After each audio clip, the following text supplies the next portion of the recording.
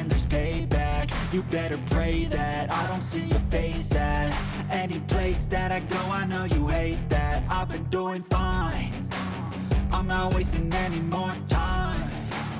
I live for the fight and the climb, and I think that the pain that's deep inside is what defines.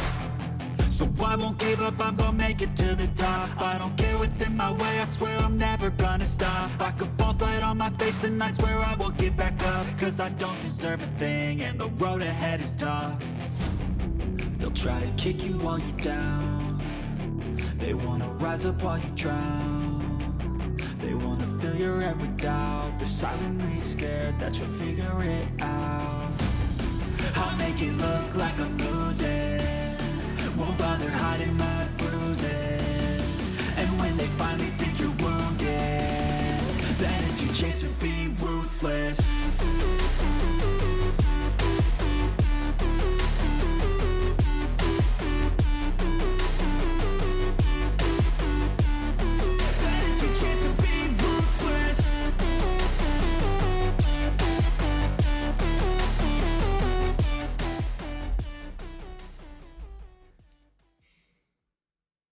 Ladies, gentlemen, and everybody in between, welcome to day 3, the final day of the Summer Clash here on AFDL events. My name is, of course, Kexman, and I am joined not by Crazy, as some of you may be assuming. I'm actually joined by Marielia. Thank you for joining us here today.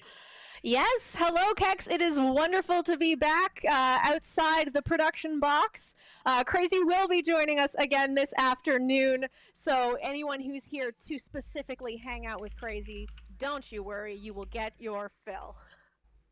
Yeah, you're going to get your crazy fill today, because the action is going to be absolutely crazy. As mentioned, it is the final day. The teams have been going tooth and nail against these dungeons over the past 2 days. They now have the final push for them to see if they can get these keys as high as they possibly can. And not only that, we're going to be introducing a brand new dungeon into the dungeon pool. And I had a sneak peek at this, and this one's going to be absolutely terrifying for them, because it is Uldaman, Legacy of Tyr, Fortified, Entangling, Raging. Marielia, what did you folks do picking this dungeon? You're going to ruin it for folks.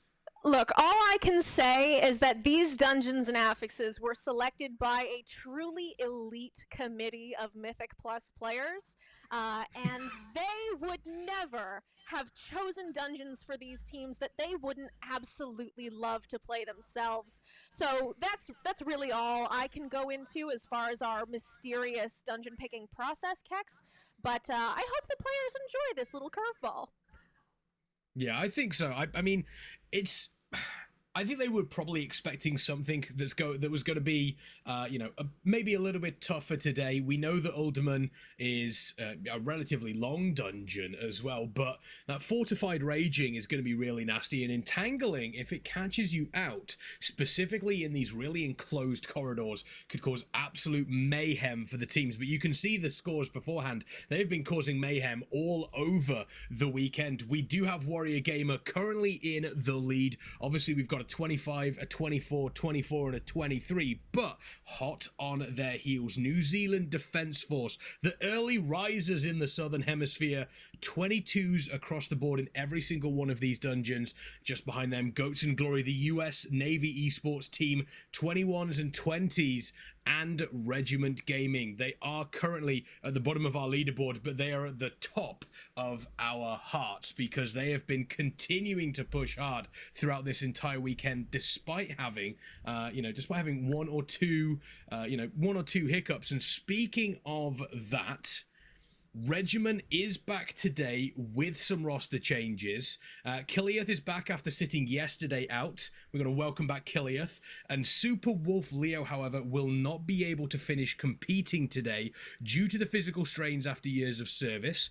With everyone here knowing what that strain was like and the close bond and family that our service creates amongst us, New Zealand have offered up their 6th member, Costi, to sub in and heal so that Regiment Regiment can continue on and participate in the event. So we do want to give massive shout out, obviously, to the folks over at New Zealand Defence Force, allowing, obviously, their member to go across so that we can continue, not only so that we can continue, obviously, seeing great action, but Regiment Gaming can continue to push hard, which this is what this is all about, Marielia.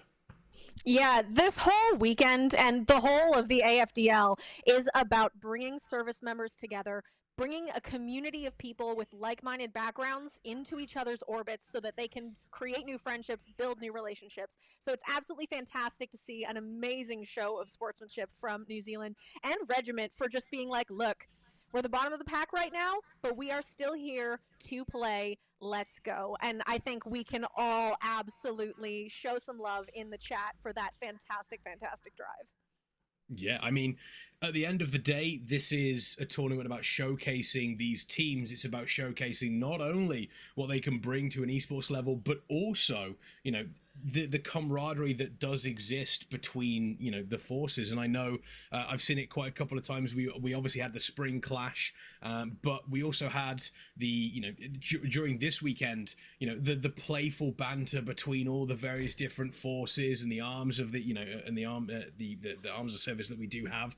But at the end of the day, everybody is, you know, everybody's here to have a good time, everybody's here to have fun, and everybody's here to showcase exactly what they can do. And speaking of everybody, Super Wolf Leo is in chat. How is it going?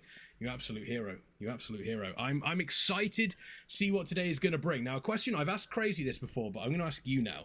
And okay. I'm sure you're not going to bring up any, you know, maybe any secrets behind the scenes, but if you were one of these teams right now and you had day 3 looming and you knew you had a dungeon, what would your tactics be? Would you push that dungeon as high as you could straight away?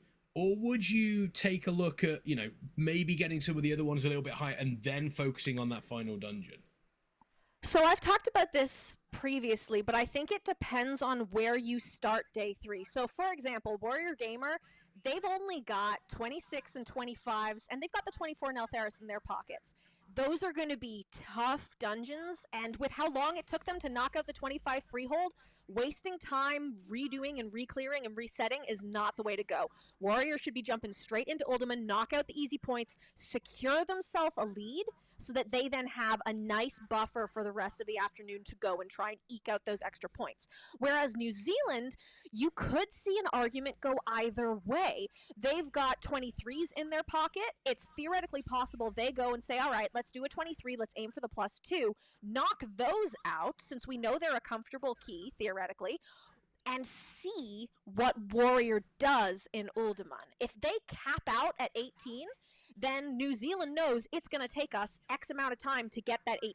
We can keep pushing our other keys to catch up and then go get that locked in 18, which is pretty much guaranteed points, right? I think there's a big strategy shift there. For the other teams, Regiment and US Navy, I think they should go straight to Uldaman as well. They just need to get any points that they can, and that's going to be an easy win. If one of the other teams stumbles in Uldaman, you know, there's a good possibility you pick up some points there.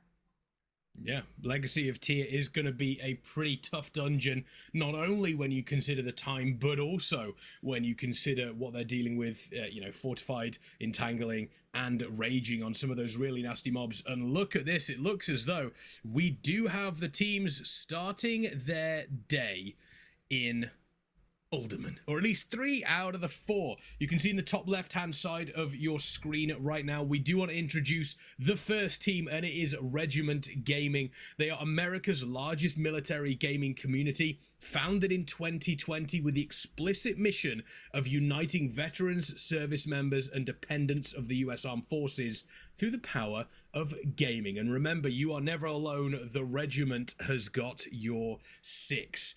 In the top right hand corner, we do have Goats and Glory. They are part of the Navy Esports program, and they're seeking to build trust, positive awareness, and opportunities for the Navy to engage with every American through a shared passion: esports. They're focused on training and competing with esports teams across the country as an essential part of the Navy's mission. And speaking of missions, New Zealand Defence Force in the bottom right-hand corner of your screen right now are on a mission to potentially take top spot. It is a combined arms team representing the New Zealand Army, Air Force and Navy with a mission to find, develop and create future leaders that will be able to compete in the growing digital world. And they are going to be competing today, obviously, against Regiment Gaming, Goats and Glory, and our current leaders in the bottom left-hand corner of your screen right now. They are Warrior Gamer. It's connecting veterans and youth. Warrior Gamer is an American organization focused on promoting health, wellness, and community through gaming. And you saw this firsthand, Marielia. The moment they got Tournament Realm access, they started practicing, and they practiced every single day in the lead up to this weekend. Yeah, they were in the AFDL Discord server as a group, just going ham. I know other teams say they've been practicing, but they've all got their own private Discords, so, you know, I can't verify it. But Warrior Gamer were like, no, we're going to be in here. We're going to show everyone what we've got, and they have 100% done that. They have been absolutely incredible. And speaking of incredible, our incredible runs will now be starting. The timer has hit 0. We are inside the 5 hours that these players will have on this final day. I want to give a huge shout out to all of you folks in chat as well. I see a Bandor, I see a Cyber, I see a Dr. Jones, I see a Papa Shango 007 gifting us a bunch of subs. Thank you to each and every single one of you in there. Chat, who do you want to see take the crown today? It is finals day here, and Warrior Gamer wasting absolutely no time getting themselves into this ultimate. And I think you probably hit the nail on the head, Marielia, where you said teams coming in, you know, you especially on the side of Warrior Gamer, jumping in raw into a 24, 25, 26 key, that's gonna be painful. That's gonna be painful. You've got to practice, you've got to warm up, and what better way to do it than starting with the new dungeon of the day on a 15? Yeah, I am surprised that New Zealand has gone this route. It could be that, as you say, they just want the nice quick 15 warm-up, but it really does surprise me. They struggled a little bit with the 22s last night and getting those final points eked out, but I would think maybe, you know, it's fresh in your mind, now come in. I was going to say well-rested, but it's 5:30 for that team, so maybe not. You know what? Maybe they're saying it's 5 a.m. We just want an easy morning. Cax, you might be onto something here.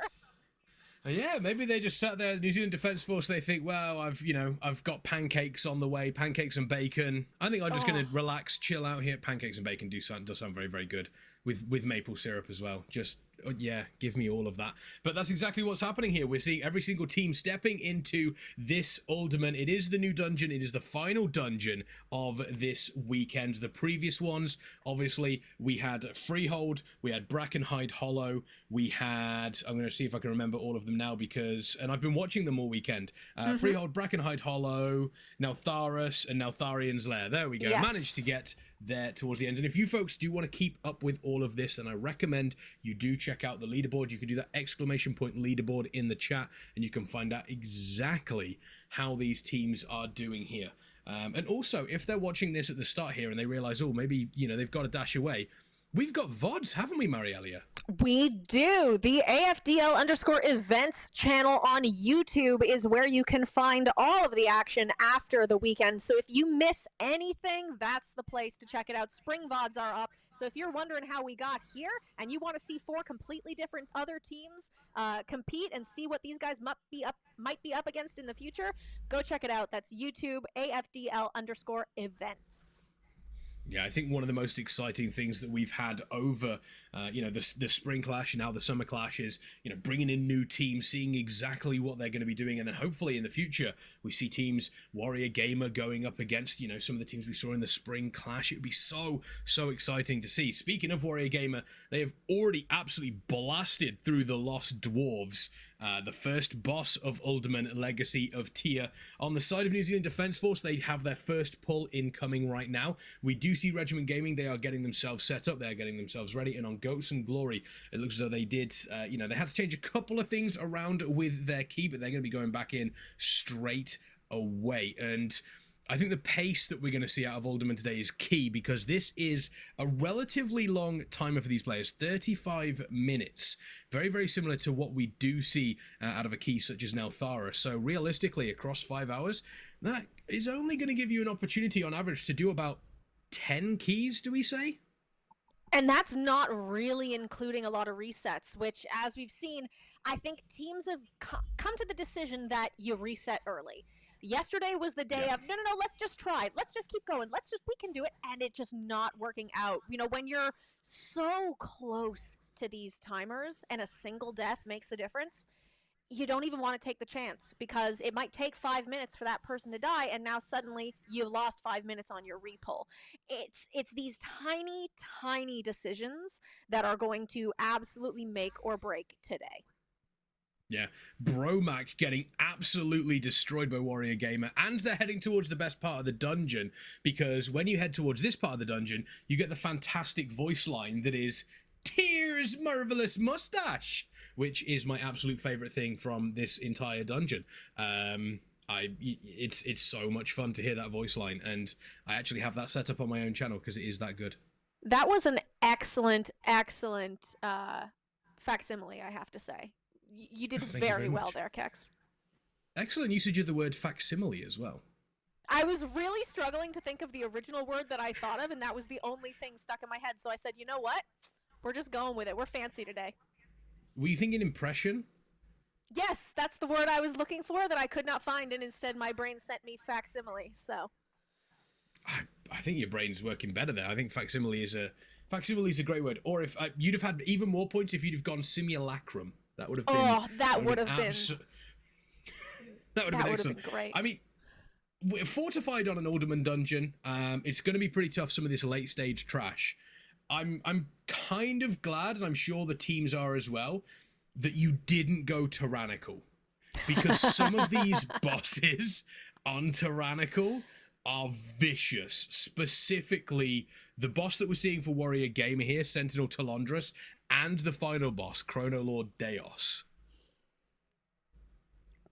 I feel like there's a thematic reason why giving a Time Lord boss more time to kill you might be bad. And I think that's actually a small amount of brilliancy in the way that fight was designed. Absolutely unintentional, I'm sure, on the point of the of the developers. But I just love the idea that if you gave him more time, he would kill you harder. Yeah, I mean, at the end of the day, it's the more time you're fighting off against a boss, the more time, you know, he's got to just delete you from existence.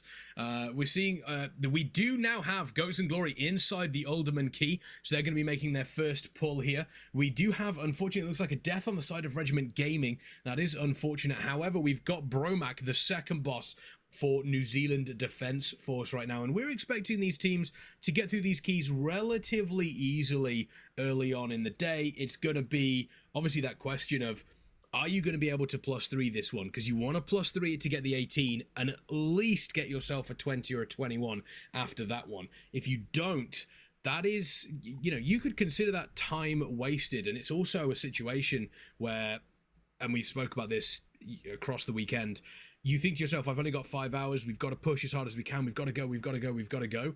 There is a lot more, there's a lot more tactical now on these teams, taking a look at what keys they have, taking a look at the groups that they have, and seeing how they approach them and how they use their time as well. Absolutely.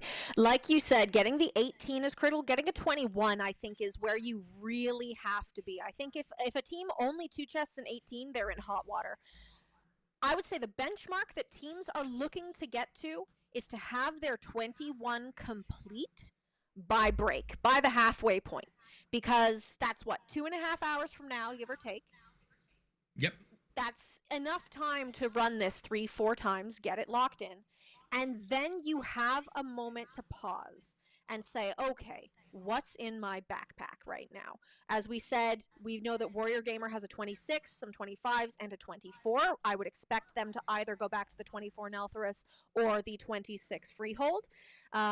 New Zealand in a little bit of a tougher spot. They've only been 1 and 2 chesting their keys after a certain point, so they've got 23s across the bag, which gives them a lot of freedom to go and pick where they feel they are strongest, but it does mean that it's going to take them double the time to make up the points that Warrior Gamer has. US Navy, I believe, has 22s. I'm just trying to confirm that right here. Yes, they've got a 22, a 21, a 22, and a 22. So it looks like the 21 Neltharis is probably their best bet to gain a couple points. And all of these things have to be factored into your last 2.5 hours of play.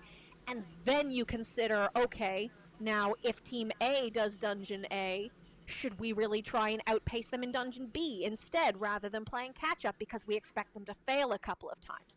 Day 3 is where your team's metagame comes to shine, and it makes and breaks teams. Yeah, it absolutely does. And it is I think it's interesting as well when you consider realistically how far ahead Warrior Gamer are in regards to having that 25 done on the Freehold, having the 24s done. But when you take a look at New Zealand Defence Force, they've been pushing hard all weekend. If it suddenly starts to click for them today and they start to get those 24s done, Warrior Gamers start sweating, the pressure is on them, and they're going to have to, they're going to really, really struggle if they end up in a situation where they're having to push quickly, because that's where mistakes come in. They've looked solid so far, but I would be super interested to see how they play out, when they do have that pressure on them from a team coming up behind them, and then you could quite easily snatch, defeat from the jaws of victory if you end up collapsing under that pressure. Absolutely. Now, you say the 25 is a bit intimidating, but think about what happened in spring, Kex. We had Shadow Moon Burial Ground, which proved to be the exact same roadblock, right? We had Coast Guard and Air Force were the only teams to complete a 25 in that dungeon, and while one of them was banging their head against the wall trying to do the 26, trying to get a 25 somewhere else, the other snuck up, got the 25, got a 25 in a couple of their places in their pockets, and it just timed out perfectly to narrow the score. In the end, that tournament did go Coast Guard's way, but Air Force were really strategic about how they used their time.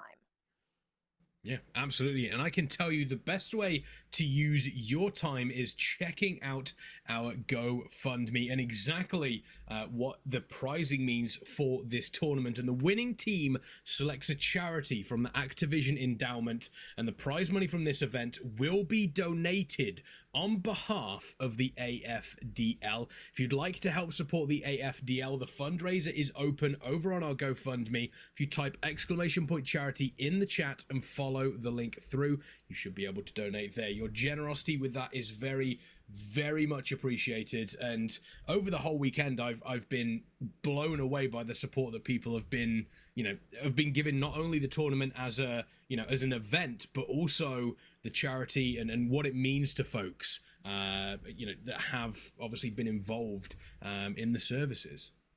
We've had some fantastic testimonials and people coming up to us after events in DMs and whatnot and basically saying, like, look, it's fantastic what you're doing. This is a great community. And it's so vindicating to see how people are responding to the league. We want to do so much more with it in the future and next year. As you've seen in the trailer, there are 2 more events scheduled this year. We'd love to do more. So the more people can find it within themselves to support, the more we can do. Keep letting us know the things that you like about these events. Heck, if you want to see different games, tell us about other things you want us to do. The Armed Forces Dungeon League is hoping to be around for a long time, and we just want to keep growing. So it's been absolutely fantastic. We got 260 followers on Twitch. We got 23 subscribers. People have been insane all weekend long, and we love you all. Thank you so much. We absolutely do. I love seeing the folks appearing in chat. People that have been here all weekend. Charlotte the Kiwi, Blazing Dragon, Superwolf Leo, obviously. Just incredible, incredible support. And the dream is obviously an in-person event for the AFDL. Absolutely. I would love to get to the point where we can bring teams into the same physical space, even more so than just the same digital space. There's really something special about a LAN, as you know, Kex, that it's absolute goals. The only problem is LANs are expensive, man. They are tough. They're pretty expensive. They are. I mean, I'm just looking forward to you flying us all out to New Zealand for, you know, the Southern Hemisphere teams. I think that'd be amazing, right? The New Zealand qualifier. New Zealand qualifier, let's go. And speaking of New Zealand, they're qualifying through the fourth boss here. Emberon is dead. They're going to head towards Chrono Lord Deos.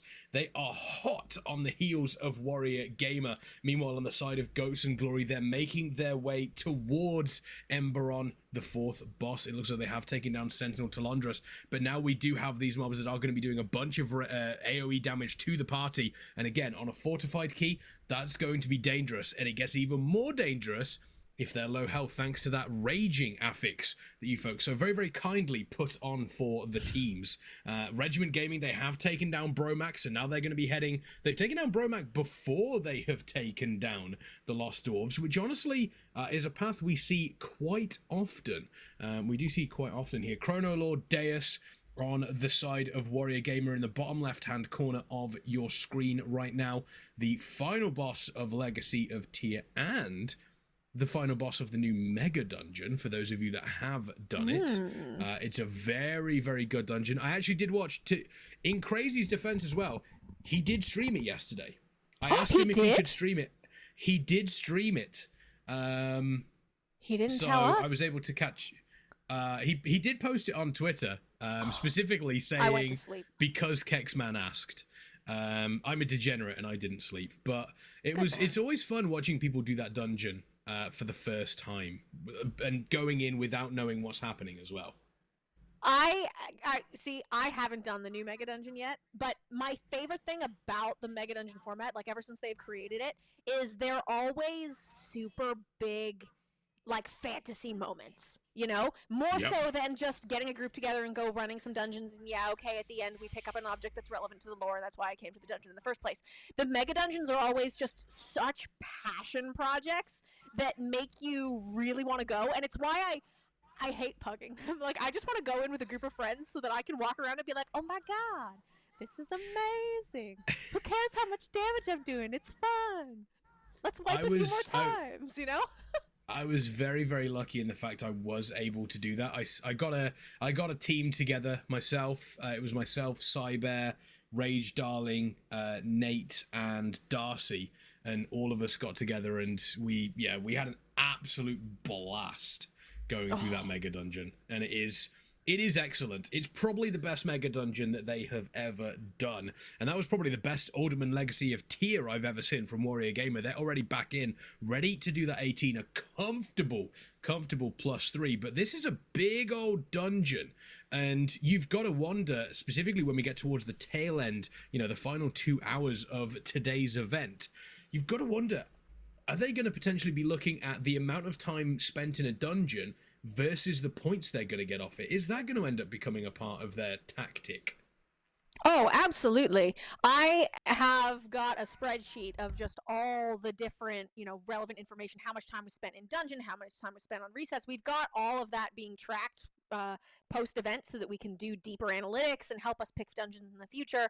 But these things absolutely factor in. Like, we saw New Zealand, they had to do a couple of restarts right at the start of their dungeon, and now they're behind, right? They're not behind by a lot. They're likely to come in and just clean this up, but it's enough that Warrior Gaming are just solidifying their lead, and that's really dangerous. Yeah, especially, and I've mentioned this before, you know, this is obviously friendly competition. The folks want to win, but, you know, at the end of the day, it's not, you know, we're not at the we're not at the World Cup or the World Finals of anything. However, these players, as you know, as people, will have that mentality of they want to win. They absolutely will want to win. So, you know, Warrior Gamer now, they're going to take no prisoners on this. They are going to take absolutely zero prisoners on this event right now. And they're going to continue to push and almost set the benchmark and just say, beat that. That's going to be their whole point, I think. That's it. Goats and Glory not taking any prisoners. Emberon is dead. They are making progress through this dungeon at a pretty good pace. They, like New Zealand, had to restart just a couple of times to find their footing, but now it looks like they are feeling good. After that clutch dungeon last night, they have come in with lots of energy and are raring to go. Yeah, they've had their coffee, they have had their pancakes, and as Cybear says in chat, the Mega Dungeon was indeed fun. I did do the Gauntlet first time solo.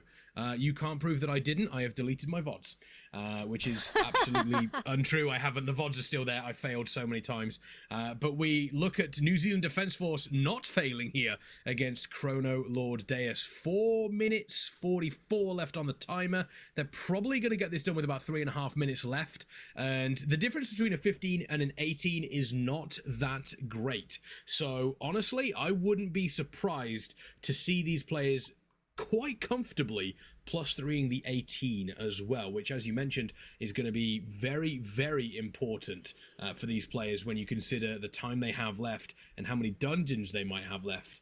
But I think it's, for Warrior Gamer, after they manage to get the Alderman to a 21, it then becomes an interesting concept of, do they weight themselves and continue on doing Alderman as high as they possibly can and wait and see? 4 minutes left on the timer there. They absolutely pumped the final section of that boss there.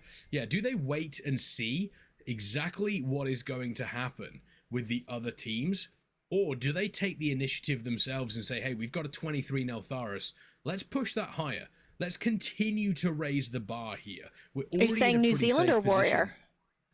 Warrior Gamer. Warrior have a 24 Neltharis in their pocket. No, I mean, as in they've got the 23. Oh, they've got the 23 down. Yeah. Personally, I think if you're Warrior Gamer, you get the 18, you get the 21, and then you go do something else and you see if anyone successfully pushes that higher. Because you know, if, let's say, if Navy comes back and gets the 23 in Ultimate, you can feel comfortable that you'll be able to go back and get that 23 with the performance that you've had this weekend. So you know, okay, we have to allocate 40 minutes of time to just go lock that in. Let's maybe spend some time pushing. That's a totally valid strategy. Okay, that's pretty, I think that's pretty good. That's pretty clever. That does mean that you're inviting teams then to say, okay, let's see if you can beat what we can do. If not, then we've kind of got a bit of an, you know, we can kick back a little bit. We can relax. We don't have to worry too much about really pushing. You know, we don't have to think, oh my god, we've got to get a 26 or a 27 done. They can kind of take their time. They can relax slightly. And if you want to make sure that you're relaxing on your events because everything has been set up ready for you, you should definitely check out our production partner, Chaos Creative. And the AFDL is an initiative of Chaos Creative. It's a production agency brought together by a team of passionate professionals who help gaming and esports communities take their events and content to the next level. Whether it's online, in person, or hybrid, no matter what it looks like, the incredible team can help you manage the chaos that comes along with an event. Reach out on social media at Chaos Creative GG or go to chaoscreative.gg and discuss bringing your big ideas to life. It's always very satisfying when you do an ad read, Kex. You absolutely have a voice for it. Ah, thank you very much. Thank you. I should release audiobooks. What books should I read? Oh, you know what? I tried to get permission to do, when it first came out, the Sylvanas audiobook on stream. Some of my viewers wanted that back when I was still streaming regularly. And we basically got like it's not a no, but it's not a yes. And I was like, I ain't risking that. So yeah.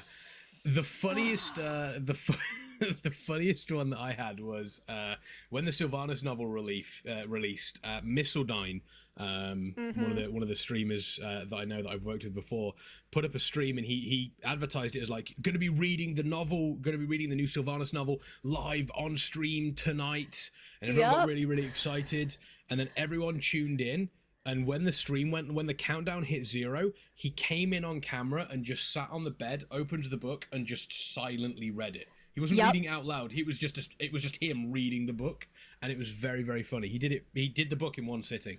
It was a great way to get around. You know, you can't just publish someone else's words. Like, it was brilliant. I was very impressed with that when it happened, I will say.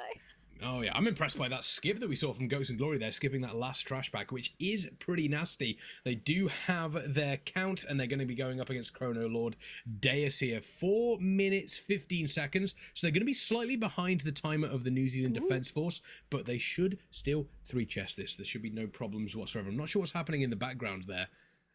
I'm not sure whether someone is stuck and just not quite succeeding at the skip, or I do appreciate the POV going back to look at that for us so we could actually see what's going on. Absolute. Thank you. I mean, I'm not 100% certain on Breakaway here. Breakaway, who we've seen before, their UI, they've got their Group 1 set up on the sort of like mid-left, and then in the left they have their actual party frames as well as the buff watch on. They've got so many things going on there. Yeah, there's a lot of things to pay attention to in this fight. I do enjoy Breakaway's UI, just from a casting perspective, but I don't know how he pays attention to all of that information when you also have to pay attention to everything on the floor. Probably doesn't, to be honest with you. It's one of those things, there are certain things on people's UI, and I'm sure chat will agree with this. There are certain things on your UI that don't actually do anything for you, but it's almost like a comfort thing. With that on your UI, it then becomes your UI, and you're like, oh no, yes, this makes sense. This is my UI.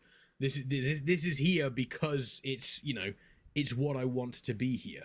So I'm pretty sure that is the reasoning for this. It is and if you ever try and play on someone else's UI, it's almost impossible. And keybinds too. There we go. Chrono Lord Deus is down. That is going to be a fantastic end to this 15 for Goats and Glory. I imagine we'll see them hop straight back into the 18, running through Valdrakken to get themselves a new key. New Zealand has gone back in. Warrior Gamers back in. Let's take a look at Regiment. As you said earlier, they've got an amazing, combined arms squad happening for the rest of this day. I did hear that Super Leo might have been filling in for one dungeon while Kosti got set up, so I just want to take a look and make sure that we follow them for a little while.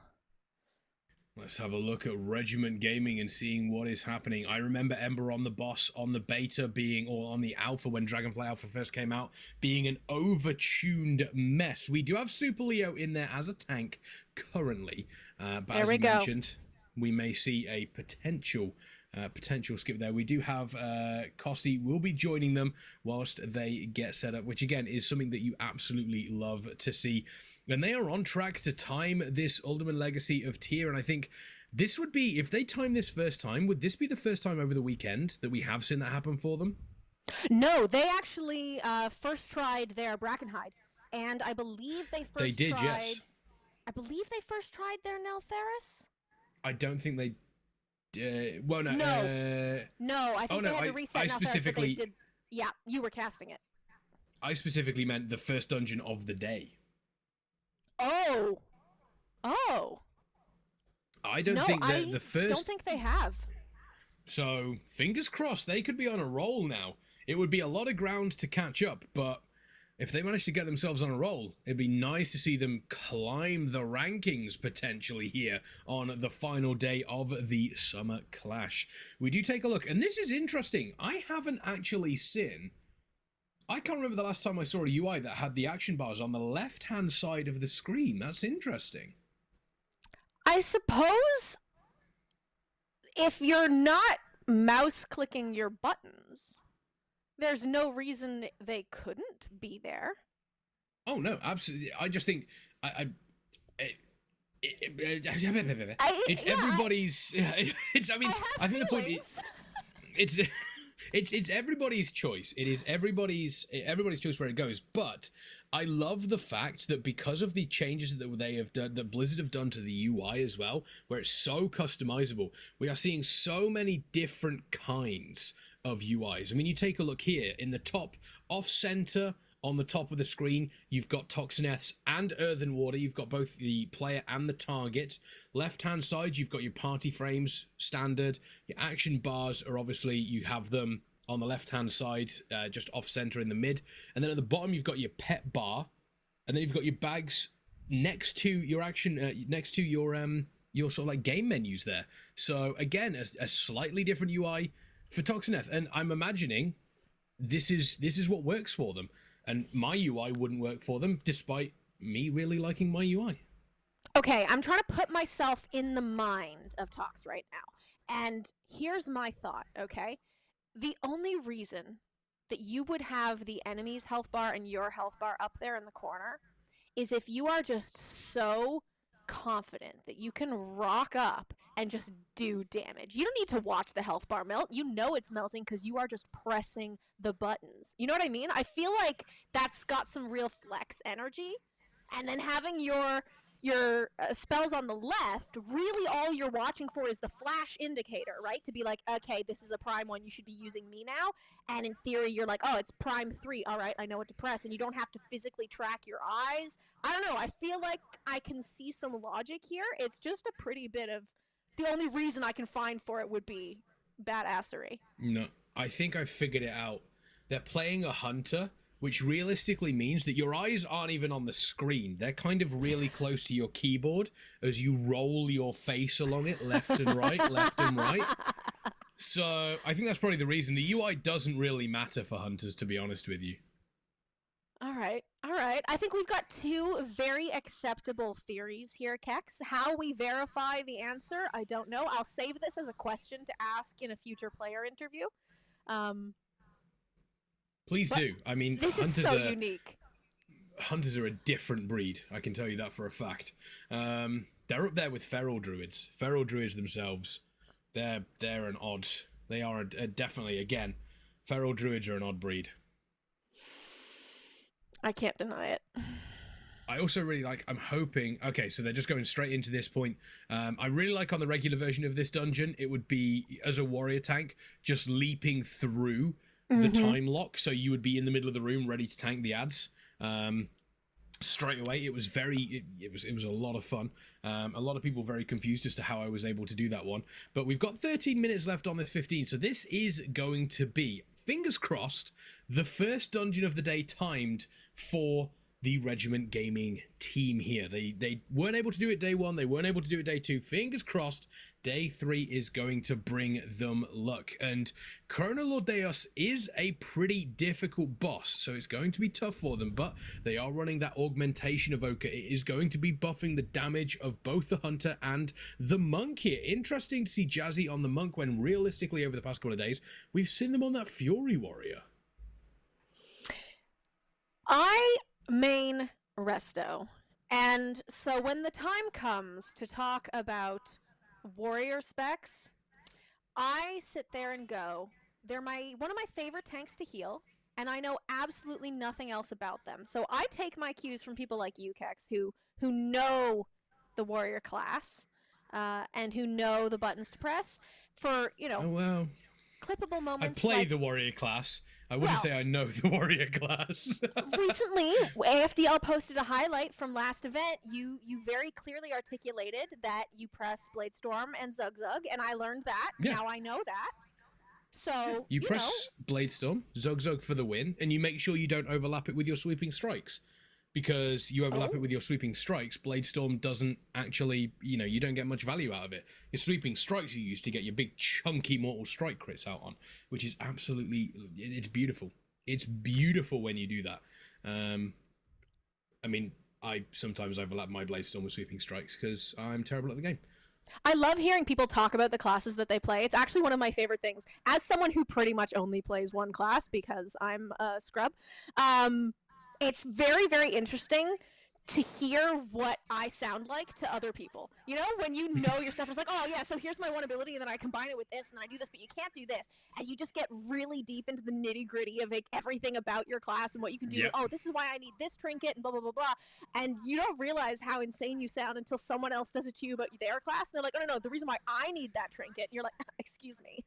Excuse me. Oh, it gets even worse when you're playing classic Wrath, because then you start talking about heroic strike, you start talking about deep wounds munching, you start talking about desyncing weapons. There's so much that goes alongside it than there does in retail. I mean, I play arms as well on retail because I just like the big huge crits, and I prefer the playstyle to Fury.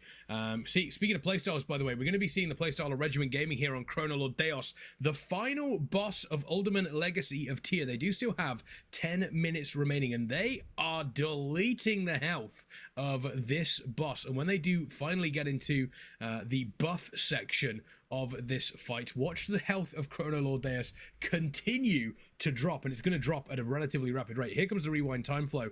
They need to get into these sand puddles. They're getting into them, and now they are going to just do everything they can. This is where you save your cooldowns. You just pump everything into the boss. A healing cooldown is also very, very useful during this phase because there's a lot of damage that comes out, and they've done a great job there. Sub 50% on Chrono Lord Deus. Looks like it's going to be a complete key from them. Don't jinx it just yet. They have 10 minutes on the clock. Even if they do wipe here, they will have time to go again. So odds are in their favor, but I just standing real close to those different eternity zones. It stresses me out. I will say that this boss does an excellent job of being on theme. It gives me massive Murazon vibes, which of course is exactly what it was going for, but it's a great way to end a dungeon with something that's going to give a little bit of nostalgia to players who, you know, have come before, and new players get to experience something that we don't actually get to see that often. We haven't had Time Lord dragons in a while, and it's great to see the customary skill set used in a creative way. Toxic, get in the thing. Get it. There we go. Okay. You need to get in. You need the haste buff. Ooh, okay. Looks like they are able to do it. 5% left on Chrono Lord Deus, 3%, 2%, 1%, and bada bing, that is the key completed for Regiment Gaming. They've managed to get the first key of the day done, which is something that has eluded them on day 1 and day 2. Keeping up, mind you, saying that, we do have the finale of the key here on the side of Warrior Gamer. They're finishing up Chrono Lord Deus. They still have just under 3 minutes left on this timer. They have absolutely annihilated their way through that dungeon. Meanwhile, New Zealand Defence Force, they are in an 18, but it looks like they've only just started. Did they reset a key while we were watching Regiment Gaming? I have actually just typed that question to the back-end staff because I do not know the answer. I would assume so, because there's unless they took a 10-minute break for no reason, that would be the only thing I would think of. That has to be a reset, surely. Yeah, it must be. I mean, because they were starting their dungeon before Ghosts and Glory started. Ghosts and Glory are already through the third boss on their 18, so that's got to be a reset on the side of New Zealand Defence Force. Surely. Yes, it is. I believe that it is. I'm just getting logs confirmed here now. That's unfortunate. They were already behind by just a smidge from the 15, having to reset their 18 as well. That's going to be real tough. I mean, it's good news for the Navy. Navy are probably feeling real good about that. And yes, confirmed it was a reset. That's also a pretty late reset. They must have been halfway through the dungeon as well. So on the, it's only 10-15 minutes, but that 10 and 15 minutes, that could really come back to bite them at the tail end of today, which obviously is, is the final day of the AFDL Summer Clash. Taking a look on the side of Ghosts and Glory, they do have one death. I believe it is Breakaway on that DK, unfortunately. And as mentioned, some of this trash can be pretty nasty, especially this area. There's a lot of random targeting coming from these mobs. So when they get below that 30% health, you have to be on guard. Cooldowns have to be ready to be used. And Breakaway now actually on the Paladin rather than the DK, interestingly enough. I'm trying to find out if Warrior Gamer actually finished their 18 or if that was a reset. It looks like they're going right back in, so we should see it here. That's a 21, yeah, that's a 21. Okay, good. They did complete it then. Whew! That was absolutely, if they'd have reset that, I would have questioned them, because they had just over or just under 3 minutes left and the boss was on 2% health. So okay, I would have at least you saw it.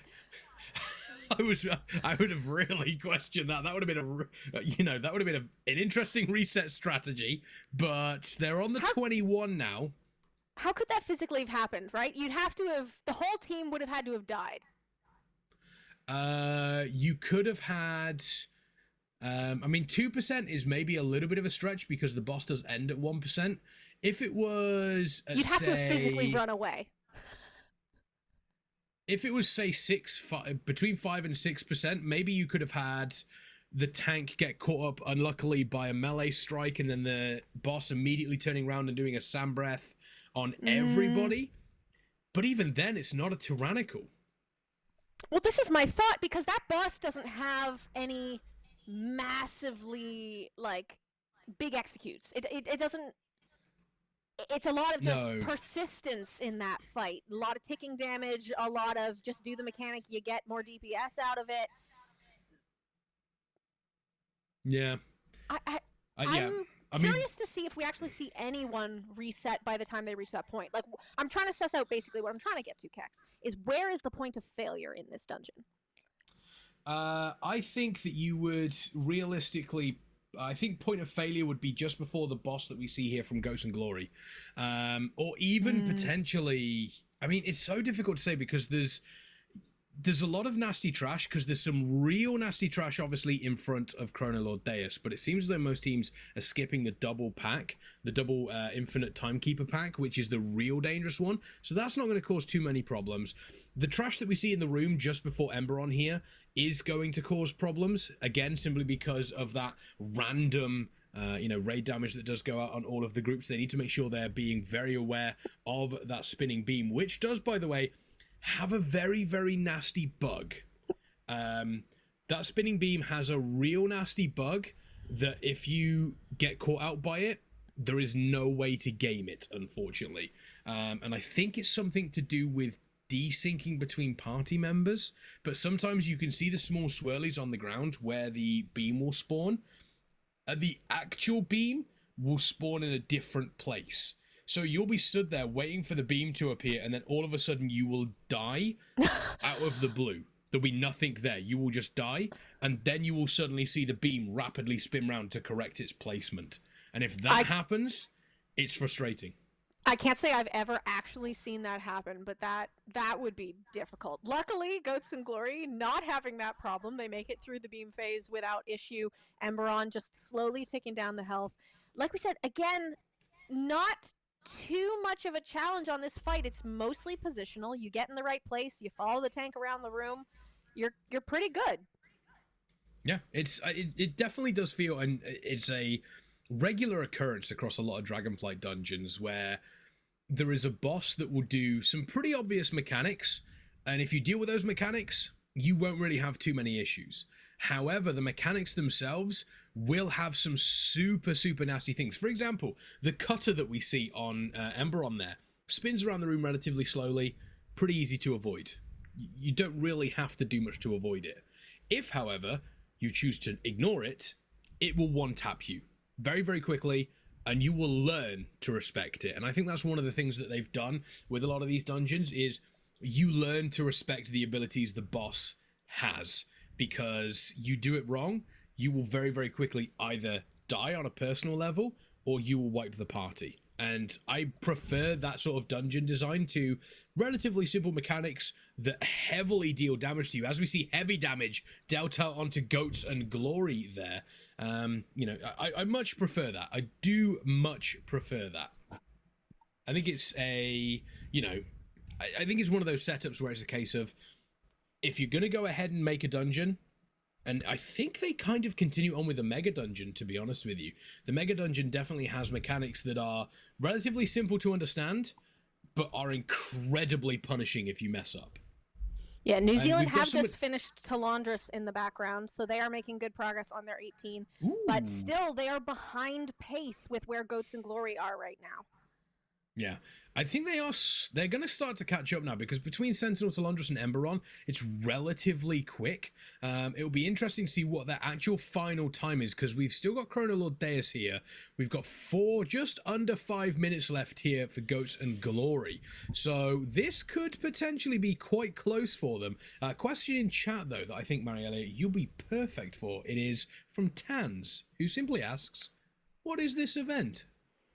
Oh, Tens. We can definitely help you out with the answer to that question. This is the Armed Forces Dungeon League Summer Clash, where we've got 4 different teams competing in a Great Push style event. So what that means is there are 5 dungeons that have been given to the teams with set affixes for the weekend, and their job is to push the key as high as they can in each dungeon. If you complete a 15, you get 15 points. If you complete a 23, that means you get 23 points in that dungeon. And the final total score across all 5 dungeons declares the winner. So really simple in principle, but in practice, picking your dungeons, doing your strategy. We're on day 3. The meta game that gets in here is crazy. And Super Leo is absolutely right. Having fun is absolutely an objective. It's just not an objective that will actually acquire victory. It's not prohibitive. You can win and have fun, but just having fun won't let you win. You know, we could add a point system that calculates for fun, where we like put heart monitors on all of the players and eye trackers, and we could, in theory, go that far. But I feel like that would be a challenge. It would be exciting to see on the final day, especially when they, especially when they get out there into the final stages of day 3, and they're really trying to push hard through, they're really trying to push hard into the final dungeon to maybe get that score that's going to take them over into first place, and just watch their heart rates absolutely skyrocket. I know that during the Race to World First, Cruella, who is part of the Method Race to World First team, she does have a heart monitor on. Or she did when she was doing the sort of like the online events rather than the in-person ones. And on some of those fights, specifically Halondrus in Sepulchre, watching her heart rate skyrocket during the final stages of those bosses as the excitement builds was incredible. It was so much fun to see. Oh, definitely. I think Charlotte the Kiwi has come up with the best. It would be the morale score. You just get a bonus for morale. I think that's an excellent, excellent idea. And I think it's very thematically appropriate. Hothead has rightly pointed out in the chat that, just for info for Tans, this event is specifically targeted for military and veterans and everybody within that sphere to come compete. These are veteran organizations across the globe. We've got the New Zealand Defense Force, we've got Regiment Gaming, which is a US-based veteran organization, we've got Warrior Gamer based in the US, we've got the US Navy. It's a mix and match of different armed forces teams who are here to compete. So I feel like maybe there's something. Maybe we need like a bonus award, like instead of like an MVP, we get like best morale and give that to a team. I mean, best morale goes to Regiment Gaming. 100%. There is no doubt in my mind. They have been, the numbers don't lie, and they have, they have been the team that have been bringing up the rear of the table. But the fact that they have continued to push, and not only continued to push, but continued to have fun. I love to see that, and I'm loving what we've got on the side of Goats and Glory, because they're taking on Chronolodeus, but Marielia, peek your eyes at the timer there in the mid right of your screen. It's a plus 18, but they've only got 45 seconds left to plus 3 it. They have had 3 deaths on the board. Is that going to potentially come back to bite them? They're going to need to push as hard as they can. They don't have Bloodlust for another 3 minutes. 30 seconds left. This isn't going to be a 3 chest for Ghosts and Glory right now, which is one thing that you said teams should absolutely avoid. Yeah, I said it was critical that teams have their 21s by break sooner if they can get them. Now, Goats and Glory only with a +2 on this is in line with the performance we've seen from them this weekend. They completed a 20 in Neltharian's Lair and Naltharis. The dungeons they got their 21s were Brackenhide and Freehold, so not unexpected, but I was really hoping that they'd be able to eke this one out and give themselves that extra point advantage. It is possible that they come off the back of this, they get their +2, they do the 20, and then they knock out, let's say they +3 the 20, let's be super optimistic, and they get the 24. That would be best case scenario for them, whereas other teams might do a 21 and then +2 it and then do a 24. So it is still possible for them to make that time back, but it's going to be really, really tough to do so on a 20. Yeah, it is. But then the other side of it, if they manage to get the 20, is it easier to +2 the 20 and get a 22 than it is to +2 a 21 and get the 23? I'm wondering, especially considering how tight the timer is in this dungeon and how dangerous some of these mobs are going to get towards the later stages of these key levels. And you can see them running out of room real fast here up against Chronolord. 10% left on the boss. They shouldn't have any issues realistically. This is one boss that does require you to make sure that you are saving space as and where you can. There is the completion for them. It is the +2 to give them a 20 Alderman. But Warrior Gamer, they're already in their 21 as it stands right now, and they're still going strong. They've already cleared up the Lost Dwarves. They've already cleared up Bromac. They're on their way to Sentinel Talandras. They are taking 0 prisoners. Yeah, this is tough. To answer your question, you do bring up a great point. Taking the 20 and +2ing it versus trying to +2 the 21 would be easier, and I think it's possible. With the amount of time they still had on that +2, it's not an unreasonable expectation for them to go in and get that. Do the 20, do a 22. I would love to see them 3 just the 20 if it's at all possible, but that could be their best bet going forward. You might be onto something, Kex. Yeah, you take a look at the time that they had left on that 18, and the 3 deaths would have only cost them 15 seconds raw time, and they were 15 seconds over that timer, but you don't know how long it cost them waiting for them to res, waiting for them to get back, buffing them up. You know, that extra 20 seconds that might have taken could have caused them some serious issues. A +3 on a 20, it is a big ask, but Goats and Glory are absolutely going to push as hard as they possibly can. We do see this 21 right now, and again, it is raging. So the lower these mobs get, they are going to be dealing a bunch of extra damage. You can see them kiting these mobs all the way from Sentinel Talandras' room. That's a long old way to kite here, but they're going to go back in towards the boss. And it's not a tyrannical, but with the scaling, they do still need to pay attention to what this boss does. And again, this is another boss. A very, very simple setup here for the boss mechanics. You've got these orbs. You need to make sure the boss is stunned before it reaches 100 energy. However, it starts with 2 extra levels of protection against stuns. If you knock off that third one, or if you knock off the 2 and then use a stun, you can do exactly what you want to do, which is stop the Titanic Empowerment. It's coming in now. There goes the stun. And you use those orbs to be able, to effectively stop the boss casting Titanic Empowerment. You also need to be aware of the knockback. If you end up in a pretty nasty position of that knockback knocking you into one of the orbs, you lose the ability to do exactly that. So it's all about control of your positioning, where you place your debuffs, and the tank positioning the boss. If you do all that, relatively simple fight. If, however, you don't do that, you suddenly run into some serious issues, which, again, as mentioned, seems to be that very simple situation of do the mechanics right, and you're not going to get punished. We talked about earlier where the breaking point in this dungeon might be, or where the boss that's gonna make or break a run, right? If you fail, you reset. If you succeed, you progress.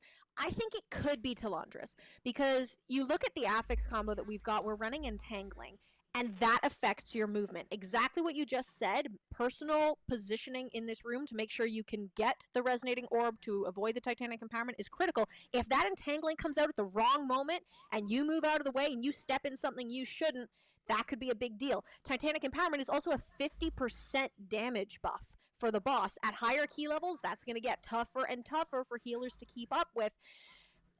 This could be the boss that really decides whether you complete a key. I think it's this room. This next room here is pretty scary on a fortified week because these ads will do so much damage. Take a look at the health bars of the team. They've just entered into this and they are already getting chunked down. Everybody is healed back up pretty quickly. We are seeing them, we're seeing the mage now coming up to 400, 500, 600. It continues to climb. Their power is maximum when you've got an augmentation evoker. We've now crossed the 700k threshold and it's still climbing. It is so much damage coming out of these and they are able to deal with it relatively easily, but for a lot of teams that maybe don't have that mage, maybe don't have that augmentation evoker, that area is just going to, if you're not ready for it, it's going to end your run. And we see them pulling another set of trash, 2 packs in once again, and another pretty dangerous area here. And I think if you see teams wipe to this is reset central for them. Yeah, you're absolutely right. Like, look at that, dropping the entangling right in the middle of the hallway with nowhere left to run. If a single person is out of position,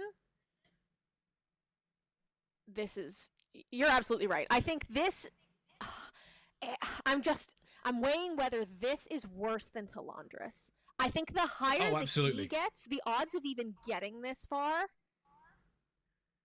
I think Talandris is not going to be too much of a problem for them, especially because it's not tyrannical. If this was tyrannical, we'd be having a very, very different conversation right now. I'd be saying Talandris is going to absolutely end everybody's runs over the weekend. Fortified, these teams know what they're doing. They can, they're not going to run into any problems realistically with the Titanic Empowerment. However, the area that we do see, oh, look at this. This is going to be pretty close. 40 seconds left. Colonel Lord Deus, 50% left. Here comes the rewind time flow. How much damage can they do to the boss here? He does still have a substantial amount of health. 30 seconds here. They do have 5 deaths on the board. Is it going to be enough to burn through this final amount of health? I don't believe it is here.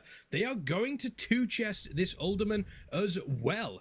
The big question is, will those 5 deaths, which is 25 extra seconds, is that going to cause them a problem? Let's see exactly how long it takes them after the +2 to kill Chrono Lord Deus here. New Zealand are in the same... Yeah, they're in the same boat that we just saw the Navy, where, okay, getting the 20 is nice. The 21 would be better. It's going to be real close. 5 deaths. We are now, 10 seconds over? That could have been it. The 5 deaths. Let's see what their final time comes in at. 2% left on this boss. Dies at 1. Here we go. Happy days. If they didn't have those 5 deaths, they would have 3-chested that. It just goes to show how important a perfect run is in this tournament. You don't realize it on day 1 where you're like, oh, it's okay, we lost a couple of deaths, it's fine. But the practice that goes into a perfect run, making sure that nobody dies, those 20 seconds here, 20 seconds there, they make the difference because they give you choices, right? If New Zealand had a clear timer and they were like, okay, is the 21 actually what we want, or do we want the 20? And they were allowed to make that choice. Just that freedom, I think, takes so much stress off of your strategy over the course of the weekend. But the fact that now they're locked to the 20 means if they were hoping for a 21, they've got to recalculate. Yeah, it is so unfortunate because these is how tight these margins are for these teams.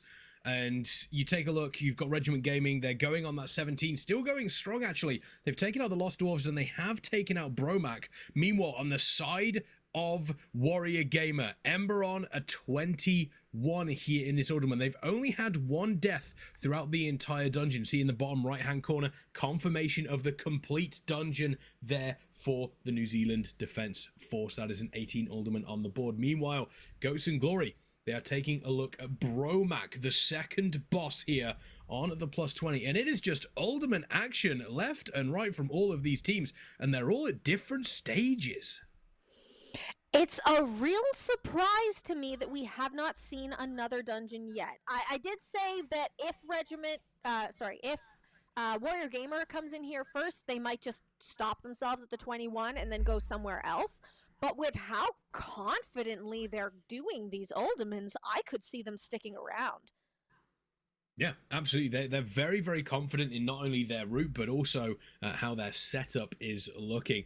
And if you want to make sure that you are confident in your Mythic Plus routes, there is only one place for you, and that is our fantastic partner, Raider.io. The stream is being featured on Raider.io all week end, and it is the go-to PvE platform for Mythic Plus players. It's the home of the Keystone Masters and Heroes, and for beginners and pros alike, they have guides, guidance, widgets, and features that will enhance your gaming experience. It's been around since 2017, and once again, tracking hundreds of millions of hours of Mythic Plus dungeons, they provide global coverage for the race to World First, and they host and support multiple community events and tournaments, such as this one. It's a true community hub. Raider.io has become a household name for World of Warcraft players. To find out more, head over to Raider.io. I absolutely love the team over there, and not only are they featuring the stream, Arielia, they're featuring they featured players before, and they're going to feature players afterwards as well. Absolutely. We have 2 players currently participating in the tournament that will be featured tomorrow and on Tuesday. It is a big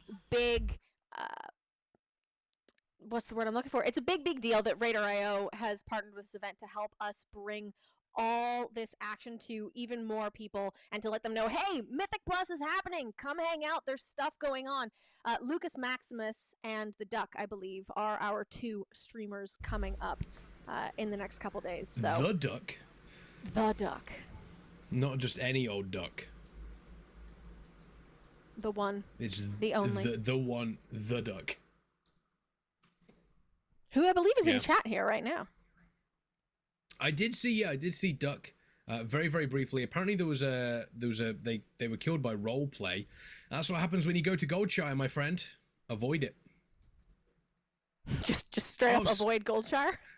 Yeah, straight up. Yes, you should always avoid Goldshire. Everybody knows you avoid Goldshire. Wolf Leo is going to be featured tomorrow. That's huge. That's absolutely massive. We love to see that. We're also loving to see these teams progressing through Alderman 17, Legacy of Tia here for Regiment Gaming. They are finishing off Sentinel Telondras super clean. That is done. They've got 19 minutes left on that 17. Meanwhile, we are heading towards Chrono Lord Deus on the side of Warrior Gamer. They are just heading up into this final stretch of what I consider the quote-unquote Alderman portion or the Titan portion of this dungeon. They will be then heading into the Infinite Dragonflight area, the final stretch for them. New Zealand Defence Force, they're at the start. They're ready to set up this key here in Goats and Glory. They are heading. I have an announcement. We have an announcement, team. I don't know anything about this. I'm excited. I'm excited as well. What's happening? New Zealand's run, where we were just lamenting that those 5 deaths cost them the 21. Sorry, I'm super excited about this. This is insane. We checked the logs. We confirmed those 5 deaths were caused by the RP bug that wiped the team. And so, admin have decided to award the 21.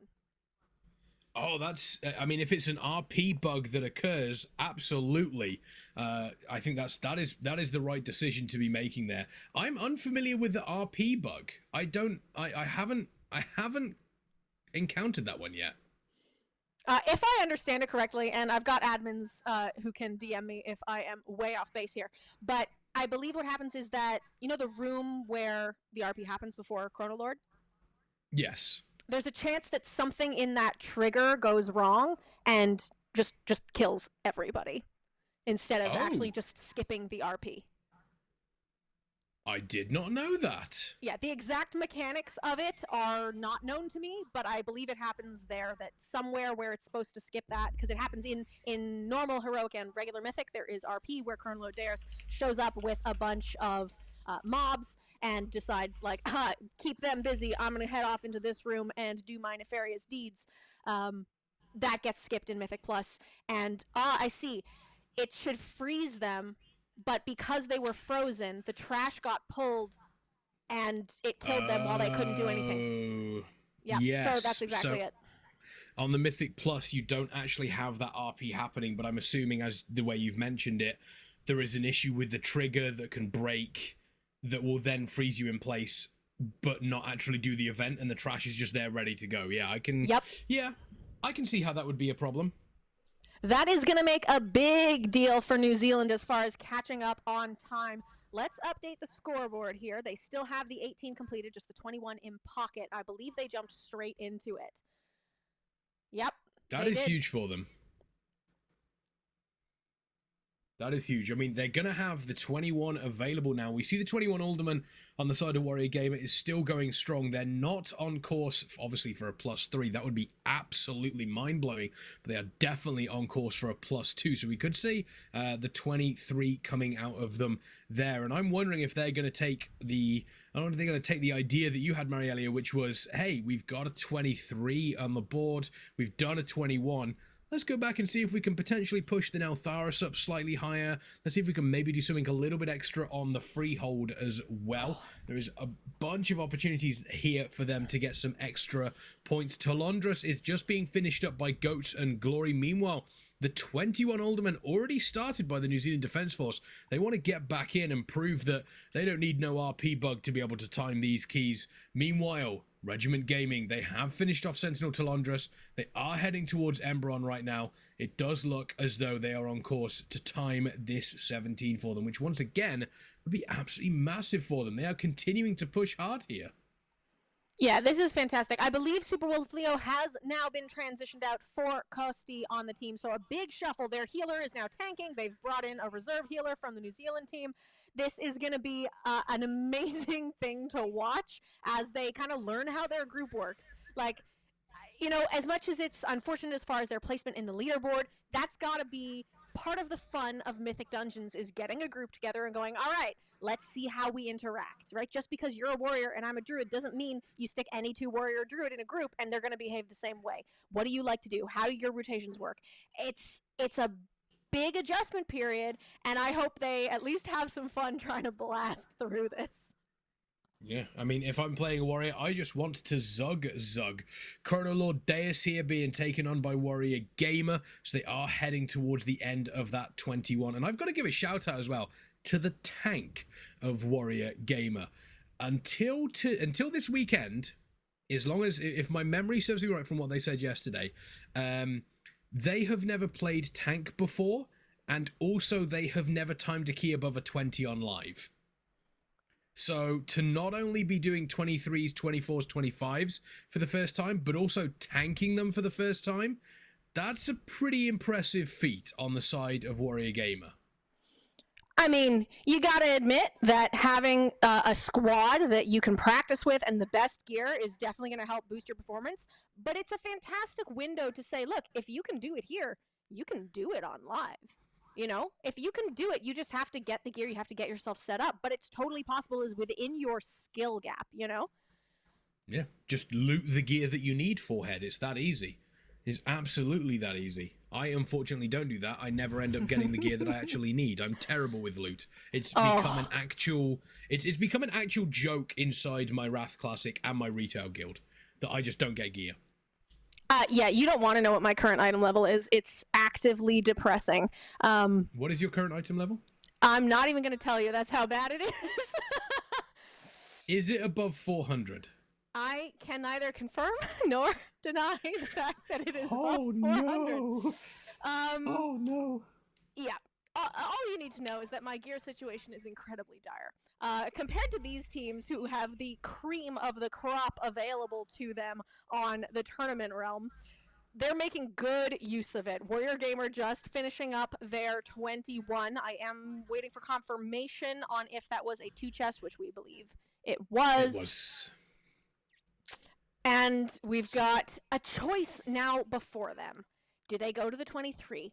I know you just mentioned my previous thoughts about maybe they go somewhere else, but with New Zealand getting the 21, that does put a little bit of pressure, because if they have the 21, they can knock it out too. So do Warrior do the 23 now and then say, okay, well, odds are New Zealand will also get the 23, so maybe we should stay and do the 24 when we get it? Like, this is the point where you can start overthinking.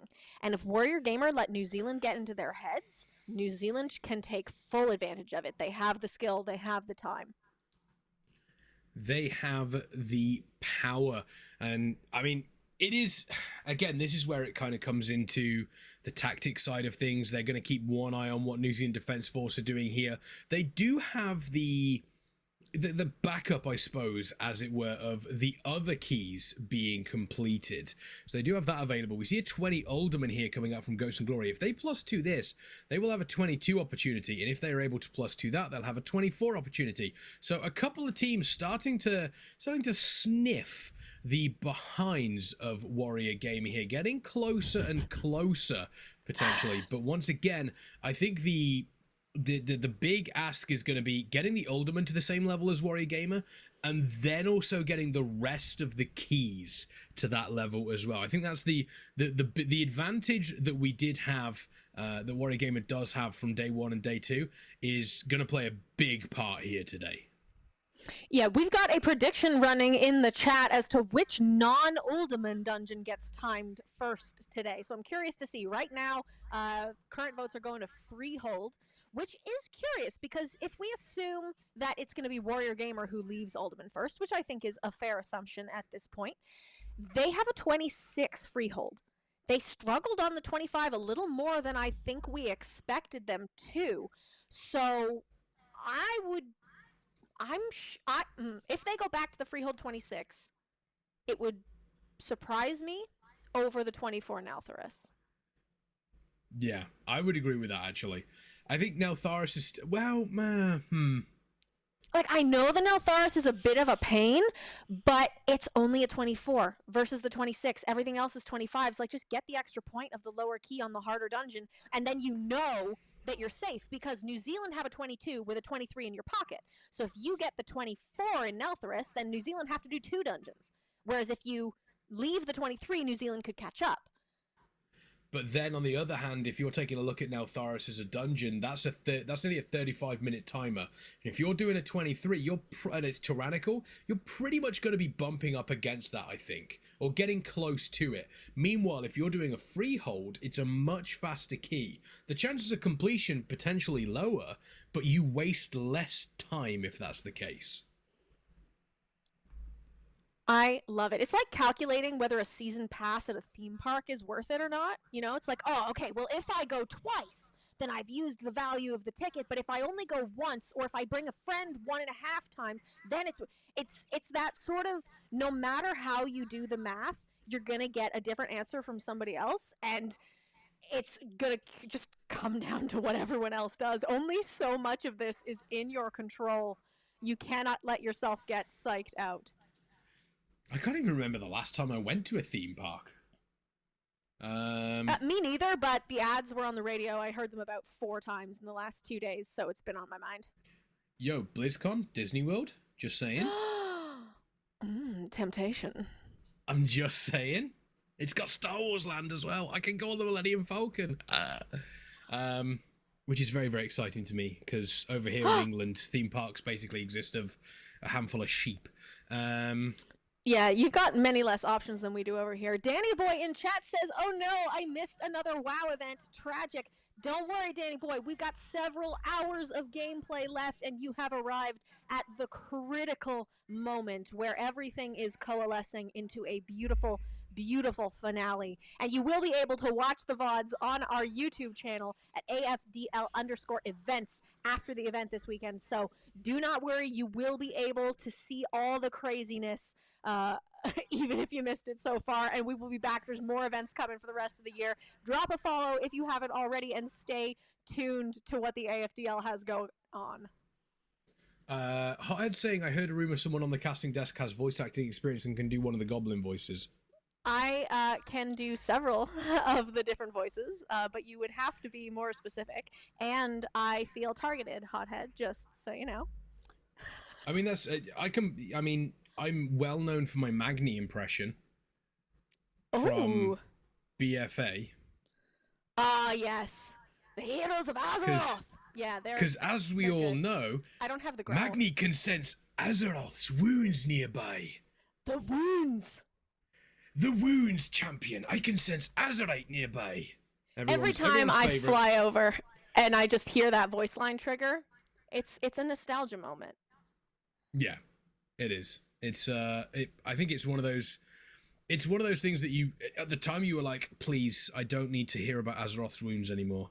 But now I'm like, oh, I remember that. There just wasn't enough variation in the line. Like, it was always one Yeah. of two things. It's the same with whenever you did, specifically BF8, whenever you did one of the world quests that was like kill a mob, and then at the end of it, if you were Horde specifically, it was Nathanos just being like, "Oh, it's a shame we couldn't bring them onto the Horde side," or something along those lines. It was the same voice line every time, and now I just repeat it in my head whenever I hear it. Yeah, there are some good ones. There were BFA.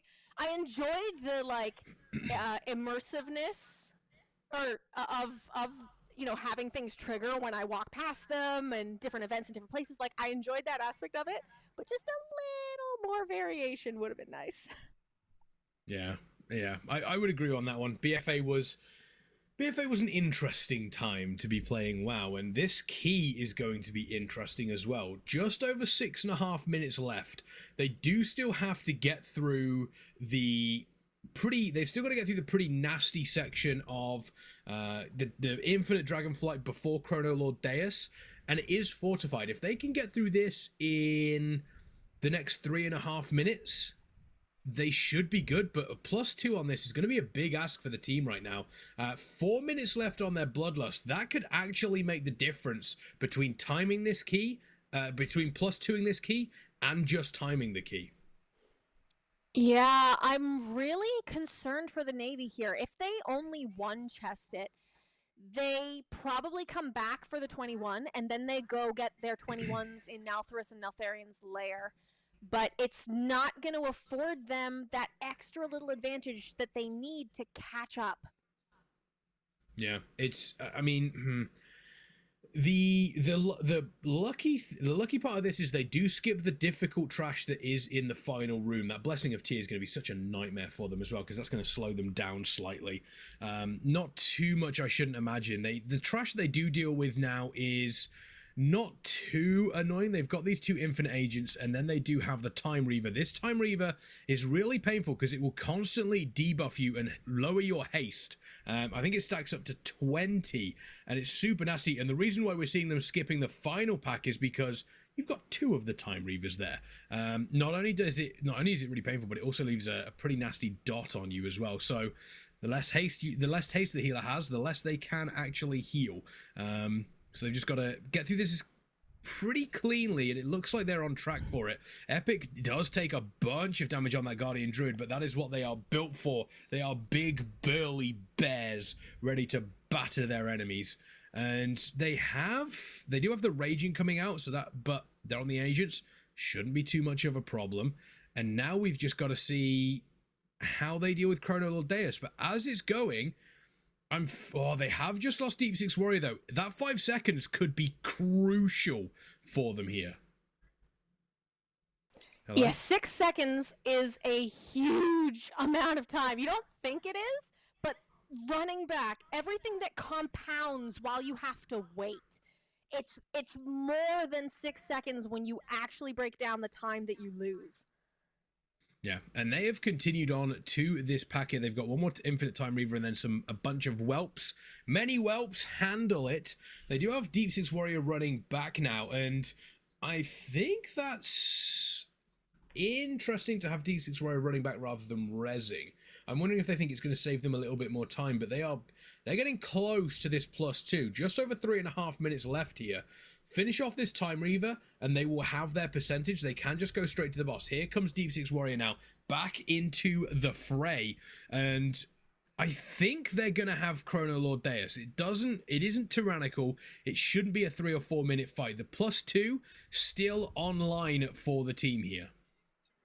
Going for the skip, making sure that they don't pull those 2 ads left in front of the doorway and just go straight into the boss. No waiting 30 seconds before they can lust again. There you go, there's the send, 30 seconds. They're probably going to use... I don't think they'll use the lust during the rewind time flow, simply because you get a huge haste buff anyway, and you'd be bumping up against you'd be effectively diminishing returns would be almost useless at that point. I'm wondering if they're going to full send when it comes up, or if they're going to wait. Let's see exactly what their plan is here. I'd be surprised if they used it during the rewind time flow.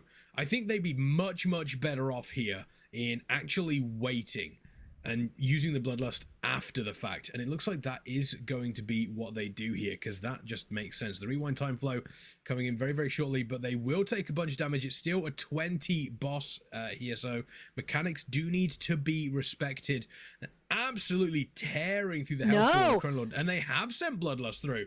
Interesting. Okay, they want to get as much haste as they possibly can here. I was with you, Kex. I was all for holding off and using that lust after, just to keep the extra damage going over a longer period of time. I would be really curious to see the mathematical breakdown of that after the stream, checking the logs to see how much damage actually got done with that heroism as opposed to holding it. Yeah, they have him just over a minute and 45 seconds left. This should be a kill for them. Relatively comfortable. However, one thing I do want to bring up, the composition that Ghosts and Glory are running with as well. They do have 3 melee DPS, which on a fight like this can cause some pretty nasty issues, because you have to save as much space as you possibly can. So it means that your melee need to be stacked up, but because your melee is stacked up, the tank movement and obviously the amount of damage that comes out through the melee with these time sand patches pretty quickly adds up. So I'd be pretty intrigued to see how that will play out for them later on when they get to these higher level dungeons. A minute left. We do have just under 20% left on Chronolord Deus. I'm pretty confident saying, unless anything goes horribly wrong, this will be a +2 here for Ghosts and Glory. Yeah, what a beautiful end to this key, just eking out the last bit of damage. I believe they've got a wonderful bit of gold on the floor, just to, give them that motivation. What are we going for? We're going for gold. We're going for victory. And I apologize in advance, but, gold also is the currency of Azeroth, all right? And I think it's very appropriate that all of the time dragons have gold as their, primary color, their aesthetic, all of their abilities, for one reason and one reason only, Kex. Do you know what that reason might be? It's because time is money, friend. Ah, there we go. There we go. That's all. That was pretty spot on. That was pretty spot on. I'm impressed by that one. Look, this is what you get when you're on the spot, but it's done. Hothead can stop nagging me in the background. There we go. No more nagging. No more nagging. I hope you're pleased. It could have been better. I haven't done it in a while. Regiment Gaming looks as though they did have to restart their 17, unfortunately. They are back at the start of Uldaman Legacy of Tier right now. We have got Warrior Gamer. They are in that 23 Uldaman, so they've decided to get that 23 on the board. They're just finishing up the Lost Vikings right now. Meanwhile, on the side of New Zealand Defence Force, the 21 Alderman seems to be going relatively strong for them. Emberon is falling here, and they will continue on the march towards Chrono Lord Deus. And again, who's going to be that first team to change things up? Who's going to be the first team to do a slightly different dungeon here? Is it going to be Ghosts and Glory, or will they be going into a 22 Alderman? Let's find out. And that is exactly what is going to happen. They're going to go into a 22 Alderman Legacy of Tier. So it seems as though the goal for the majority of these teams right now is get that Legacy of Tier as high as they can, and then figure it out from there. Yeah, we've got Regiment, who's restarting their key. They have Coasty on their team, confirmed. Super Leo is now out. Coasty is in. Absolute fantastic work bringing this team together, just pushing hard. 17 is their current progress. That will match them for their highest key in Freehold and Brackenhide. So this is where we want to see them succeed. We want to see them hopefully two-chest this key if they can. Just all around, making some good progress. This UI is growing on me, Kex, because it's a nice clean shot of the center. We can see all the action. That is true. It does give you the freedom to see what's under your character's feet. It is kind of ruined by the weak aura there that's showing the player's health and focus. So you can't quite see what's underneath their feet, but it does give you a very, very clear central place to look at, which is nice. It's nice to have DPS that do have this sort of screen where you can see a bunch of things going on. Obviously, if you're playing a tank, you don't need to worry, because 9 times out of 10, all you see is the buttocks of a boss. for 75% of a fight. Yeah, as a ranged, I don't have that problem. Although I do have the problem of choosing to stand in places for their cinematic value as opposed to their mechanical value. Call it a blessing, call it a curse. All I know is that whenever I make recordings, they look pretty. Well, that's the main thing. There is. My team might be dead, but they're pretty. Occasionally I will try and do things where I'm sat there and I think to myself, oh, if I stand here I should be fine, there's no way that I'm not going to get hit by this, or I try and do something to make myself look cool. And let me tell you, chap, being on the floor is not cool. So if you're sat there thinking your positioning is going to look really cool for you, 9 times out of 10 you're probably just going to end up floor POV. So don't do it. I mean, I less for the memes. Mythic Sylvanas.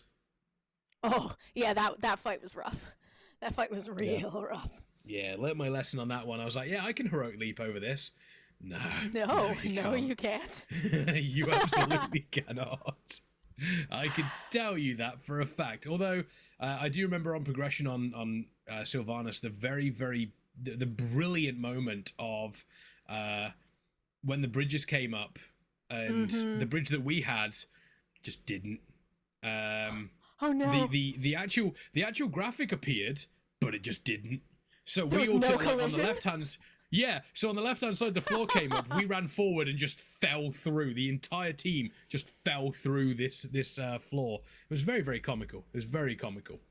There are just some great moments that can only be captured. I don't think anything will ever beat Jaina jumping off the boat during Mythic Progress on Dizalor.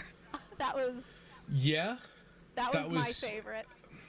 I'm trying to think of any other bugs that I've encountered that have caused issues. I haven't encountered bugs, but I have encountered some really strange AI behavior, and it's specifically in the Trial of the Crusader from Wrath of the Lich King.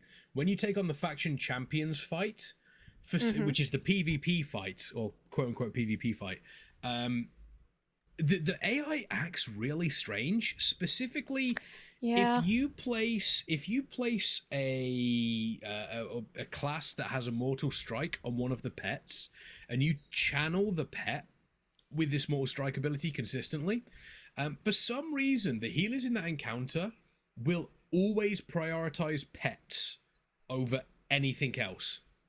So if you have someone with Mortal Strike, if you're struggling on that fight specifically, if you have someone with Mortal Strike just attacking the hunter pet, if there's a hunter there, for example, 9 times out of 10, you will find that the healers will deal with that hunter pet more often than they will deal with anything else. It's really strange. I remember, I'm assuming it's something to do with the fact they feel, oh, it's got a Mortal Strike debuff on it, this is more important to heal because it takes less healing. But the AI is strange in that regard. Are you sponsored by Trial of the Crusader, Kex? Because you've mentioned it every day this weekend.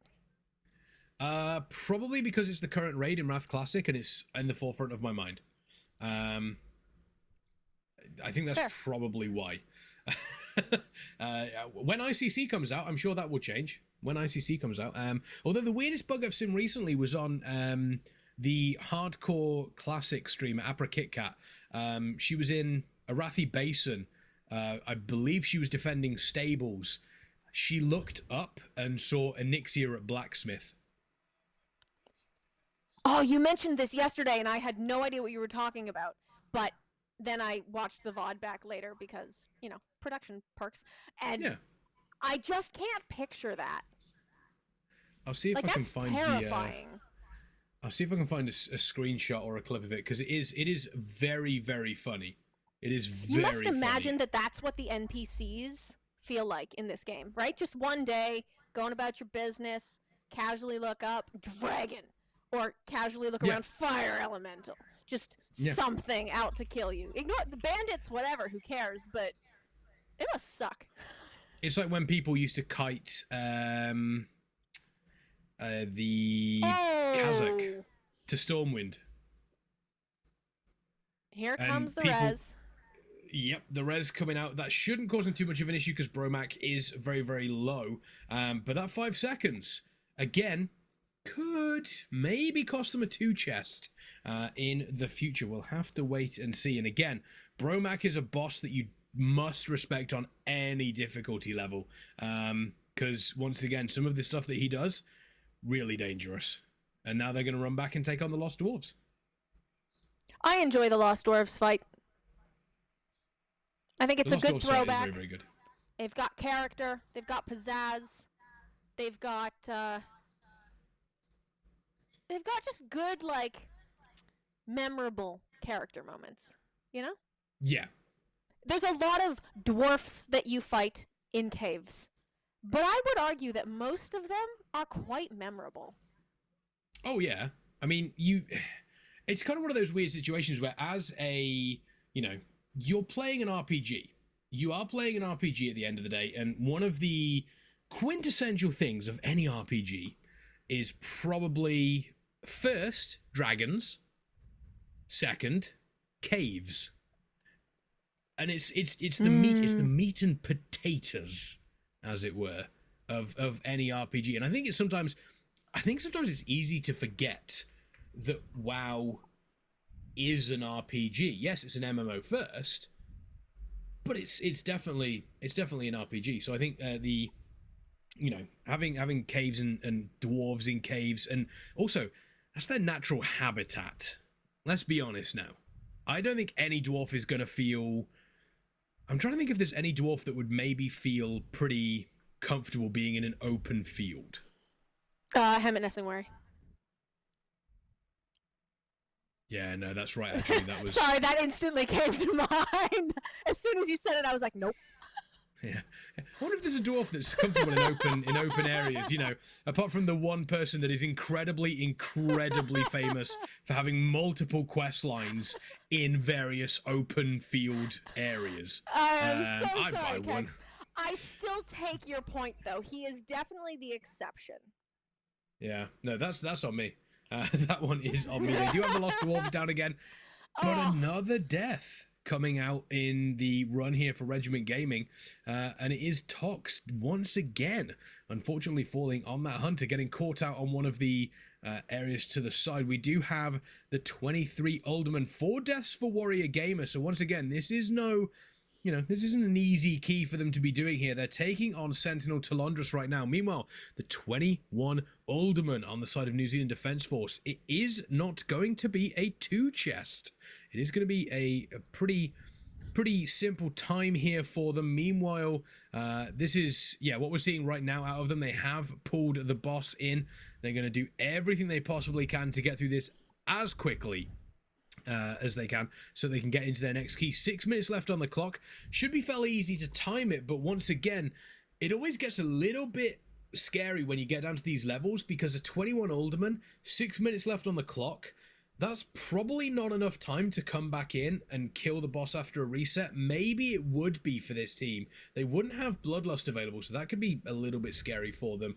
However, if they don't do it, that's over 30 minutes lost with no they reward for really cannot afford that right now. It's do or die for New Zealand. As soon as they slip up today, their chances at victory just get so incredibly small. They have to play on their absolute A game all day long. I mean, I'm imagining they probably play on their A game all day long anyway. They are A game all day, day, as they say. I don't know who they are, but I'm assuming they say it. Speaking of New Zealand players bringing their A game, I've got an announcement, because we've been told that Charlotte the Kiwi, who has been absolutely repping in the chat, is getting promoted today from leading aircraftman to corporal. So, let's congrats. Go. That's huge. Can we get some GGs in chat, please? Can we get some GGs in chat for Charlotte the Kiwi? That is absolutely massive. That is absolutely mahusive. Thank you for stopping by as well, Charlotte the Key. We've been seeing you all the way through the weekend. You've been an absolute star. An absolute star. The players are also being absolute stars right now because they are taking Crowlord Dares down really, really quickly. Sub 15% here on the boss. They do have over 4.5 minutes left. It shouldn't be too much of an issue for them. They've got plenty of room. Everybody is nice and healthy. Ducky Bear Cow here. Doing a great job in making sure there is enough room for everybody to be DPS in the boss. There is the completion. That will turn into a 22 Alderman. They have now got... they're up in the 20s now. They are up in the 20s, which is one thing that we love to see. On the side of Warrior Gamer, they're going to reset their key. And key point. Where were they when they reset their key? They were just finished. They finished off Sentinel Talondras. They were in the room afterwards, which is exactly where I said these runs are gonna die. Yeah, we've just missed it coming back to the quad. I have requested a log review to double check where exactly that was. But that's good news for New Zealand. 16 That's and a very, half very good minutes in when they reset their key. So yeah, exactly where we expected, around that Sentinel Talondra's point, the kind of midway mark. I don't know whether it was trash or whether it was boss. It was a full team wipe, so they just said, nah, we've got the lead. Let's go. Restart. It's a smart move. I'd suggest it was probably the trash, because they were sub 10% on Sentinel Talondras with a stun incoming. That shouldn't have wiped them. We will get that double checked. Ooh, bottom right-hand corner of your screen. What is this? It's not an Alderman. Tharian's Lair. Now, Tharian's Lair for New Zealand Defence Force is quite an interesting choice. They have done it on a 22. However, Warrior Gamer have done it on a 24. So that's still a fair chunk of time that they've got to make up there, or a fair chunk of key level they've got to make up. Yeah, they have to run this dungeon twice in the time that Warrior Gamer finish up their Uldamans. That's what they're hoping for now. Currently, they have the lead on... Oh, no, sorry, they're matched for Uldaman. I got so many numbers in front of my face. I'm trying to make sure they're all correct so I don't misspeak. Yes, Warrior Gamer have gone into their 23 right now. So New Zealand are saying, all right, we've matched them on Uldaman. Let's go make up some points somewhere else. If they get the 23, we'll go back and do the 23. They have a 23 layer, which they're about to start. They will have to run it and at least +1 it, and then go again. Their hope is that they +2 the 23 and get the 25 while Warrior Gamers stay at 24, because that would help even out that dungeon and give them back the advantage that they've lost on Freehold. Yeah, it's so fun to see the ideas of, well, you've got that key level complete, so we should get this key level completed, and now you should do that key level. I love seeing things like this, and I love seeing what we're also doing, obviously, for the winners here during these AFDL events. And obviously the winning team does select a charity from the Activision endowment, and the prize money from this event will be donated on behalf of the AFDL. If you would like to help support the AFDL, the fundraiser is open over on our GoFundMe. All you have to do, !charity in chat, and follow that link. Your generosity is very, very much appreciated. It's greatly, greatly appreciated. Once again, !charity in the chat. Now, Tharian's Lair done. I've also got to point out, Warrior Gamer, they're not allowed to get any more score because they have the best.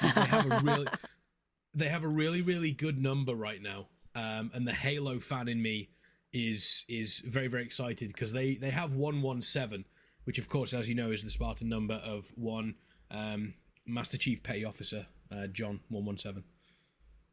Oh my goodness! Not to derail from the fantastic reference that you just made. Oh, but I just thought you were really excited about Halo.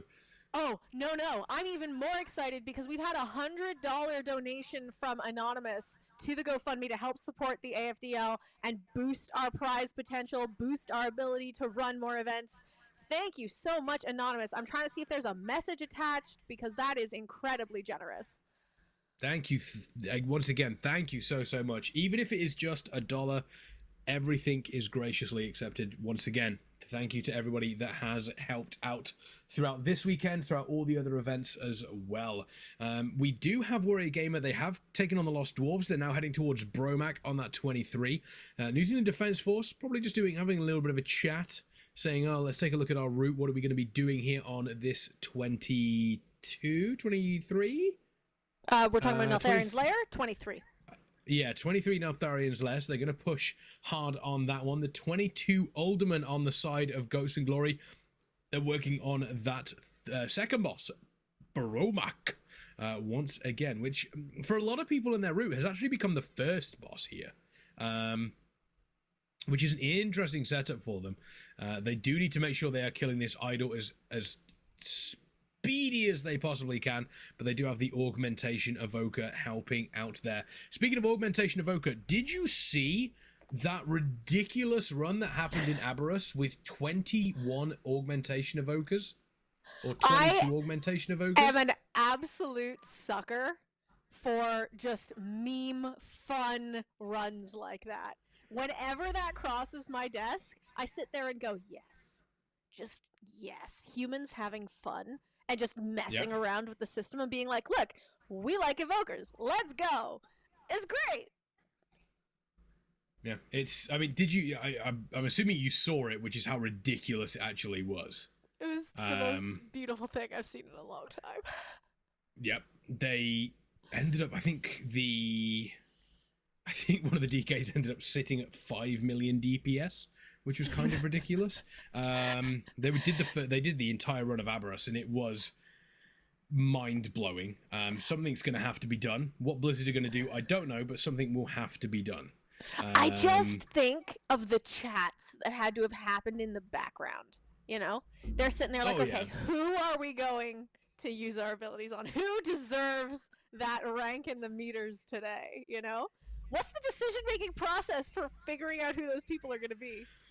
Well, if you're in a top-end guild, it's just going to be raw numbers. It's going to be you will buff them because they will gain the most out of it and will do more numbers.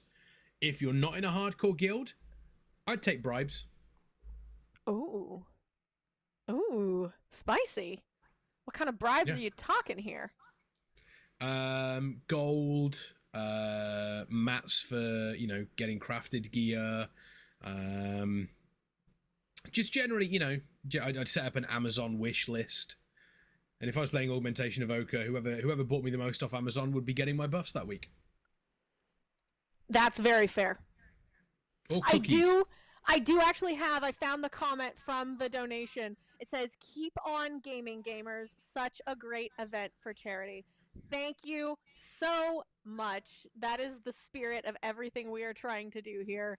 And these teams, when we get to the end of it and they get to choose the charity that they support, they can pick someone that's near and dear to the causes that they wish to, boost. They're going to appreciate it too. Yeah, absolutely are. Also, speaking of appreciation, let's appreciate this 23 Alderman because it's made Warrior Gamer have to reset again. And they're looking at a different key, I think. No, they're not. They're looking at Alderman again. This is what we said, Kex. If they get in and they lose time trying to set the bar, it gives New Zealand a chance to catch up. The longer they sit in Uldaman, the more time New Zealand has to gain points. Now, that being said, because New Zealand has 23s in their pocket, this is not a bad strategy on Warrior Gamer's part. If New Zealand had 24s, they would instantly match across the entire scoreboard. Because you've got a 24 Brackenhide, 24 Lair, 24 Naltharus, and that would be the truest threat. If Warrior Gamer, though, get too comfortable and New Zealand perform beautifully, that they do knock out double keys across all three, they have the time. New Zealand has the time to do a 23 and a 24 in at least 3 of these dungeons today. Yeah, the time is available there for them, and again, it's so the pressure on Warrior Gamer will then be a case of, oh well, they've managed to basically even out the scores that we're seeing here. Now we need to figure out to ourselves, oh, we need to now push this, but we've got to do it quickly as well, because time is running short. When you start to do things quickly, we've all done it. You know, if you're in a rush and something that you normally take 10, 15 minutes over, you have to do in 5 minutes, you make uncharacteristic mistakes doing that. And that is exactly what could happen out of Warrior Gamer here. And then it's advantage New Zealand Defense Force. And I imagine like I said at the start, they've woken up, they've had their pancakes, they've had their bacon, they've come to game. And that is exactly what is happening. And I think the fact that they are the first team outside of Alderman as well kind of speaks to their intent of what they exactly plan to do here. Yeah, I think it's very telling. You can tell a lot about a team's strategy based on where they choose to spend their time. It's obviously much harder for the players to keep track of all of this than it is for you and me sitting here with a beautiful spreadsheet full of numbers.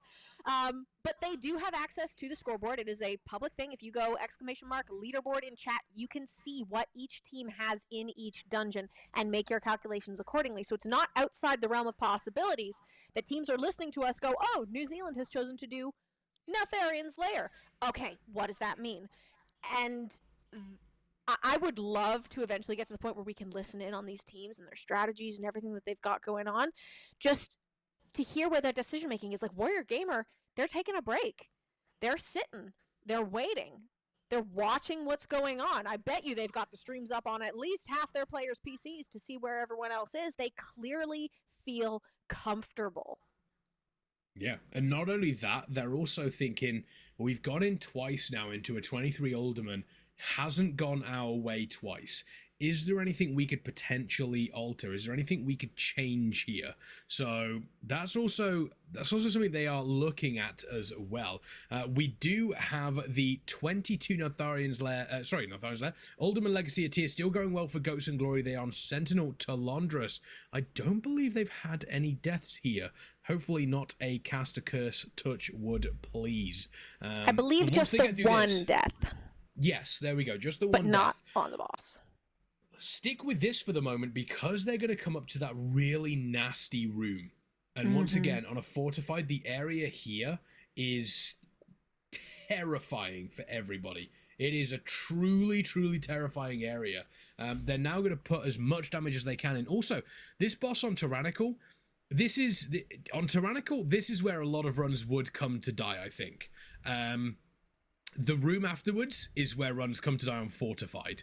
So it will be exciting to see what happens here. So we're looking now. This is the next room. So these Earthen Weavers and the Earthen Custodians, they've got to kind of respect these, because once again, the random damage they do, but it looks like they're pulling 2 packs in at the same time. This is a relatively, I don't say it's risky, but this is going to be a spicy pull for them. They're going to have to use a lot of knockbacks. They're going to have to use a lot of cooldowns here, I think. Keep an eye out on the health bars of the party, because once this goes into raging territory, you could see one-shots happening very easily.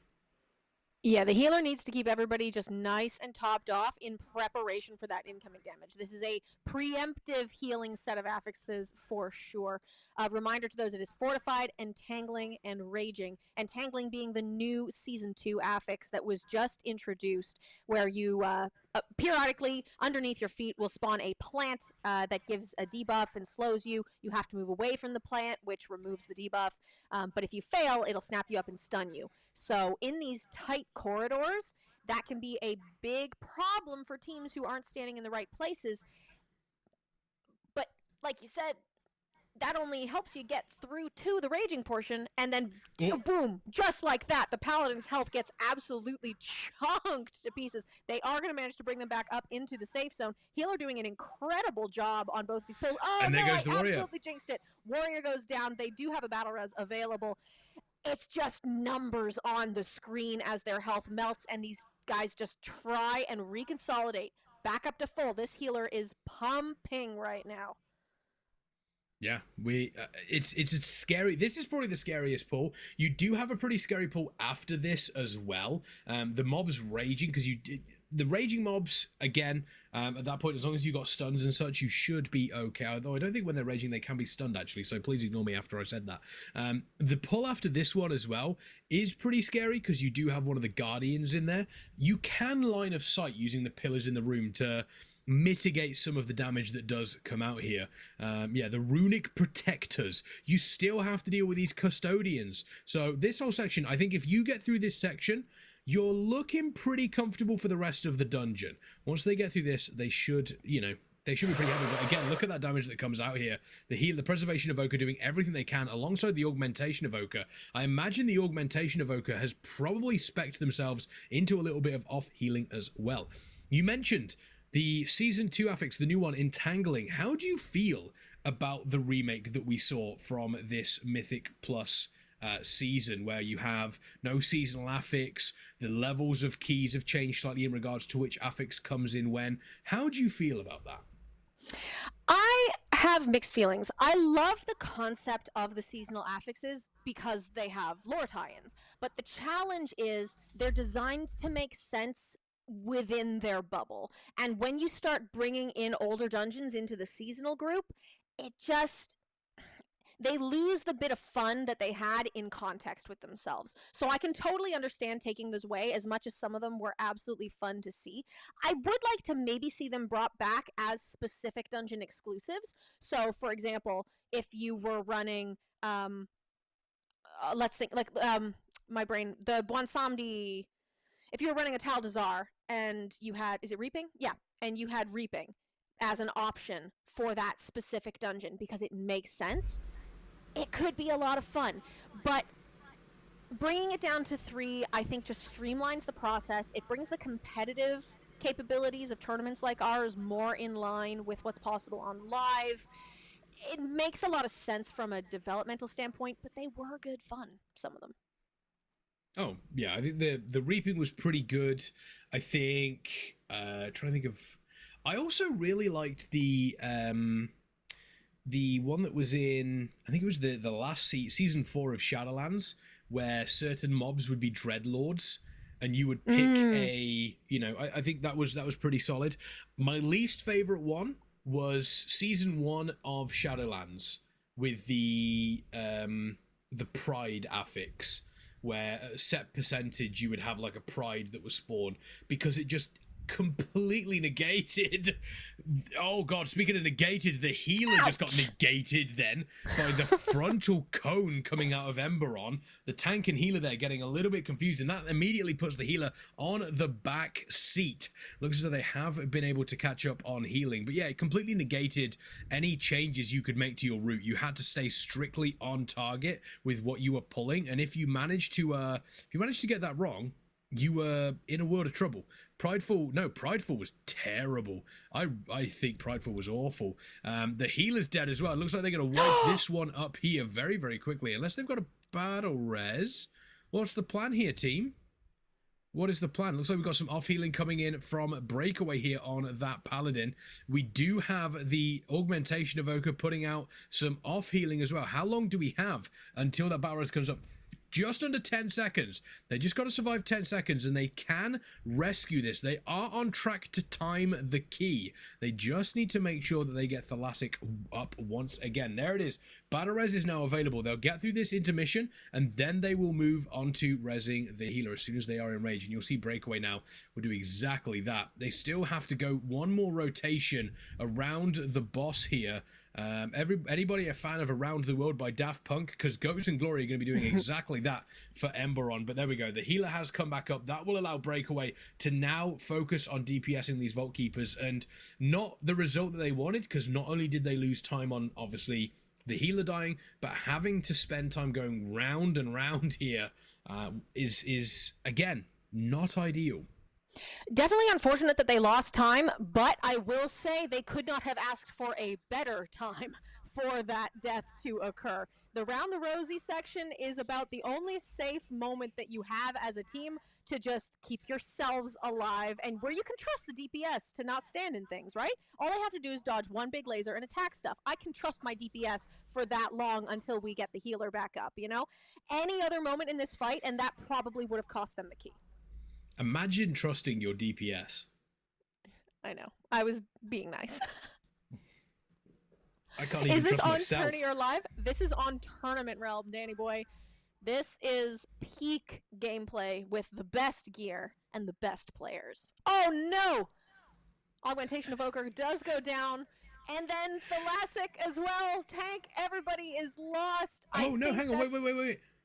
Was that the that might have been, I'm wondering if that was, I don't know if there's a possibility to get a replay on that one, but I think that might have been the bug there on the beam. We will check that out in logs for sure. No replay available, unfortunately. Because where they died versus where the beam was did not match up. We will definitely look into that. Let's take a look. They have elected to go back into the room. So, look, the best they can do is continue on with the dungeon while things are evaluated by administrators. Go back into Emerald. They do have time. Worst case scenario here, it's likely that they time the key. Judging based on where they are, I feel like they probably wouldn't have two-chested it, even if they had survived, just after the ring around the rosy. So I don't think it'll make a huge deal in the actual, outcome of this dungeon, but definitely painful if you're on the Goats and Glory team. I'm absolutely calling that part of the fight now, the ring around the rosy part. Hey, go for it. I want to jump in real quick because Regiment are making last moves. They've got 30 seconds left, 24%. They will be coming up on the rewind time shortly, though, which will give them, they've got 10 seconds left on that rewind time. They're going to be sub 20%, but this means they're going to have to do 1% a second, and they're falling behind further and further now. They need that rewind time flow to come in. Here comes the rewind time flow. Everybody needs to get in that buff. Everybody needs the haste buff. Get in there. You've got 7 seconds left. I don't think it's going to be enough for them. 10, 11, 10. No, it is not. There we go. The timer does run out for them, and those 9 deaths on the board have cost them that 17. They were so close. It looks like they're only going to be a couple of seconds over as well. 1, maybe 2 less deaths, and that is going to that's going to be what cost them that key there. That is incredibly heartbreaking for the Regiment team, but it proves that they can do it. All they have to do is come back in and clean up, knock out the 17. I would love to see them have 17s across the board. They can absolutely do it. They've proven they have the skill. They just need to get in sync with each other. I mean, I don't know if they're all going to fit in a sync, to be honest with you. Or did you mean the boy band? Oh, you know what? If they wanted to create a combined arms boy band, Regiment and New Zealand, I would absolutely be down for that. It's gonna be May.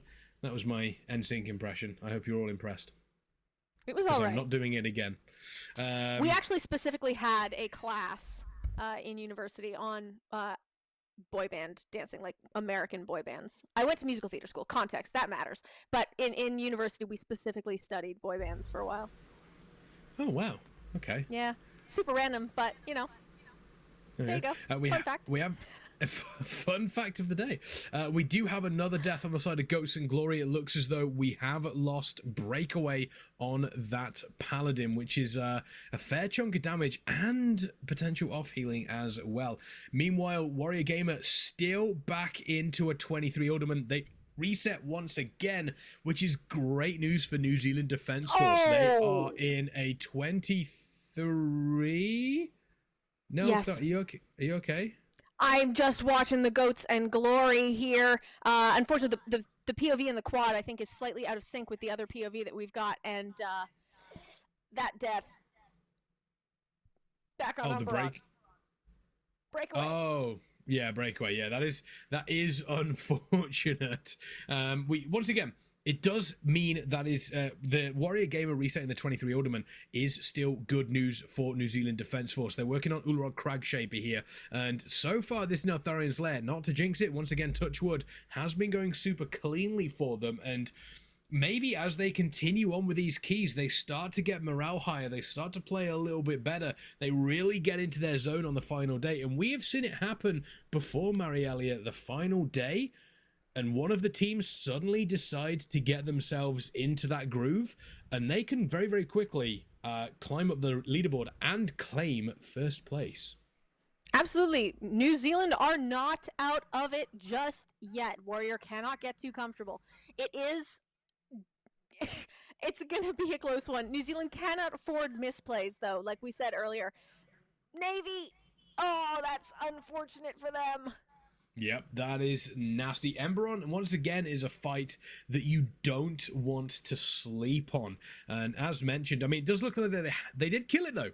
They did kill it. So that's a plus. Although, take a look at the time that they have left. They've got 7 minutes, just over 7 minutes left here. That is uncomfortable with how much time they have left. Considering the trash they need to get through, and considering the boss, I don't know if that's possible. Because you gotta run and fight. Yeah, but you can't with these mobs, especially fortified raging. You can't do it with these mobs. 7 minutes. You realistically need to be getting to Chrono Lord Deus with at least 2.5 minutes left, and with what they have in front of them, I don't know if that's possible. This is going to be incredibly close. You can see the Earthen Weaver finally going down. They've got a couple more of the golems that need to be dealt with before they walk into the final room. The skip is going to help. I think failing that skip, and that's it. It is still doable. It is going to be incredibly close here. Like you said, 2.5 minutes roughly. Let's round up to 3 just to be safe on our final Chrono Lord, which means they have exactly 3 minutes to get him and start combat. It won't happen. Simply for 3 minutes. I mean, they might be able to push it if it's 2 minutes on Chrono Lord Deus, but you've got to finish off this pack here. You'll have at least probably 5 or 6 more packs in front of you. One of which is going to have a double golem, and you're going to have to deal with the tier shield that will come out of some of these mobs. And it looks as though that's exactly what they're doing. They're saying, we've got to run.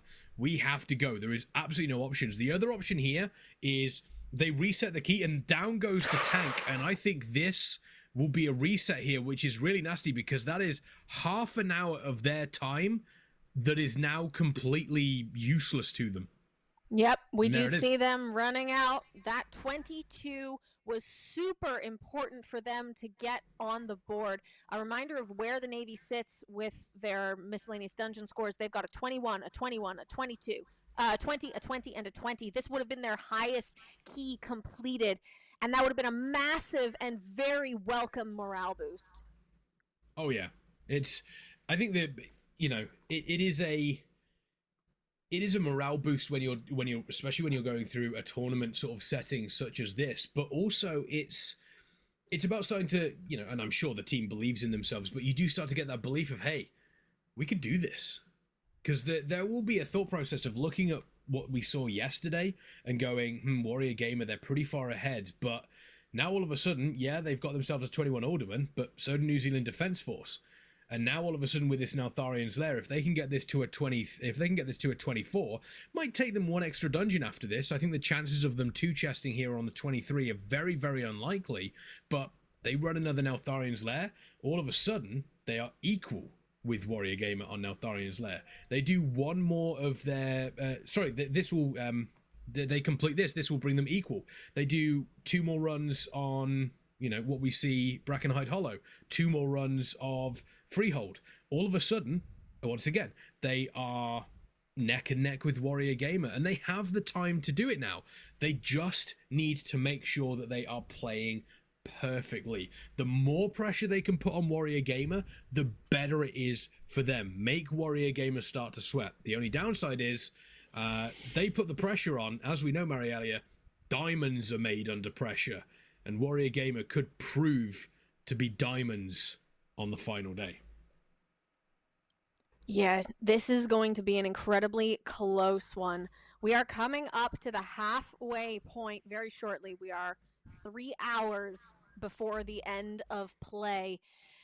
New Zealand looking good. They're making progress through the Neltharian's lair. Again, this is a 23 that they are currently progressing on. Gotta kill that big wormy baby before they can make their way down to Dargrul. Not a terribly difficult fight on a 23. No, it's Neuraxis itself is not a terribly difficult fight. Once again, it is a relatively simple encounter, but punishing. You need to make sure you're on top of it. The key thing for them right now is, I think on the side of New Zealand Defence Force, they would have loved to have +2'd this. I don't think they would have played this as a +2 key. I think they're playing this as just a complete. Gale Voker needs to be very, very careful, though, dropping super low, getting some off-heal scene coming from the Druid tank. Neuraxis down to 50, just below 50% health now, but they'll be playing this as just a complete. They complete this, they are on even footing for Neltharian's lair. They do that, they are going to be sitting pretty for the rest of the day. And when you play a key specifically just to complete, rather than a key that is, hey, we need to push this to a +2, it just makes it so much easier for you. And they are playing it really comfortably right now. Great control from that Spike Tongue cast there on the side of Ducky Bear Cow. It's certainly a choice that tells you a lot about the New Zealand team's mentality, right? If they go in and they go, no, we want the +2 on this because completing the 25 means that we force Warrior to do the 24 and then the 25 to catch up, like that would be them saying, no, we feel super confident today, let's push. Going for the 1 means, all right, we know what we're capable of. We don't want to go too crazy. We don't want to risk. We're going to go slow and methodical. If we have to try and clear twice as many dungeons, that's just what we're going to do. It's a very steady mental game. This tank running back and forth and back and forth. Good thing he's got cat form. Oh yeah, I mean cat form. It's very, very difficult for druids. Obviously, you just turn into a cat and run away. Neuraxis down to 3% here, and they're going to deal with that quite nicely. And I think they chose Neltharian's lair because it's probably out of all of the keys that they have. I mean, getting Brackenhide Hollow up is going to be pretty difficult. It's a relatively long key, and it is tyrannical as well. But I would suggest it's easier than the 23 Neltharian's lair. They have just under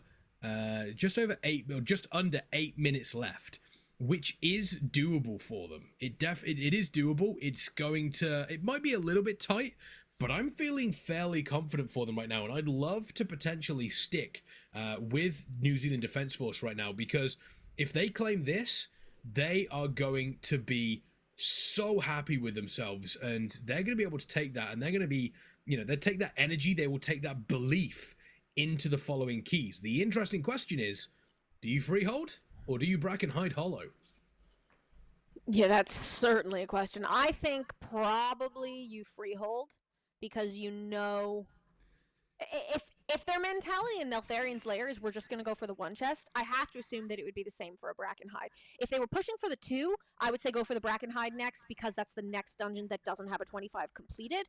But going for the 1, I think you just ease it out. You go Neltharian's lair, you go freehold. All right, maybe you go back to Neltharian's lair if you're feeling like you can do the 25. Maybe you go Brackenhide at that point. Depends on what you've got. And realistically, I think they just don't want to go back to Uldaman.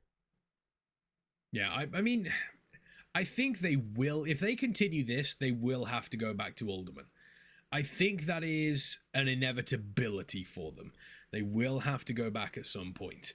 They've got just under 6.5 minutes left. They've still got 2 fairly hefty pulls left with these Dominators. And these Dominators are, if you're a tank, you hate these mobs, because they absolutely destroy you if you are not careful. If they've got 3 minutes left for Dargrul, they should be fine. 1.5 minutes for each one of these, though, could be a pretty solid thing. If they felt they were risking the completion of this, they could pull one of them into the boss, but I doubt that's going to happen. We got 5 minutes 45 left. Each one of these is probably going to take about a minute, slightly more. They should be okay, but it is still going to be it's gonna be tight. It's gonna be real tight for them. Yeah, pulling a Scorpion into the boss has not gone well so far this weekend. Nope. The couple of times that it has been attempted. So I think there's probably an element of fear there that's going to hold them back from making that decision. I could be proven wrong. We shall see. Doggerel himself, though, is not an overly complex boss, but similar to Naraxis, very punishing. You have to hide. You have to be in the right places. You know, when we think back to how this dungeon was when it came out in Legion, it was just a nice, not a stroll, but it was very much like, all right, let's go do Neltharion Slayer. Let's get through. Let's pick up the hammer. We've done our nice quest. Thank you, Khadgar. Peace out. Like, there wasn't too much stress to it. On these affixes right now, with a timer so close, like 4 minutes and 40 seconds left to do a Scorpion and Doggerel, that's very, very tight. If they're not feeling the stress, they've got absolute will of iron. Yeah, they should be able to clear this up in about a minute and a half. The problem with Doggerel, it's not a tyrannical key, so you're not too worried about one-shots from abilities and such, but the very nature of the boss, summoning the ad that comes out, the mountain giant that has a relatively high amount of health, means that you are not putting your damage into Doggerel. They do have Bloodlust available, so that's going to make a huge difference for the team here. I'm expecting them to finish this up in the next 30 seconds, 30 seconds to 40 seconds, and then they will immediately go into Doggerel. It'll be a pretty impressive showing for them. Getting this 23 done puts the pressure onto Warrior Gamer. Again, I just think they need to full send into Doggerel after this, and they need to play sensibly without taking too many risks, but they need to have an eye on that timer as well. We will know a little bit more once they've sent Bloodlust and how much time they have left. Yeah, 3 minutes and 25 seconds. It'll be 3:20 by the time they pull Doggerel. It's tight. They need to get everybody back up to full health. Okay, they're taking a little longer than I would have liked to see on this pull. I'm not sure what the holdup is. Maybe bringing Jaggy back to full health, but 3 minutes and 10 seconds, 3 minutes and 8 seconds. All right, that's a lot of downtime on a pull that, you know, they've had 0 deaths so far. They must be feeling either really confident or really scared to wait that long. I think it might have been potentially for, it could have been for mana, could have been for waiting for a cooldown. We do have Bloodlust running right now. They're going to have to deal with this Char skin, doing a great job on that one. 80% left on the boss here. That is with Bloodlust running, and they're 20 seconds in. On average, they should be able to complete this before the timer runs out. But when Bloodlust runs out and you have to deal with those Char skins, they take a little bit longer. Means that you have to spend a little bit more time on them. You're not DPSing the boss down. Realistically, should be killable. Can it go wrong? Absolutely. We have seen it go wrong for New Zealand before on some of their other dungeons. It would be absolutely heartbreaking to have that happen now. There's the hide coming in. Everybody needs to hide. Oh, get behind. There we go. Making sure that everybody is nice and safe. We're looking at 50%. Still 2 minutes, or just shy of 50% here. Still 2 minutes left on this timer. So, once again, should be relatively comfortable for them. Should be relatively comfortable. But we ducky back out, dropping sub 10% then. That was so close. In comes the Char skin, and it doesn't look like they have... Oh, there we go. It's immediately stunned. 45% left on Doggerel here. This is the amount of time that it takes to clear these up. 1 minute, 30 seconds left. This is coming down to the absolute wire for this team here. They are going to get so close to the end. I do have faith in them. Once they get to that, obviously, sub 20%, execute for some of the classes will come into account as well. But as it stands, they are racing this timer, and as it goes on, they are losing this race. Yeah, 1 minute on the clock. Doggerel at 32%. The tank is doing everything he can to keep the positioning close. Everybody's going to hide. Luckily, they've got a mostly ranged comp for this one. We did see some melee groups in previous dungeons earlier. That would probably make a huge difference. Having to run and hide, losing time on DPS could make or break. 50 seconds, 20% HP. They are not progressing as fast as I'd like to see. 1 minute They've mark, got to ignore this 43%. giant. They just have to go and kill this boss, ignore everything else. 38 seconds, 17%. is doable, but percent every 2 seconds. That's where we're at right now. Ignore the Charskin, guys. Just kill Dargrel. Full send into Dargrel here. 13% left on the boss. Just under 6 million health now. Now we're getting into the point where they're getting funnel damage coming in from the Charskin, which will help. And look at how much difference that made for the boss there. Dargrel does go down. They've got 13 seconds left on the board. There it is. There is a just 10 seconds left. That was so close for them. But they do have the 20 Neltharian's Lair done. The big question is, where do they go? And good news for New Zealand Defence Force, Warrior Gamer is still not done with that 23 Alderman. They looks like they've reset again. Same on the side of Regiment Gaming. The 17 Alderman has been reset. Meanwhile, it looks as though Goats and Glory have also had to reset their 22 Alderman. So between these teams here, as it stands, New Zealand Defence Force have been making more ground than anybody else so far today. Yeah, that's exactly what we wanted to see on day 3. New Zealand just pushing and pushing and pushing to make up the ground that they've lost and give Warrior Gamer a challenge for the title. This is going to be an incredible afternoon of gameplay. Yeah, I'm excited to see what's going to happen. I really am. If New Zealand Defence Force kind of keep this going, the big question for them is going to be, and the difficult question for them will be, when do we take our break? If they decide to take their break at the wrong time and they interrupt that roll that they've got going, all of a sudden they're back at square one. However, if they time the break well and they're able to refresh themselves and keep the ball rolling, I mean, that's a pretty dangerous team right there. I think it's entirely likely that New Zealand splits their break up. Rather than doing a straight 15-minute chunk, they just do, 2 minutes between dungeons, here and there and here and there, to keep the momentum and not let themselves get settled, but to give their people time to stretch their legs, settle their heartbeats, and go again. That would probably make the most sense to me for today. Yeah, that's not a terrible idea, to be honest with you. And speaking of breaks, we're going to be taking a very, very short break here, but when we come back, we're going to have a little bit of a roster swap. Marielia, it has been an absolute pleasure having you with me here on the first half of the final day of the Summer Clash. I'm sure you've got a lot on your plate, so being able to do everything and cast at the same time just shows, again, how dedicated, how skillful you are indeed. But when we come back, Crazy's coming back, ladies and gentlemen. Crazy's coming back. I'm so excited for it. I've got close to my mic because I'm so excited for it. This is it. He is here ready to be tech checked. So as soon as my face goes away, I'm going to load him in here. Everybody's going to get to take a break while we watch the quad for the next little while. And I hope you two have fun for the rest of the afternoon, Kex. It's going to be wild. It's going to be amazing. I'm so excited for it. Awesome. All right. Then I think that's it. Do we want to take a look at the leaderboard before we go? Yeah, let's take a little bit of a look. Let's just see where everybody is at before we bring it in. Freehold, Brackenhide, Neltharian's Lair, Nalthorus, and today's dungeon, Uldaman. As we've been saying, Warrior Gamer currently with a solid lead. New Zealand Defence Force taking second place, giving them a fight for the title. You can see they are currently tied in Uldaman, and Warrior Gamer is struggling to get more points on the board in that dungeon, so leaving a potential opportunity for a comeback.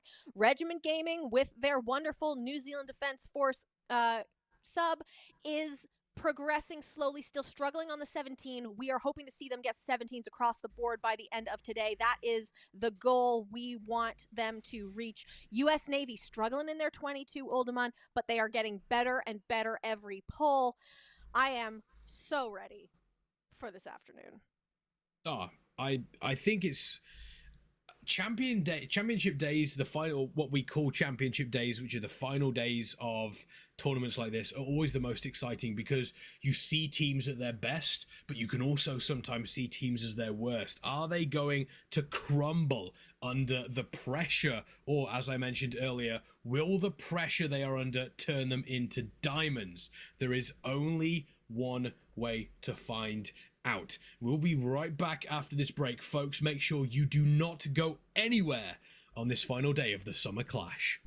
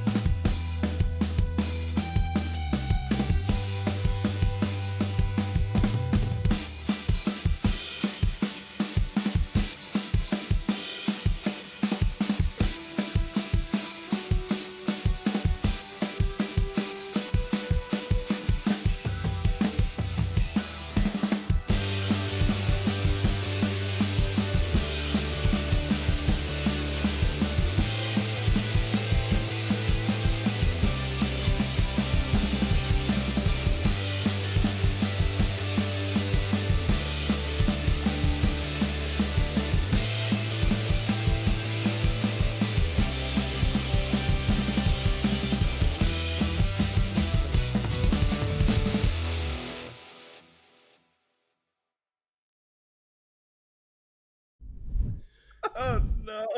Oh, this is gonna be a great afternoon. You're not Marielia. No, wait, what? I'm not. Are you sure? Oh my god, Crazy's no! joining us, Oh ladies, my gentlemen, god! and everybody in between. Hi, I'm a crazy. Crazy. Crazy is with us.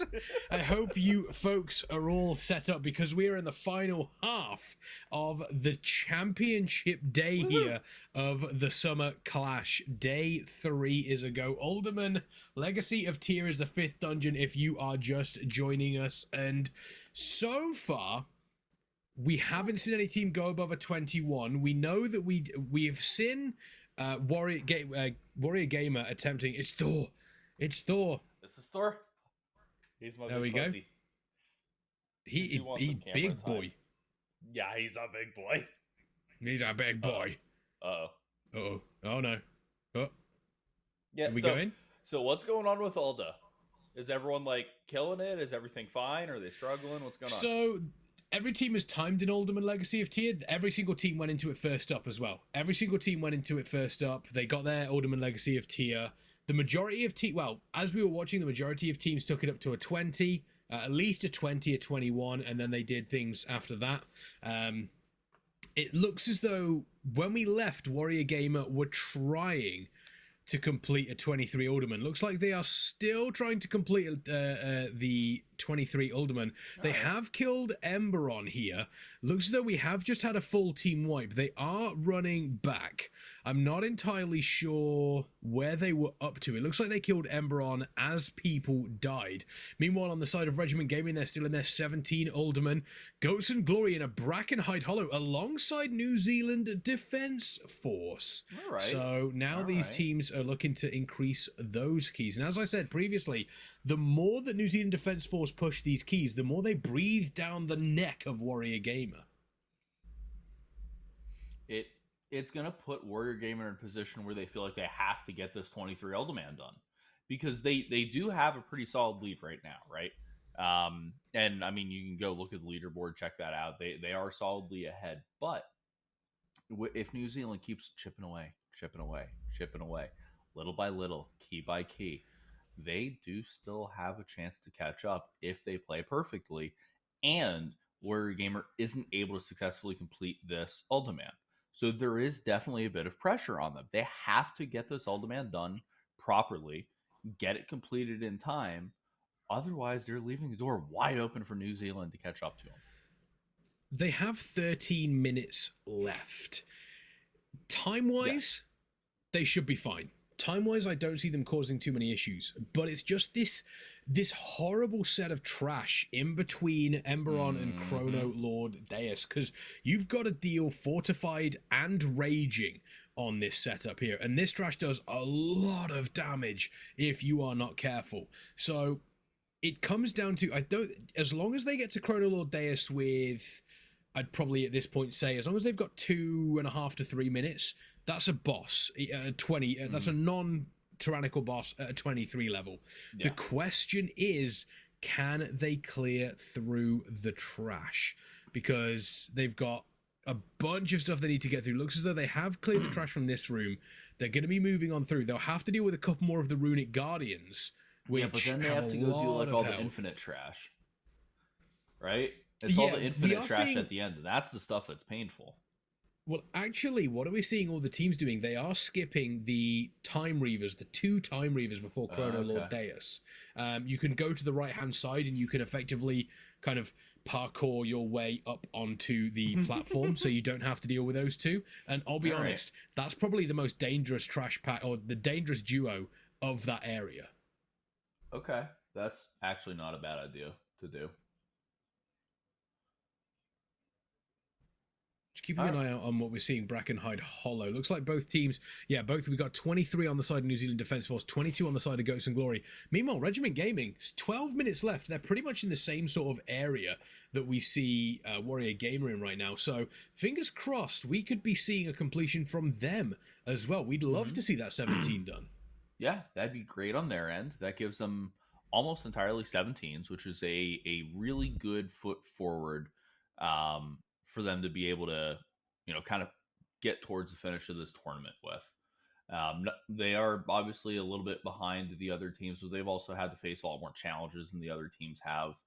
They've had a couple more roadblocks put in the way and things come up. So the fact that they are still pushing and still staying resilient is really a testament to all the players on that side.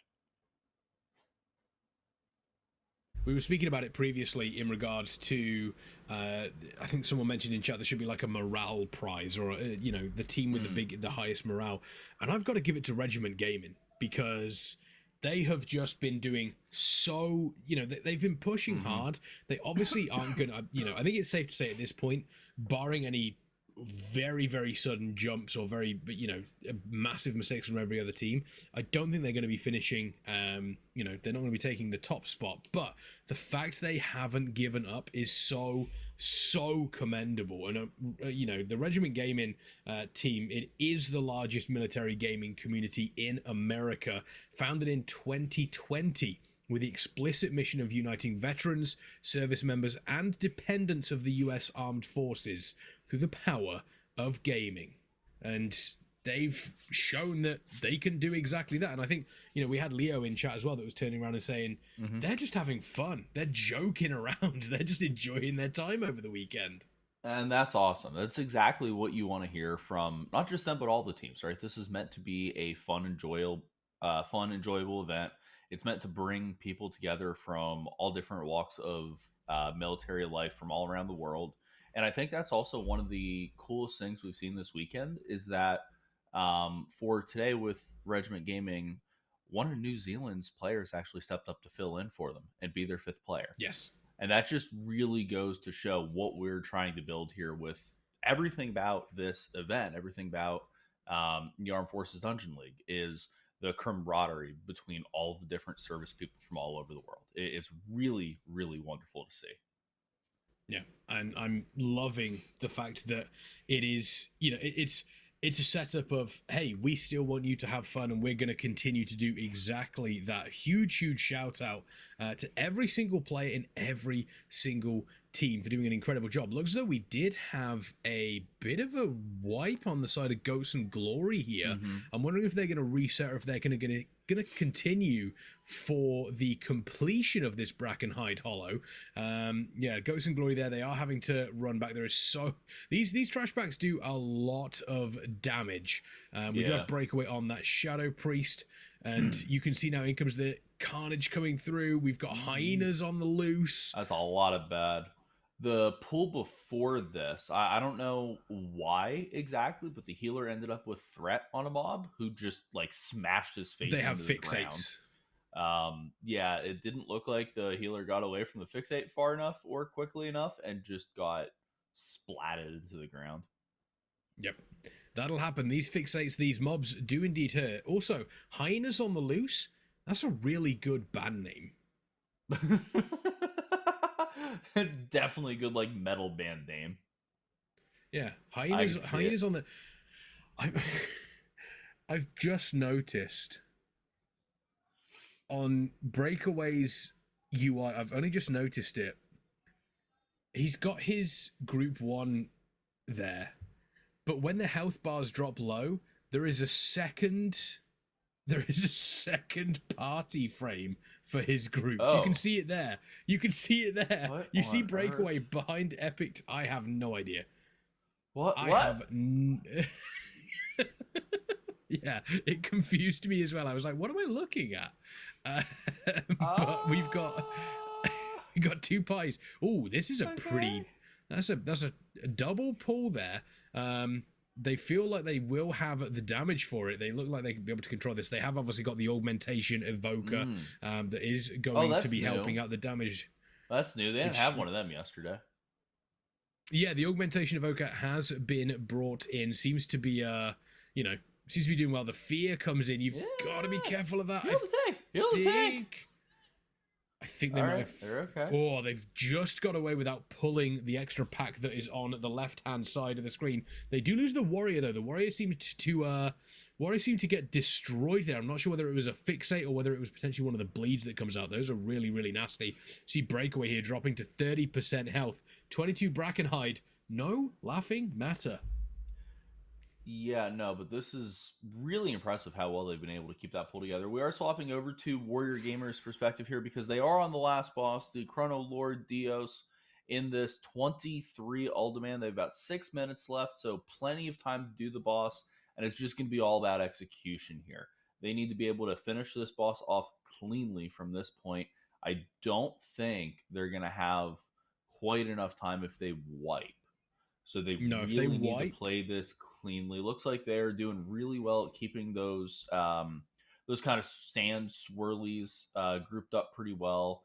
I assume they're just going to kite around the edge of the room like this to maximize how much space they end up having usable throughout the room, which gives them just a little bit more time on the fight and helps keep it, a little bit more stable, a little bit safer. We do have the first one of these time warps going on where they get to go into this weird little dark phase and get a massive haste buff, which lets them just completely unload on the boss.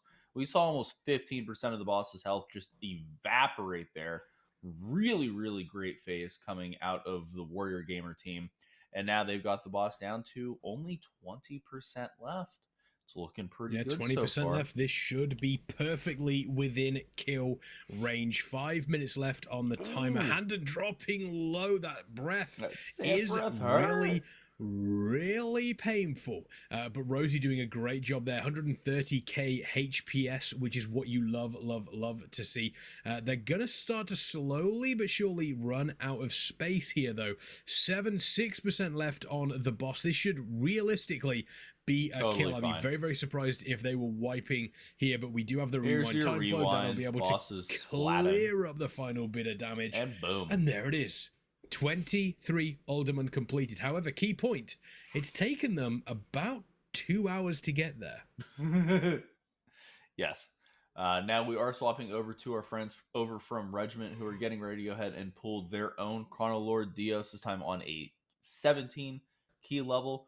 Got the pool going up right now, popping Bloodlust immediately, and they should be able to make decently quick work of this boss. They do, of course, have that Augmentation Evoker as well, like most of the teams are running, which is going to buff up their Warrior and their Hunter and let them just pump some damage into this guy. You see him already at 66% health, and Lust hasn't even fallen off yet. That's only 30 seconds into the fight. They're way ahead That's of any impressive. type of time frame or in rage, so this is looking really solid for them. Also, huge shout out. You did it yesterday, no spoilers. How good is Chrono Lord Deus at the end of the Dawn of Infinite, that mega dungeon? So that was really cool. Yeah, so if you weren't here yesterday, I promised Kex that I would go and I would not just do the mega dungeon last night because I've been wanting to do it. I hadn't had a chance to do it yet, but I would also stream it. So he got to sit there and watch me and my guildies kind of learn along with a number of other people in stream. And it took us just shy of 2 hours to complete the place, but all of us went in completely blind. We had no idea what was going on. We're learning as we went. That place is phenomenal. It's so good, isn't it? Absolutely phenomenal. What a great dungeon. They put such a ridiculous amount of effort into that. Really, really, really impressed with how well that turned out. And I would love to see more content like that from Blizzard. They've been cut off. The healer and the hunter were completely cut off there. They nearly lost their tank. Luckily, it is a blood DK, so was able to keep themselves alive. Sub 10% left now on Chrono Lord Deus. Is this finally going to be the 17 completed on the side of Regiment Gaming? It looks as though it is, and there we have it. The 17 finally completed for them. They continue. Beautiful. They continue to push through. In the final day here of the Summer Clash. You absolutely love to see that. Not even a problem. Let's check in with our friends that are stuck in Brackenhide Hollow. It looks like Goats and Glory have reset the dungeon. They had experienced a couple of wipes there, a little bit of struggle on the trash in their 22, so they have reset the dungeon. They just poured out to Valdrakken, so I wonder if they're going to go ahead and just go right back into Brackenhide or go somewhere else. On the side of New Zealand Defense Force, they are still working through their plus 23 Brackenhide. They are currently on the first boss. They got a lot of trash done before the first boss, but unfortunately are not able to take down the boss, and that's a full team wipe on the first boss of that Brackenhide Hollow plus 23. Then you see them just immediately taking their town portals out. Going to go ahead and reset their dungeon as well, get going again, and try to get through that just a little bit more cleanly. The next question is just over 2 hours left here on the final day. How many resets are we going to see out of these teams? And how many early resets will we see? Mostly early resets, I would assume, if they have any kind of wipes or any kind of issues whatsoever. But looking at the clock with 2 hours left, each dungeon on a 23, 24, 25 type level is going to take you about a half hour. You're starting to get pretty close on timers here on how many more points you can actually achieve. So you have to really be trying to maximize your efficiency. No real downtime if you can help it. You have to try to avoid having to do resets, and you have to start getting through these dungeons really cleanly, or you're just not going to be able to put up enough points to get caught up. Yeah, that's the big thing, is you now have to say to yourself, we need to get these timed, but not only do we need to get them timed, we also need to get them effectively, +2, which is a real huge ask if you want to catch up to Warrior Gamer. Question in chat saying, is Goats of Glory the Navy Esports team? It is indeed. It is part of the Navy Esports program, seeking to build trust, positive awareness, and opportunities for the Navy to engage with every American through a shared passion, which is esports. They're focused on training and competing with esports teams across the country as an essential part of the Navy's mission. And tournaments like these, it's a lot of experience. I mean, obviously it's very, very easy to play keys with friends. It's a different scenario, Crazy, when you're playing in a tournament setting, when you have something actively on the line as well. Yeah, absolutely. It puts you in a different frame of mind. It definitely adds a lot more pressure and a lot more stress than what most players are used to if you're not competing regularly. And you do end up seeing some what would be considered almost silly mistakes out of teams that are competing for the first time or second time that just don't have a ton of experience at it, because it feels so different. You make mistakes that you wouldn't normally do because you start to feel that pressure. You start to feel that, oh my God, we're behind. We have to do something to catch up. We have to do something really special here. And you lose just a little bit of focus when you get into that mindset. So that's really how you push yourself forward in this kind of tournament, is really just keeping your head cool. Yeah, absolutely. And if you're out there wanting to push yourself forward in your own Mythic Pluses, then I recommend you check out our fantastic partner, Raider.io. It is the premier platform for PvE players, tracking millions of hours of Mythic Plus runs, supporting community events such as this one, and working hand in hand with Blizzard for the MDI. It's become a household name for World of Warcraft players. Head over to Raider.io and join their incredible community. I'm over there. I have worked with the Raider.io team in the past. Truly, truly incredible people, and I'm so excited that potentially, I don't know if it's 100% confirmed, but potentially Hula Hoops is going to be at BlizzCon. I'm very, very excited about that, because is she really? I think so. I don't know if it's 100% confirmed, but I'd love to see Hula there. Yes. Oh, I'm so excited. Oh, I can't wait for it's going to be so Why good. is it so long away? Why can't it just be like tomorrow? Because then I couldn't afford it. Fair. So give it a couple of months is fine. I can get everything sorted by then. Yeah, there's a lot of stuff that I'm just excited. And I think that's the big thing about BlizzCon as well. As we watch Breakaway there, nearly breaking away from his life. I think the most exciting thing for me is, yes, it's fun to see the announcements and everything. The best part is meeting folks. Yes, that is the best part of it, is the ability to meet people. And when I went there in 2019, I made friends for life that I'd never ever met before, so yeah, I'm hyped for it. My first BlizzCon was 2018, and I went by myself. I didn't know a single person that was going, and I got hooked into this group called Club Tito's, and it was like a social group to help people get acclimated to BlizzCon. found some roommates, found some people to go hang out with. I'm that group of roommates is like still my best friends. Like 5 years later, we see each other a couple times a year. I got to go to one of their weddings. It just really, really close knit friends that we go out of our way to do anything for each other, and all that happened because of BlizzCon. Yeah, That's just the environment that BlizzCon is. You get to meet the best people there. it is a. I think I've always said it's difficult to explain what BlizzCon is like unless you are there. Yeah, It is very, very difficult to explain. before I got there for my first one, what the experienced BlizzCon people had told me was there's no way to describe it other than the cliche saying of it feels like home. And Yeah. they're like, it will not make sense to you. There's no way for us to describe it any better, but it feels like home. And once you are there, you'll understand. And oh my God, were they right? There's just nothing else like it. If you have the opportunity, I highly, highly recommend making the trip over. It is difficult to quantify just what it is about BlizzCon, but my word, when you get there and you actually arrive, you're like, yeah, no, now this absolutely makes sense. You get to have a breakfast at Denny's every morning, which I don't have that.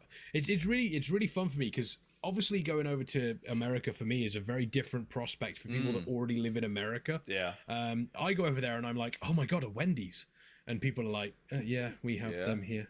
I got excited the other day for when I was over in Boston in September, and I got very excited because I had my first opportunity to have a Chick-fil-A. Good stuff. Which the sauce. Oh yeah. The sauce Oh was, yeah. Oh yeah. Good stuff. It was good. Very good stuff. The 2019 BlizzCon, we stayed at the Hilton. So we were like right there, right? And the one morning, I went down. There's Starbucks in the lobby of the Hilton there. So I went to get myself a coffee first thing in the morning, 8:30 in the morning, whatever. And there was this guy in line that could swear that I recognized him from somewhere. Like, where do I...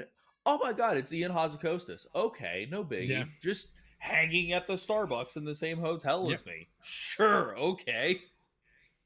Yeah, it happens. It happens. It's the I did the same place. Yeah, it is a lot of fun. And you get to meet a lot of cool people. Even content creators as well, because you always do that funny thing where you're sat there and you're going, I recognize you, and I think you are who I think you are, but I don't want to say anything unless I act like an idiot. It does happen. Mind you, Ghost and Glory not acting like idiots right now because they've pretty much cleared through this first section. They're now going to be working onto the first boss, Hatclaw's Warband. And as a reminder, this is a tyrannical key on a 22. So this Warband is probably going to live up to its name here. The war is going to occur between these teams here. And it looks like they've already got their main target here. Gashtooth is going to be going down. But they need to make sure, and we've seen it happen a couple of times this weekend for a few teams, that Greater Healing Rapids has to be interrupted as Breakaway's life nearly gets interrupted. Nice. Got the interrupt off. We actually saw one of the teams yesterday intentionally letting it go off because they had a mage who could spell steal the heal, which was some really cool tech to see. These guys are actually burning them down much more evenly than I'd expect. They're not doing as much focused target damage as kind of what I'd expected. I think a lot of their damage is going to come out of I think it's more likely the natural cleave coming out of the Divine Storm from the Paladin, as well as the sweeping strikes on the Arms Warrior. The Arms Warrior can just sweeping strike and lose 0 single target uptime. Yeah, which makes sense. They do manage to get the interrupt there on the heal from Trick Totem, so they are making pretty good work of the boss so far, doing it pretty cleanly, keeping themselves decently stable, kiting around in a circle, getting the interrupts, nice, got the interrupts. They're getting a little closer and a little closer every time, and you can kind of panic a little bit. Yeah. I think again, it's more a case of a lot of these bosses, specifically on Tyrannical, it's more a case of you have the damage for the bosses, that's not a problem. It's survivability that seems to be the problem. And I mean, when you look at what we see in these keys, I mean, damage does play a part because you want to kill this quickly, because if you don't, you just run out of time to actually complete the dungeon. However, I would say this is probably, out of all the fights here, this is one of the most difficult because you have to deal with so many things going on at once. Heal went off. Not That is ideal. unfortunate. Not ideal. Looks like they are able to just keep chewing through that health, though. The first mob they've been kind of focusing on, Gash Tooth, is just about to die at about 2%. He's jumping around like he likes to, just being genuinely annoying to fight, but they are able to take the first of the 3 bosses down. Now I got to run away from that Blade Storm. Deep Six War almost hitting his face into the ground there. Is able to stabilize. Now they've swapped on to Trick Totem and should be able to finish cleaning this up as long. There you go. Got the interrupt. Should be pretty good from here on out. Yeah, once you actually, once you kill one of the targets on Hacklaw's Warband, the fight itself gets so much easier. Yes. It's actually insane. Simply because you completely negate a couple of mechanics that are coming out, and also your damage is then funneled into 2 targets rather than 3. They die quicker. And it's the same for pretty much any council boss out there, realistically. Yeah, it lets you just kind of snowball from one to the next to the next to the next until they all fall over like Rira Hackcloth is about to. And boom, first boss down. Really clean opening of this dungeon this time. They got about 41% trash complete in that first area, along with the first boss. And they still have about 24 minutes left in this dungeon. So plenty of time. They are certainly ahead of the pace that they need to be on that 22. On the side of New Zealand Defense Force, they are pretty much in the same spot. They are on the first boss in that 23 Brackenhide. Now, they are doing a slightly different route. We weren't able to see it, but they do have a little bit more trash complete up to this point. They're at just shy of 51% versus Goats and Glory's 41% they were at when they pulled the first boss. So their intent is going to be to skip a little bit more of the stuff going forward, which is definitely going to change up their timers and kind of where they're at a little bit, on top of obviously being a 23 instead of 22. They do have these bosses going down pretty decently, though. All of them at about half health. Looks like they've chosen to hard focus Trick Totem first rather than Gash Tooth. They're deciding that getting rid of the healer is a better first option than getting rid of one of the other mobs. Looks like that heal does go off, which is not what you want to see, but it seems like, I wonder if they were able to just dispel it from one of them, because it looks like nothing really happened from it. Probably Purge on the Shaman. Yeah, that could definitely be it. Run away from Blade Storm. Run away from Blade Storm. Okay, everything's good. Trick Totem's down to about 10%, so the first of the 3 bosses is about to fall, with the other 2 still at about half health, a little bit less than half health remaining. So making pretty good work of these mobs. And just like we saw on the side of Guts and Glory, once that first mob goes down, you're going to see the damage kind of snowball, and the other 2 really start to evaporate a little bit faster here. Yeah, the Blade Storm's scary. They need to run away from it, but it's not as scary as what is going on over on Warrior Gamer right now, because that is a 25 Neltharian's lair. Oh boy. Yeah, those is big pelters. That's a scary key to be doing. That really is. Meanwhile, Regiment looks like they might be taking their break right now, and I think they're going to be going into Neltharis, considering they are in Neltharis. You know, that's a brilliant observation. I think you're going to be correct in that. I'm keeping an eye on it, and I'm looking at it going, that's an Neltharis. I don't want to say that I'm pretty in tune with what's happening right now, but that's an Neltharis. We are under 2 hours remaining here on the final day. Warrior Gamer still sitting pretty on top of our leaderboard. New Zealand Defence Force, though, doing everything they can to possibly catch up. And interestingly enough as well, we are also in a situation, as things go on, Goats and Glory, they could also keep sneaking up and take the second spot away from New Zealand Defence Force. It all depends on how these teams cope with these various different dungeons, especially now we're getting into those those low 20s, the 22, 23. Stuff's going to get nasty. Yeah, you start getting to the point where these dungeons are difficult enough that one mistake can wipe the team, and one wipe can actually set you to the point where you can't time the key anymore. So you could very easily see someone get into this spot where they end up having to just constantly reset keys and reset keys and reset keys and just not able to finish one. We did see a little bit of that yesterday, actually, out of Goats and Glory, where they went about 2 hours without timing a key because they just kept having issues right at the very end of a Notharian's lair.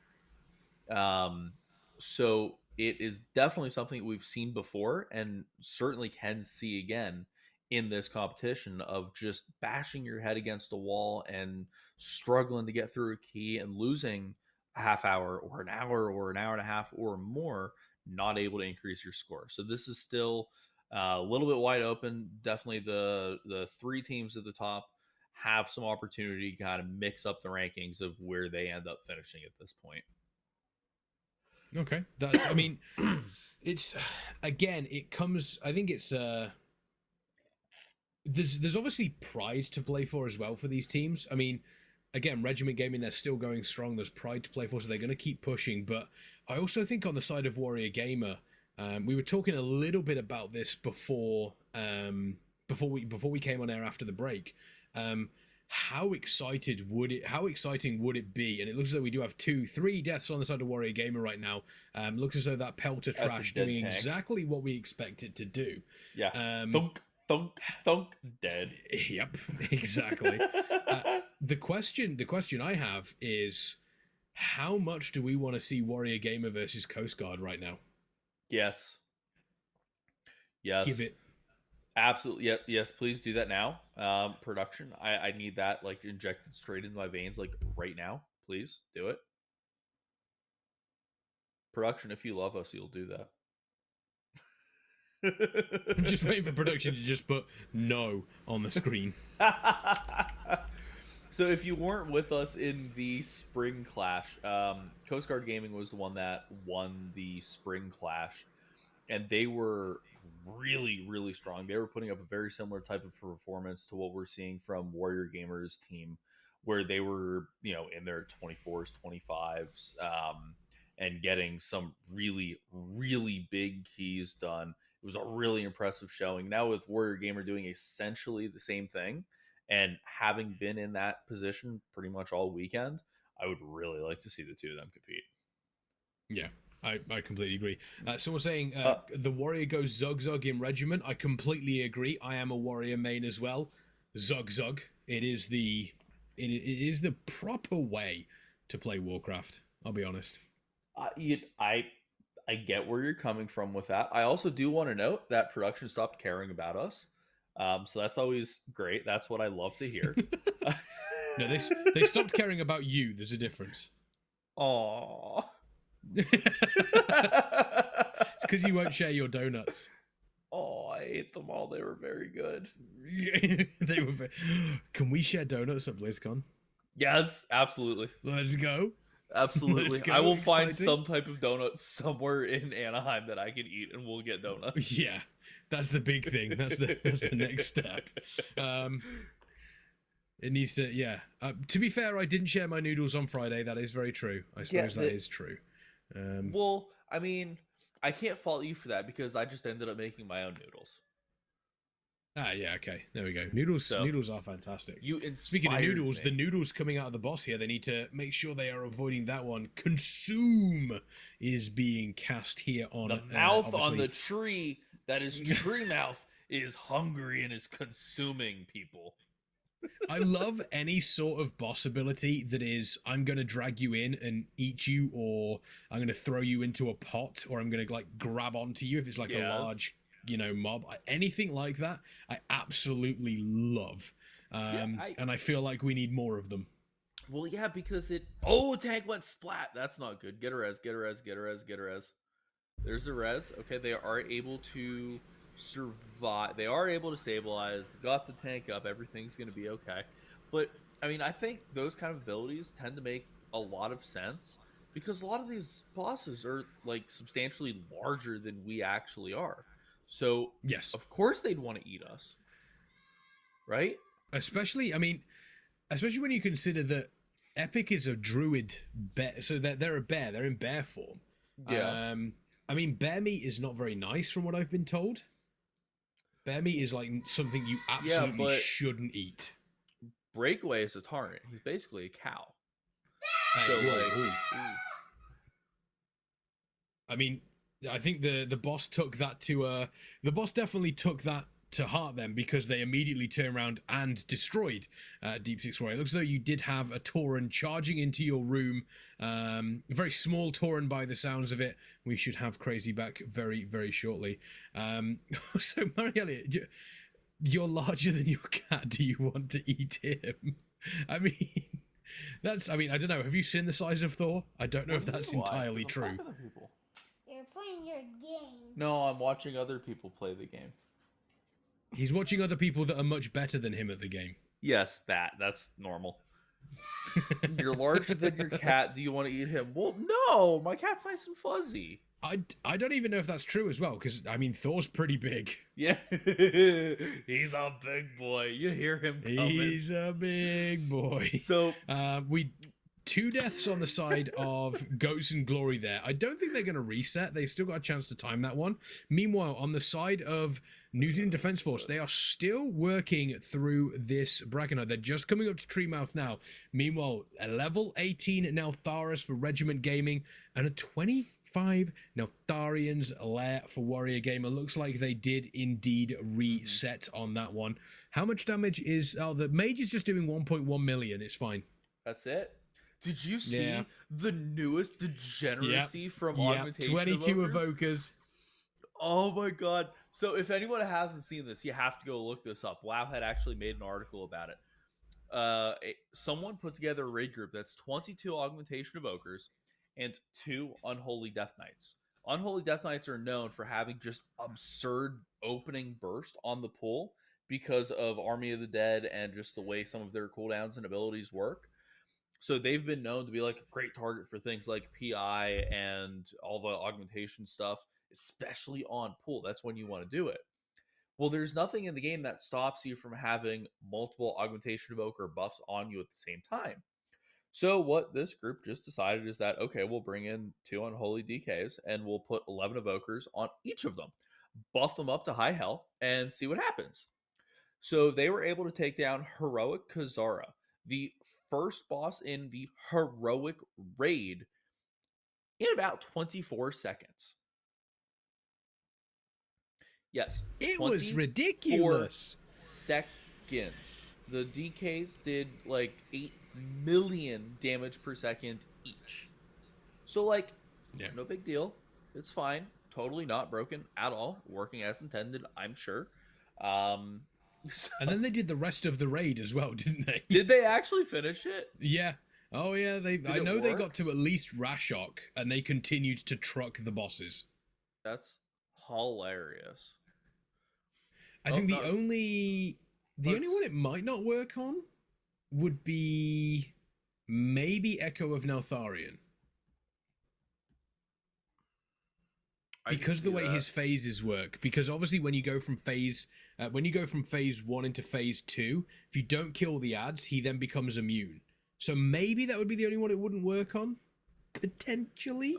Let's see. Okay, so Rashok took 20 seconds. Forgotten Experiments took 1:24, but that's because of the phases. Skarn took 19 seconds. Magmarax took 17 seconds. They were actually able to kill Echo of Neltharion like that. It does look like there's 2 Shadow Priests in the raid too, so they're also feeding power and fusion to the Unholy Death Knights. So Echo of Neltharion took 3 minutes and 5 seconds, and Scale Commander Sarkareth took a whopping 2 minutes and 3 seconds. That's just actually ridiculous. Hilarious. So at the beginning of the fight, right, for Sarkareth, you have like that time period where he kind of comes in and he casts that glimmering surge, so he's not doing Yep. anything, and then he has a little bit of downtime where he casts some abilities. In 24 seconds. Nope, sorry, let's see. I'm just parsing through logs. At the 20-second mark, Sarkareth had to port away because he pushed into phase. 20 seconds in the fight, he was at 34% health, which means he went through the first intermission and everyone had to go through, the first intermission downstairs, get their stuff. And then he came out and immediately went into the next intermission to push into phase 3. Oh, They broke the fight. That's incredibly impressive. I'm excited to see what they're going to do to fix that Nah, degeneracy. leave it. It's fine. Leave it as it is. I'm also excited to see what Ghost and Glory are going to do here. Deep Six going down there. I think the Hyenas came in and immediately decided to have a meal. We're also losing the tank here as well. This is not going well. They don't have a battle res available. So I'm pretty sure that this is going to be a wipe here. We're seeing Breakaway. There's immediately running into the trap. Will this be a reset? I'd imagine so. We also saw on the side of New Zealand Defence Force, they did reset their 23 bracken height as well. So we're looking at resets across the board. Now Tharian's Lair was reset for Warrior Gamer. Looks like they are taking their current break. Regiment Gaming also looks like they have dropped out of their 17 now Tharis. Or their 18 now Tharis. I do apologize. This is looking like it is going to be reset city for some of these teams. New Zealand Defence Force, though, they are currently in Ulderman again. They left their 23 brack? Looks like they did. Unfortunate. So they're going to go back to Alderman and see how high they can push. And, with an hour and 46 minutes left, you have to start looking at the scoreboard and looking at the math a little bit. It's getting tighter and tighter and tighter for any of these teams to really be able to swap up their positions. Yeah. At best, you could probably, if each dungeon takes half an hour, at best, including overtime, you could get 4 dungeons in. For New Zealand Defence Force to realistically be in with a chance of winning, they would need to 2-chest every single one of their dungeons that they have available. 2-chest every single dungeon they have available, and have Warrior Gamer not complete anymore. That's a big old ask. Yeah, that's asking a whole heck of a lot, especially at the key levels that they're doing. So this is starting to look less and less and less doable to get a catch up actually happening. And obviously these teams, they do want to catch up and claim that prize because the winning team selects a charity from the Activision endowment, and the prize money from this event will be donated on behalf of the AFDL. If you'd like to help support the AFDL, the fundraiser is open over on our GoFundMe. If you type !charity in the chat and follow the link there, you should be able to donate, and your generosity is very much appreciated. And if you want to make sure you're keeping up with the leaderboard towards the end of today, !leaderboard in the chat to find out exactly where these teams are all standing. And I'm finding it interesting. Ghost and Glory didn't reset that Brackenhide Hollow. They still feel confident, as though they can take on and time this one. There's only 7 minutes left. Yeah, I know.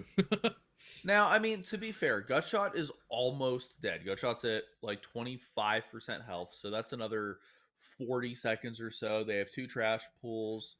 I guess in theory the last boss should take about 4 minutes. So if this takes 40 seconds, that's a little under 5 minutes total between the 2 of them, and then 2 minutes for trash. I guess it might still be doable, but that's cutting it ridiculously close.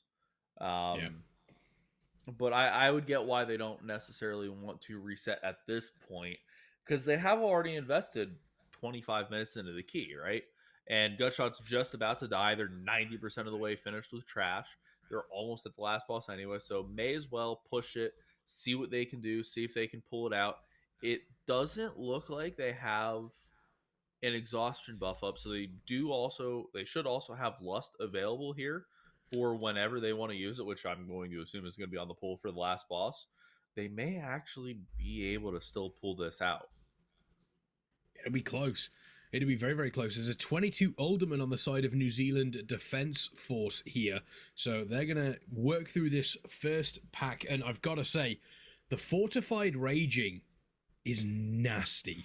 It's very, very nasty, specifically after Sentinel Talondras. That area after Sentinel Talondras, we've seen a couple of folks have to reset on that one. So, yeah, across the entire board, it's pretty dangerous. And it looks, normally we see a bunch of teams kite all this together, but New Zealand Defence Force respecting the Fortified, respecting the Raging, and taking their time with this one, because they know they only need to realistically time this, and they can get themselves even with the next key, with Warrior Gamer, which I think at this point is actually a pretty solid result. I think that's a pretty big W if they're able to pull that out. But at this point, with where they're at, I kind of want to go full screen on Goats and Glory here, because they're going into this last area. They're going to do what looks to be a pretty ridiculously big trash pull here. That's going to get them pretty close to all of the count that they need. They still have about 4.5 minutes left to finish off this dungeon. This trash pool is going to go down here in the next little bit. They're getting close. It looks like with what they have pulled, they're still about 0.41% off. So they're going to need one more mob somewhere. And then they're going to have probably about 3.5 minutes to take down the last boss, the Decatriarch boss at the end here. Unfortunately, they do have 2 ads in the back. They're just kind of casting on doing it. If that's a fear into trash, and that's going to be a GG's. Yeah, the healer does drop down there. The rest of the team are without heals now. We're sub 4 minutes now. That is a painful fear. And these ads are so spread as well. They've got absolutely no control over where these debuffs are going. They've lost the warrior now. And now that they've lost the warrior, they have no battle res available. Down goes the tank, I believe, as well. It looks as though we are going to be seeing this key as a deplete. And that is so unfortunate because, as you mentioned, that's nearly 32 minutes that they have devolved into this, that they've put into this key, that has given them effectively nothing. Yeah, that's really, really unfortunate, especially this late into the tournament. You really don't want to be losing over 30 minutes of your time to a deplete on your way to the last boss. It's been a lot of kind of heartbreaking keys like that for Goats and Glory over the course of this tournament.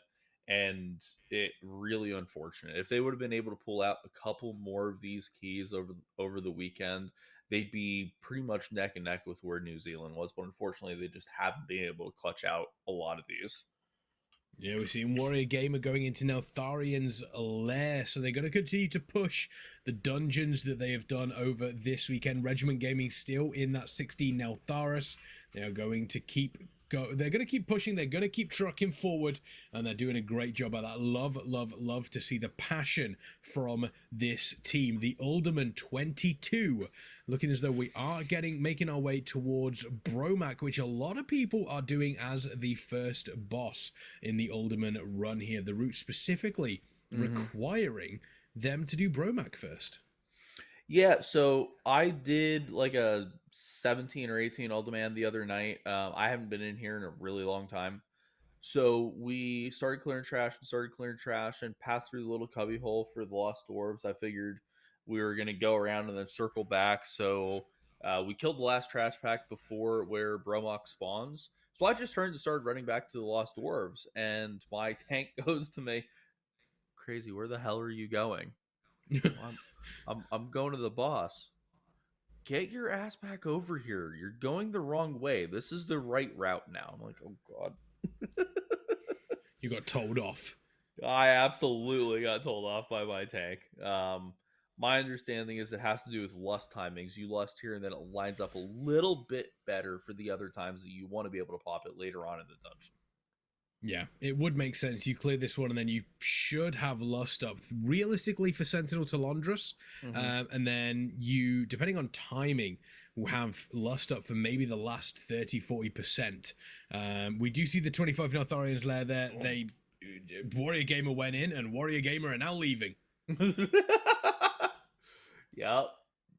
Yeah, That's the I think that's the correct reaction to a 25 Neltharian's lair. It's effectively the Simpsons meme of the Grandpa Simpson walking into Yep.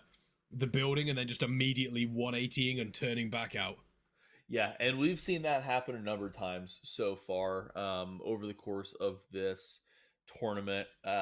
Is walking into this 25 Nelts, getting one or two pulls in, everybody going splat, and just turn around, leave, come back Yeah. in, try again. Try I again another didn't need time. to be here.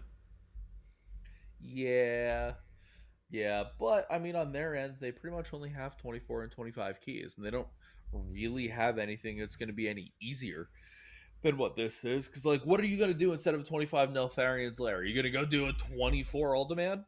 Are you going to go do a 25 Brackenite Hollow? No. I'd go and do a 26 freehold. I probably think that's easier too. That's going to be a little bit less painful than what most of the other remaining options are. Although maybe they're looking for bragging rights. At 25 Neltharian's lair is pretty. That's a beefy key. That is a beefy key. Definitely a beefy key. Looks like they are getting ready to try again in this Neltharian's lair again. And they're at 25. On the side of New Zealand Defense Force, they have been making pretty quick work of this first boss here, or what they chose to be the first boss in their 22 Alderman of Bromok. He's at about 2%, 1%. He's dead. Now they're going to turn around, run back to the Lost Dwarves, who I still don't really understand how that fight works. I know there's a boat and there's fire, so like don't stand in the fire, but sometimes the one dude jumps away and one-shots me, and I still haven't been able to figure it out, so I just like stay next to him so I don't get one-shot now. That's pretty much what I do, to be honest with you. I just stay near them, and I'm like, if they one-shot me, I'm like, tank. WTF. Yeah. It's the tank's fault I got hit by something. I don't know what it is. Yeah, exactly. It just makes perfect sense. Ghost and Glory looking like they're going to be. They've taken a short break there, probably just to stretch their legs, maybe get some water, maybe a coffee. Meanwhile, on the side of Warrior Gamer, they are back in that 25 Neltharian's lair, and this is a very, very scary pull. This is a very scary pull. Pulling all these in, you got the Varjard Hulk. I believe we do already have a death. I think it is the tank. So now these Varjard Hulks are going to go crazy on everybody, and that's exactly what they're doing. Boom, boom, boom. Splat, splat, splat, splat down the line. And there's the town portal. Yep. Yeah, so that attempt at Neltharian's Lair lasted about 90 seconds. Now, if they pull off that group that they're going for, it's right around 20% of the entire trash count you need for the dungeon in approximately minute 30 if you do it correctly. So that's why they keep going for it, even though it's absurdly dangerous and crazy lethal, as we've seen, is because if you do it, it puts you so far ahead on trash overall that it actually gives you a chance of timing the rest of the key. If you don't do that, the rest of the dungeon is just going to take so long because there's so many other trash pulls you're going to have to do that you're not going to be able to skip, that it's kind of iffy whether there's actually enough time to complete the key under Blizzard's timer. Yeah, and also it's one of those worlds where you complete that pull and you think, yeah, this is a really tough pull. I'm glad that we do it, and then you know that you've got the trash leading up to Ulrog Cragshaper, and you're like, we thought we were done with this really difficult trash, but nope, it's just gonna keep on coming at you, and they are heading back into Neltharian's lair, and I think at this stage for them, for Warrior Gamer, this is probably the right call, because I feel as though you could end up in a scenario where you constantly change which key you're doing. And I mean, Ghosts and Glory are doing it now. They're going into an Eltharis. And oh wow. Because they're you're just not really jumping around. Yeah, because you're not able to get into the swing of the dungeon, you do then end up in a horrible scenario of, okay, I haven't been able to get into the swing of this. I'm not able to kind of warm up into this dungeon. Now I'm dealing with something new. And you just end up where you make pretty early mistakes, and you then just hop between dungeon to dungeon to dungeon, where I think sometimes you need to set your stall out. Specifically at this point, looking at the leaderboard, looking at how long is left, just over 90 minutes left here on the final day. Yeah, I I kind of agree. I don't know that I necessarily like the strategy of bouncing from dungeon to dungeon to dungeon at this stage. You want to get yourself going, and at this point, realistically, all of the teams are having trouble with the keys they're at now, right? They're all struggling to actually complete keys because they're kind of at pretty close to the limits of what they're able to do. 22s, 23s, 24s, whatever it is for each one of the teams. So if you're struggling in a dungeon, you're struggling to give it one or two tries and then just leave means you never really get yourself going in there. And then you keep getting this persistent feeling of, oh, well, we couldn't do that one, so we had to give up and try something else. Ah, we couldn't do that one either. Ah, we couldn't do that dungeon either. And that can end up taking a pretty serious toll on your mental. Yeah, absolutely. I mean, I think it's, again, it's about understanding. I think it's about understanding what the team wants to do as well and how people are feeling. I think they're going to be feeling confident they can get this now. Tharis, this first pull has gone quite well for them. They've been able to get a bunch of these mobs done, but the Sanguine has done so much healing as well. Nearly 3 million healing. Meanwhile, on the side of New Zealand Defence Force, wow, they have pulled Sentinel Talondras. And as I was saying before you joined us with Marielia, as much as I appreciate Alderman, I'm glad they didn't put this on a Tyrannical, because these bosses on Tyrannical are horrific. Yes. Yeah, absolutely. This place can get out of hand really, really quickly with some of these bosses. This one, definitely, for sure. The last boss in this place can get really out of hand on Tyrannical because you just run out of space. And depending on what key level you're at, there can certainly be a scenario where you flat out just don't have enough damage to actually complete that boss. Yeah, it becomes a real check of, as you mentioned, can we kill this before we run out of space? It's just really unfortunate that it comes after 30 minutes of doing the rest of the dungeon. And I think they're dealing with Sentinel Talondras now. I mean, even on a fortified, Sentinel Talondras is nowhere near as scary. It is very, very scary on Tyrannical, but here, not so much. They're able to deal with it relatively quickly. It's this next room where you do have mobs that will do random damage to the party. That tying up fortified also increase the tying up with a raging as well means that players can very, very quickly get one shot. It's almost like this dungeon's version of the pelters, as it were. Yeah. Yep. I can definitely say that. Really, really clean on that boss, though. Really, really clean. Very well done on the side of New Zealand Defense Force. And now they get to start working their way through this next trash area that's just oh so fun. And because of the way this dungeon works, a lot of the trash is later on. So they've already killed 3 of the 5 bosses. They should be 60% of the way done with the dungeon, right? Wrong. They're only 35% trash complete. So they still have a long ways to go to get through this dungeon. They are only 13 minutes in, so they're making really good time overall, but there's still a lot left to go here. Yeah, I mean, you take a look, bottom right-hand corner, you can see the damage meters as well. You've got close to 200k for both the Rogue and the Hunter here overall. That Augmentation Evoker doing a great job in buffing them, giving them that extra bit of damage. I mean, you can see now the crit is hovering around 50%. It depends on what's happening with the Augmentation Evoker. As you mentioned, the big run that we saw where you had 22 Augmentation Evokers, I'm pretty sure one of the DKs during the Rashok kill was sat at around about 226% haste with around 75,000 strength. To give you an idea of what these... Yeah, that was it. Gives you an idea of what these Augmentation Evokers can do. They've dealt with this room so far beautifully, though. And like I said, this is the room where a lot of these runs will come to die. But it's looking solid. Looking pretty solid so far. You do see the Rogue actually throwing out some kidney shots, which is definitely going to be helpful. Rogue doing Rogue things. We do lose the healer, though. Misfits is down. They commit the battle res to get the healer right back up. And it looks like they are going to be able to stabilize. Nothing else bad happened while the healer was down, which is certainly a good thing. It is a raging key, it looks like. Can you still dispel raging? It is raging. Don't think so, no. Okay.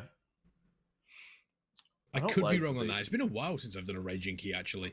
Yeah, I know they changed kind of like how it works, so I don't know if it was still dispellable or not. I don't like when they change like affixes that have been around for as long as Raging has.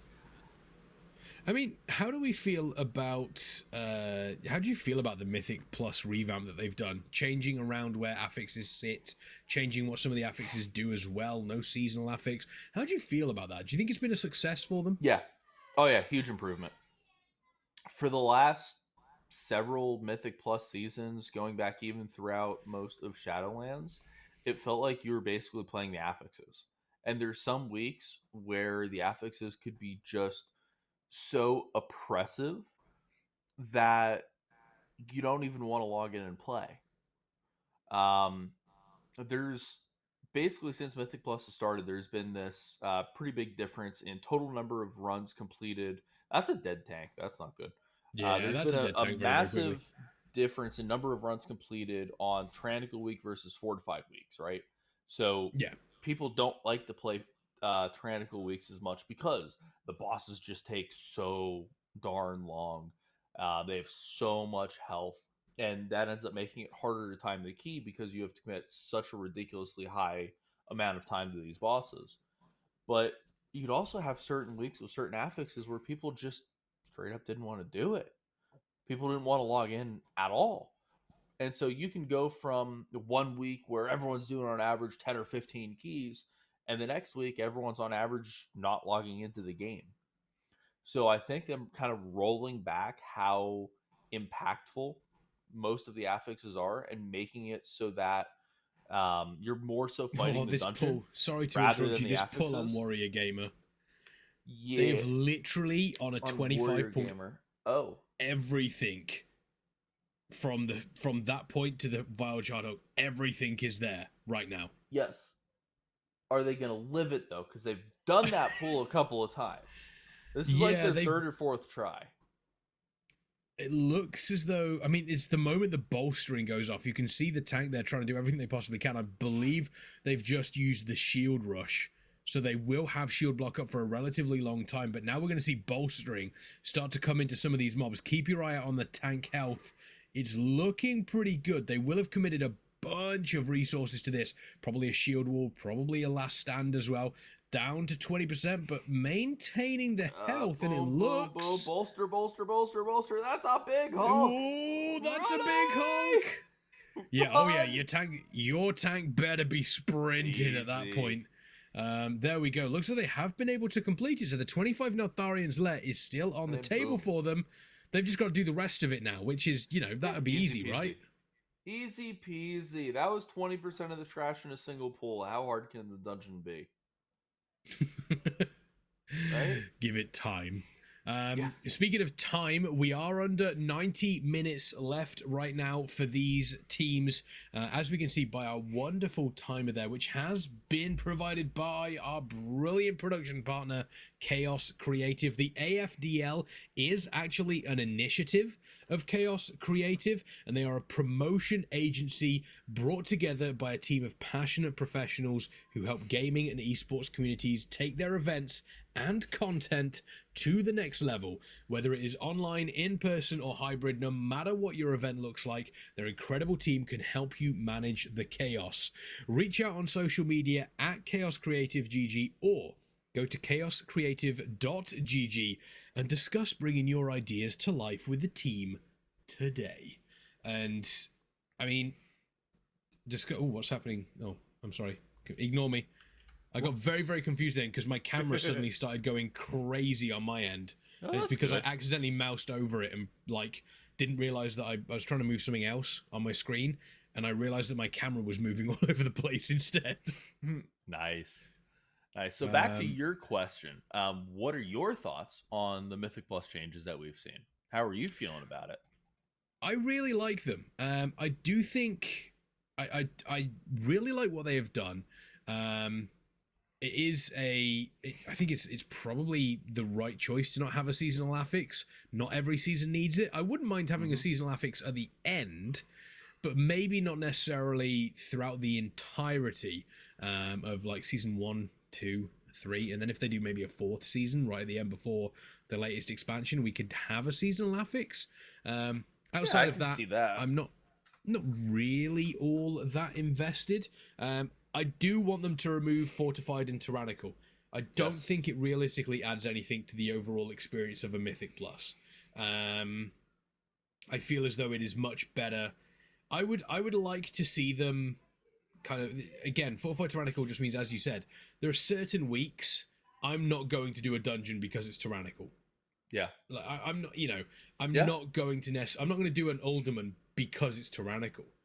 Those bosses are just a no. Yeah, I totally understand. I think I certainly agree, and I actually think the majority of the Mythic Plus community in general agrees with that sentiment, that it's time for tyrannical and fortified to be removed, and just let us continue down this path of you're fighting the dungeon, not the affix. It shouldn't feel like a completely different dungeon from one week to the next. Yeah, it absolutely shouldn't, and that is what is going to be happening. I think I'd be interested to see what they pick season 3 wise in regards to dungeons. Obviously with 10.2 coming out, that will give us, are we going to get all 8 of the Dragonflight dungeons, or will we get some just random picks? We have lost Deep Six Warrior on the side of Goats and Glory now, so they are still trying to finish off this boss here. Chargath, the Beta Scales, so they need to finish that one off. They are kiting. There's the Feta, so they're going to do a bunch of extra damage to the boss here. Meanwhile, on the side of Regiment Gaming, they are currently fighting their way towards Forge Master Goric, but they've only got 11 minutes left on that dungeon. Ooh. That's going to be very, very tight for them. There's 25 Neltharians left, still ongoing. They're working on that first boss. And obviously, as a tyrannical boss, it has so much health. It is painful. Neltharian's Lair is, yes. Okay. That's an obscene amount of health to have to chew through. Because Rookmora has just... Wait, is it? I thought that was fortified. I thought that was fortified. Because tyrannical... Yeah, it's fortified because we've been talking about the pelters just bonking. No, everyone. It is, yes. Sorry, I got confused with Neltharian's Lair and Neltharis. My apologies, team. Yeah. My apologies. You're good. You're good. But still, that's... Look how slow Rockmora actually was. That was a 3-minute boss fight on the 25. That boss just always has so much health. It's ridiculous. Now, we are seeing them go to the wonderful trash area right before Ulrog, which has our favorite mobs in the dungeon, the Pelters, who are just going to be bonking everybody with their jagged little discs. Everybody loves a Pelter. Probably not a Pelter that has been bolstered, though, on a fortified key. That would be absolutely terrifying. Meanwhile, we do have a 22 Alderman coming up from New Zealand Defence Force. What are they doing? They're just gonna send it with a double pull right off the bat here. Yeah, just send it. They have the opportunity to do that. They can just send it right now. Okay, that's bold.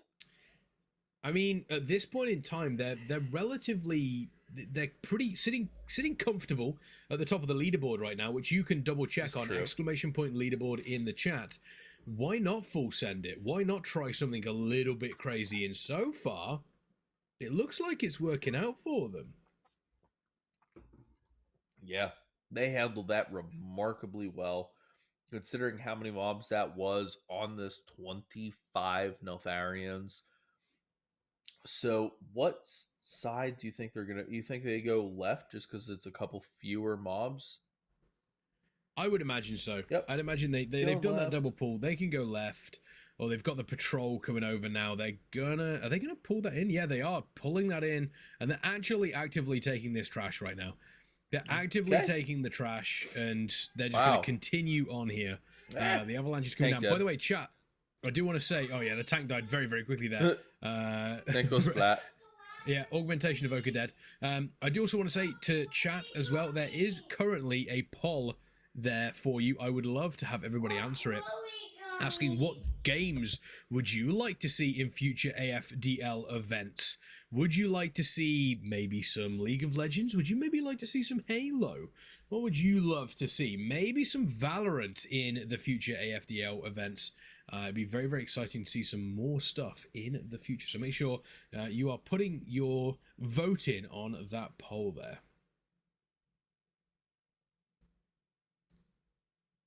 There we go. I'm going to leave my vote. What's your vote?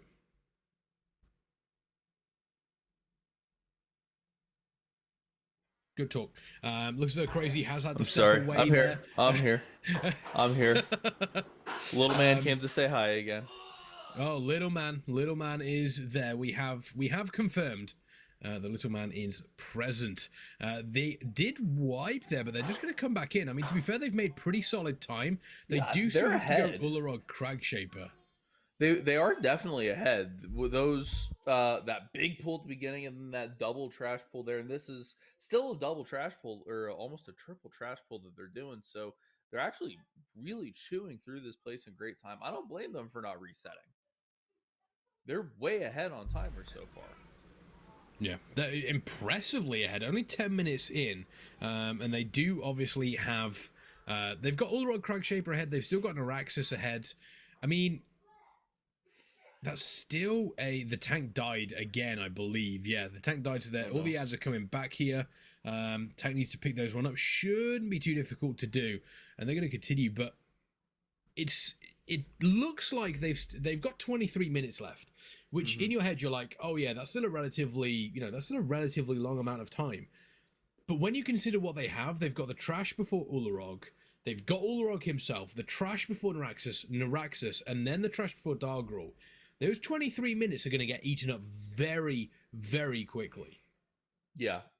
The bosses coming through here are just going to be serious time sinks, and they are only about halfway done with the trash. Now, this is not really surprising at all. They're going to go ahead and use their invisibility potions to go ahead and skip a lot of these really tough trash pulls on their way to Ulrog. I don't blame them whatsoever. I don't particularly want to do those groups either. So they are moving into Ulrog's room. They're going to do a double pull here with the Hulk and then this first little group over to the left. Now, I say it's a double pull. It is still only 4 mobs. It's just that because of the way they're positioned, you can certainly do them only 2 at a time. They have lost their mage already, which is not a great start. They do get the mage up. They commit the battle res because they do have that augmentation of Okra, which means if you lose the mage or the hunter, you're really not having a lot of actual damage output. So definitely worthwhile to go ahead and drop that battle res. Mobs are going down pretty quickly, but there's a lot of damage coming out. Just the nature of it being a 25. Looking pretty okay, though. Yeah, that Hulk, you've got to be careful because you don't want... No, tank went splat. Yep, tank has gone splat, and if Hulk they have the full wipe bolstered. here, do they reset? Yes, no? Yeah, you have to. This is going to set you far enough back. The Hulk got bolstered, and his little frontal with the bolster just more or less one-shot the tank. Yeah, there we go. There's the town portal for Warrior Gamer. They are heading back out, and this is the danger of doing a 25 is you can get that first pull done pretty cleanly, and then after that it just doesn't go well for you at all. We do have Regiment Gaming working on the final boss, or heading towards the final boss of their 16 Neltharis here, and taking a look at it, they've got 4 minutes, just over 4 minutes left here. This is going to be quite tight for them. Meanwhile, the 22 Aldermen on the side of New Zealand Defence Force still going strong. They do have Bromac down. They're now going to start heading back towards... They are working on the Lost Dwarves as we speak. Ghosts and Glory, they're working their way towards Forge Master Gorek in Neltharis on a 21 here.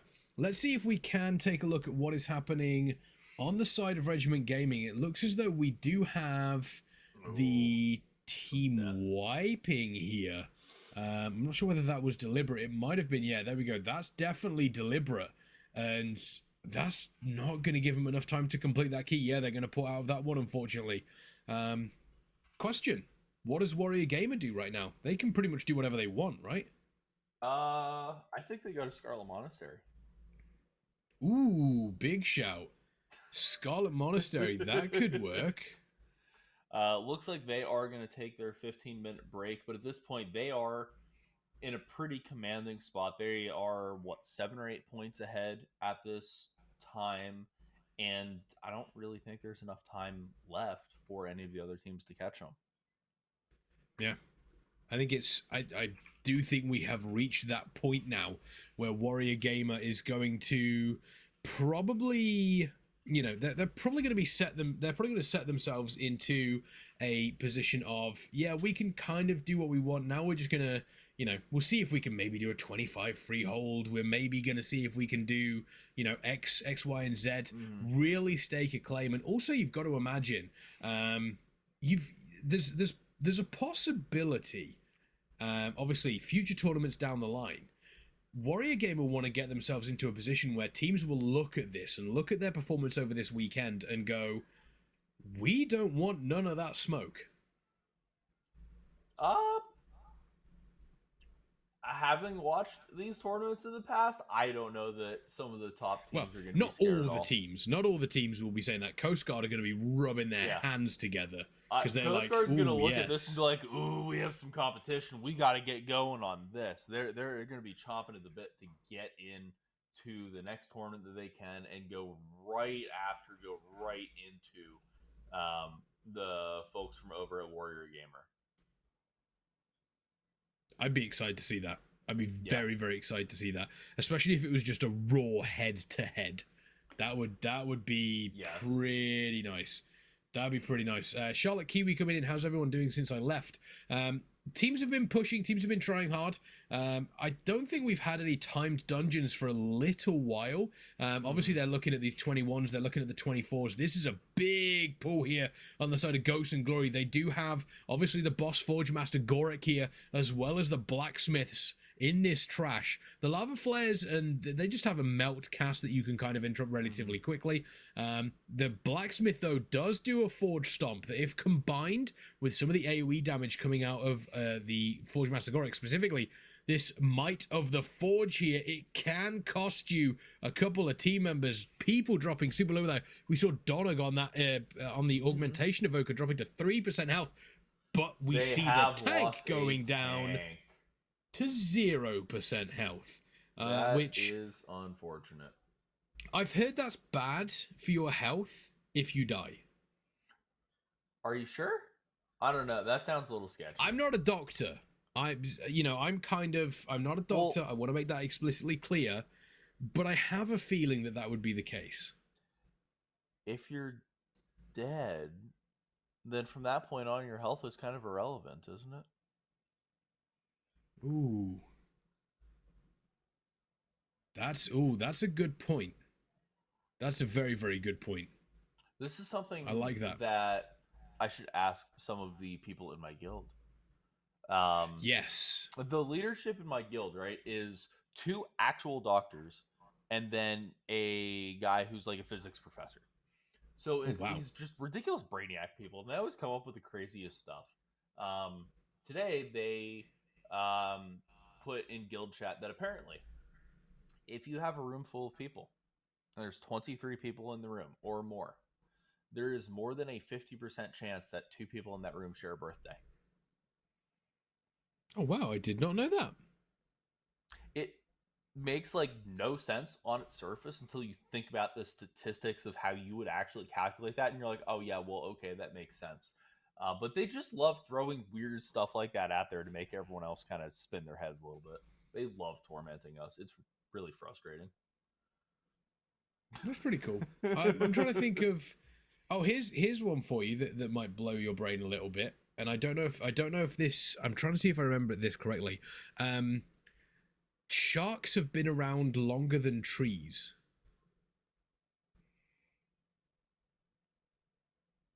What? I think. Hang on, let me double check this. I'm pretty sure it's true. Sharks have been around longer than trees, which is an actual fact.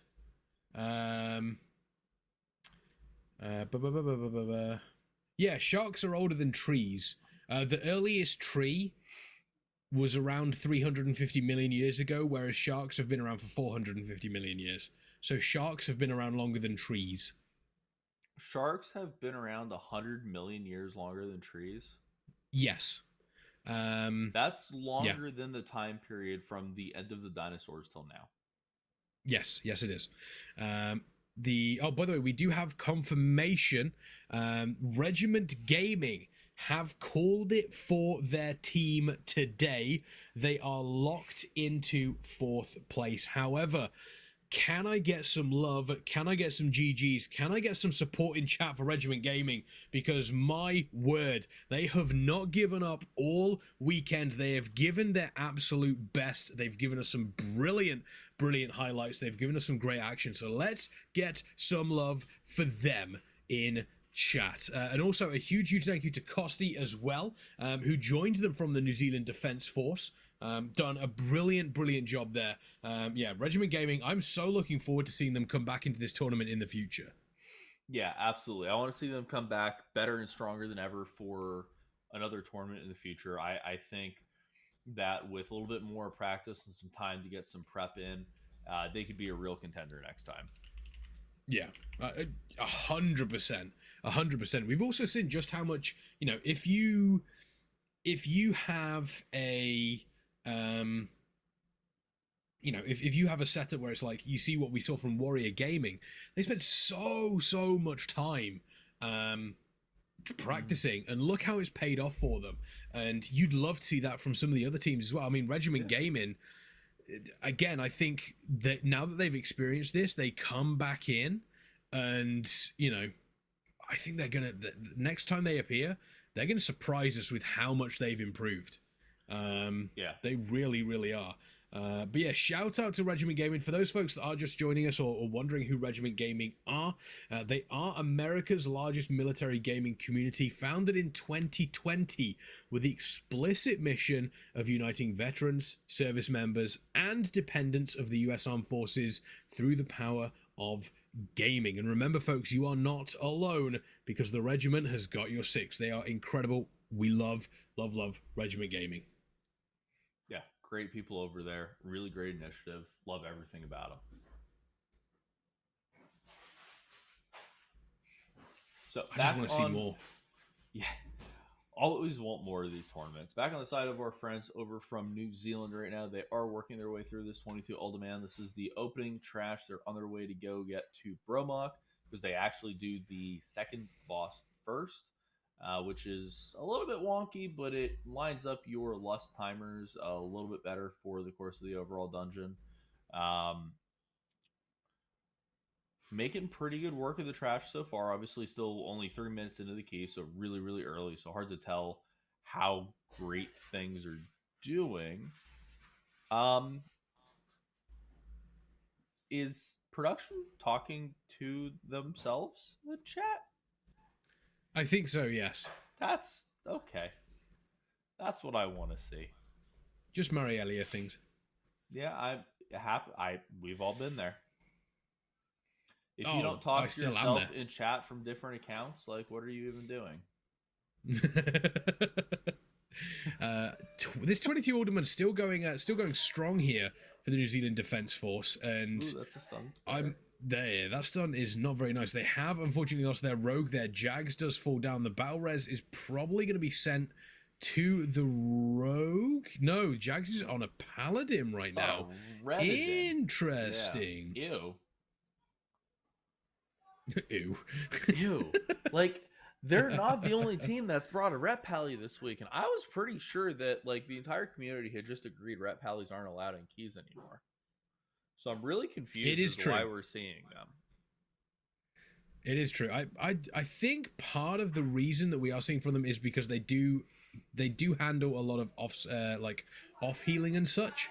So I'm probably saying that's the reason why. All I'm saying is I actually want them to bring. Can we bring back bandages so warriors can off heal as well? Bandages with no cooldown, or like a 10-second cooldown, so you can just keep spamming them out at people. Give us a proper medic class. I heal through bandages and through bandages. I like that. Stitches, but, stuff like that. Realistically, though, if they allowed warriors full access to bandages again, you can bandage whoever you want, and potentially even multiple people at the same time, Would you actually do that instead of just Zug Zug smash with axe?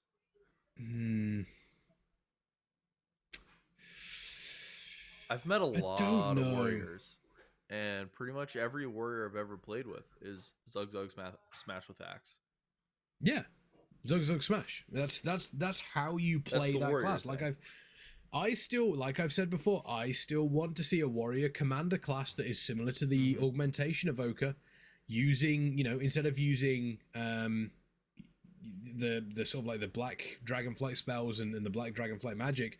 Instead, what you do is you use shouts and banners to buff your teams. That I would absolutely play the hell out of that one. The Zug Zug King lives on with Regiment. Krulix, I love to hear that. Ghost and Glory, by the way, they're in a freehold, 22 freehold, and we spoke about this previously. They're jumping around the place a little bit, though. Again, yeah, still jumping around. Just it seems like they're just kind of giving every key like one or two shots and then just moving on instead of simply staying in one and giving it the attention that it needs to be able to actually get a completion here on their used 22s and stuff that they're working on. Yeah, and also it does give them, I suppose, again, it's a, you want to put in a good showing for the future, for future tournaments as well. We know specifically the US Navy esports program that Ghosts and Glory are representing do want to continue to push into the esports scene, and the more that their team push during this tournament, the better opportunities they do get in the future. The more they can do there, the more they experience playing together as well. It's one thing, everyone wants to play in a set team, everybody wants to be playing in the same group, because you do get massive benefits from that. You do get massive bonuses, but specifically playing at this level on a tournament stage, experience wise, there's nothing that beats it. Oh yeah, no, and it's the kind of thing that stays with you. Once you've done a competition before, then you understand all the setup, you understand the prep, you understand how to get yourselves going.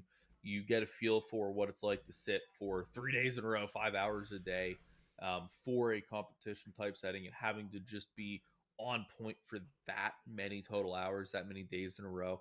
It's the same kind of thing that we've seen with Race World First, right? Is when a team decides they want to really push. The first tier they decide to do that is almost a throwaway because it takes a while for you to get used to what you need to do. So that's kind of probably the biggest takeaway a lot of these teams are going to get from this weekend is that experience, so that the next tournament they are a little bit more prepared, or potentially a lot more prepared, to be able to go a little further and a little further and a little deeper and a little bit higher key and really start to push the envelope of what we get to see in these tournaments. Yeah, it's very rare that it just clicks immediately and happens. It's little steps here and there that realistically set these teams up for success in the future. And I definitely think every single team has taken that this weekend. Every single team has taken those steps. Every single team has kind of said, "Oh yeah, we can actually do this." And I've got to give, as much as we've spoken about how good Warrior Gamer have been, and we definitely don't take anything away from them, as good as Regiment Gaming have been, continuing to push hard, and Ghosts and Glory doing incredible stuff, continuing to, as we mentioned, push hard during these last few moments of day 3. This is the first tournament that New Zealand Defence Force have ever done. This is the first tournament they've ever done, and if they continue at this level and they get the experience playing together, they're going to be a scary team for the future. Yeah, absolutely. Absolutely. Because they're going to be able to take this and then build off this. They'll know how to practice and what to practice and what they need to prep for the next tournament. And they're going to be able to come back stronger than ever for the next one, ready to give Warrior Gamer another really good run for their money and maybe even take home the next one. Yeah, and that's probably what they're all going to be aiming for. We are currently, team, in the final hour of day 3 here. This is the final day of the summer clash here from the AFDL events. Ghost and Glory now working on Sky Cap'n Crag here in Freehold. And these teams are actually playing for something as well. The winning team selects a charity from the Activision endowment, and the prize money from this event will be donated on behalf of the AFDL. If you would like to help support the AFDL, the fundraiser is open over on our GoFundMe. Type exclamation point charity in the chat and follow that link. Any generosity, anything given, your generosity, very, very much appreciated. We did have $100 donation earlier, which was absolutely fantastic. So once again, Awesome. Exclamation point charity in the chat. Yeah, please consider making a donation. It goes to a good cause, and it also goes to help further the mission of the AFDL in general. It helps us be able to provide more events and continue pushing forward with what we're trying to accomplish of really showcasing what all of these service members from all around the world are able to do. Yeah, it is. Speaking of warriors, we have a face down warrior here on our screen right now from Goats and Glory. He went zug zug a little too close to the sun. Natural environment for warriors face down. It does seem to happen a lot. Definitely not out of the ordinary for warriors to do. They do great especially damage when arms they're alive. warriors. Arms warriors is a tough one because outside, unless you take unless you specifically take talents for it, you don't have any self healing.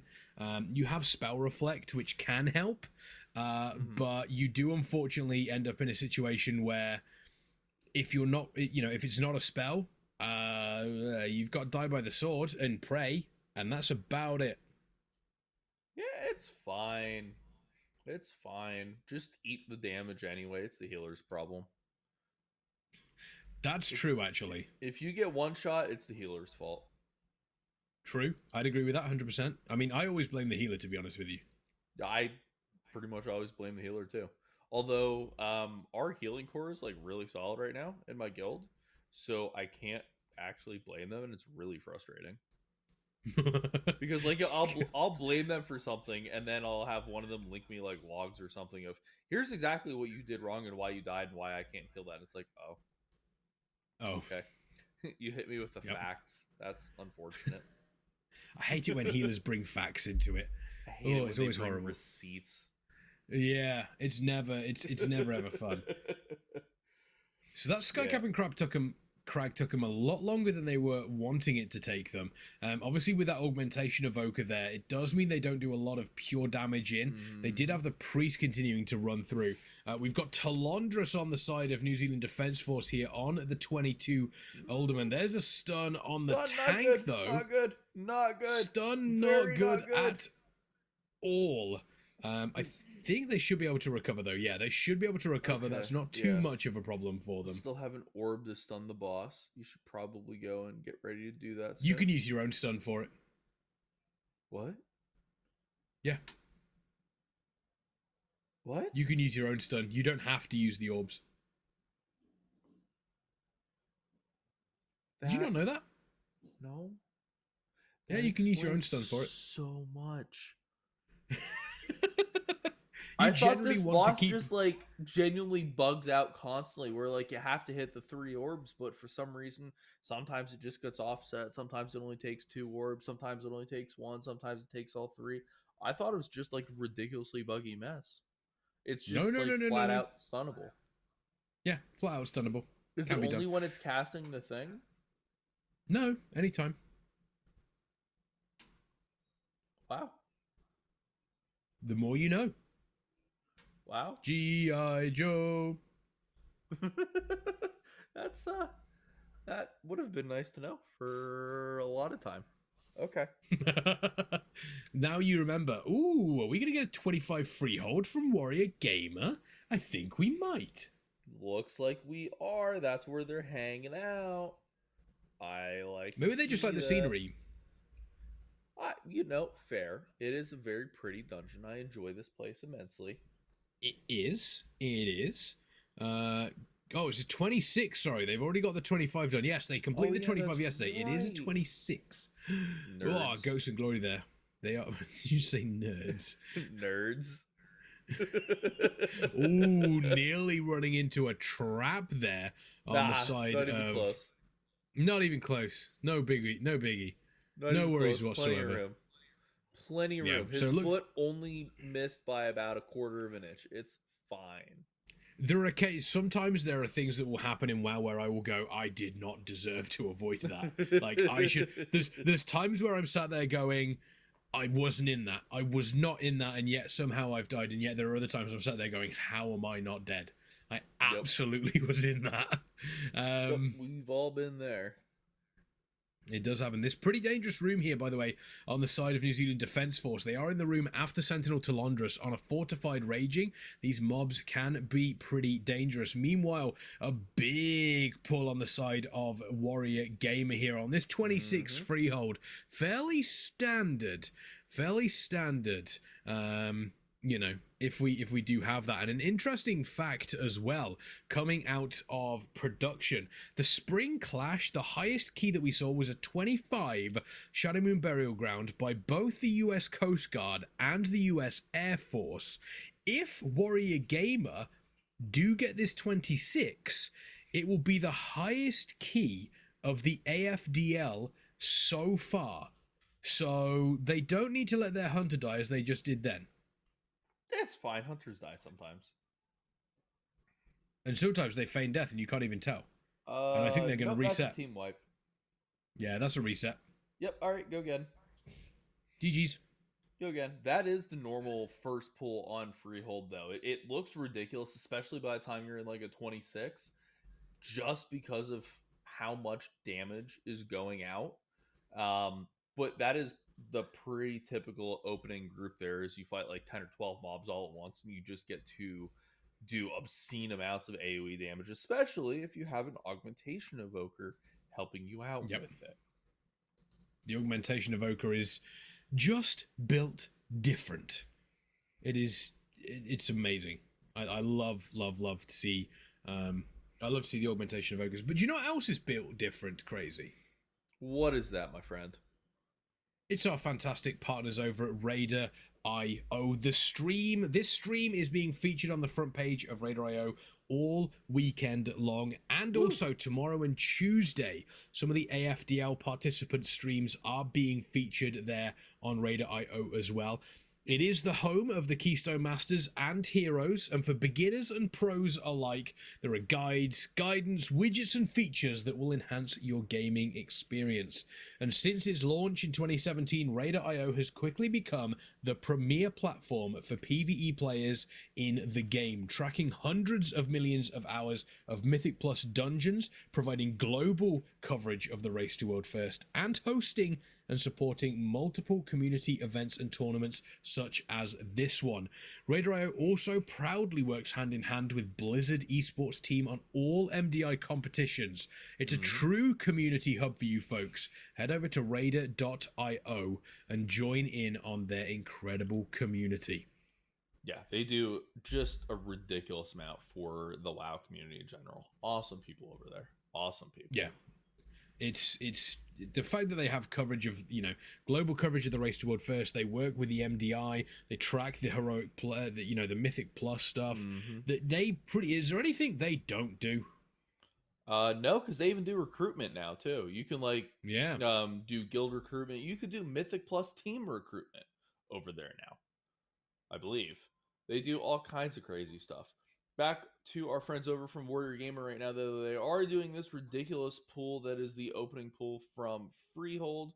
As you see, it's something like 10 or 12 mobs all at once. It's an obscene amount of damage coming out, but it's also an obscene amount of damage that this Fire Mage is doing at 1 million damage per second for the majority of this pool, and the Hunter is slacking at only 650,000 DPS. What a way to get started. It looks like they are able to pull off that giant group at the start, and that's 9% trash right there emitted into the dungeon. Beautifully done. Mage is doing 1 million DPS. Well, time to nerf warriors. Fair.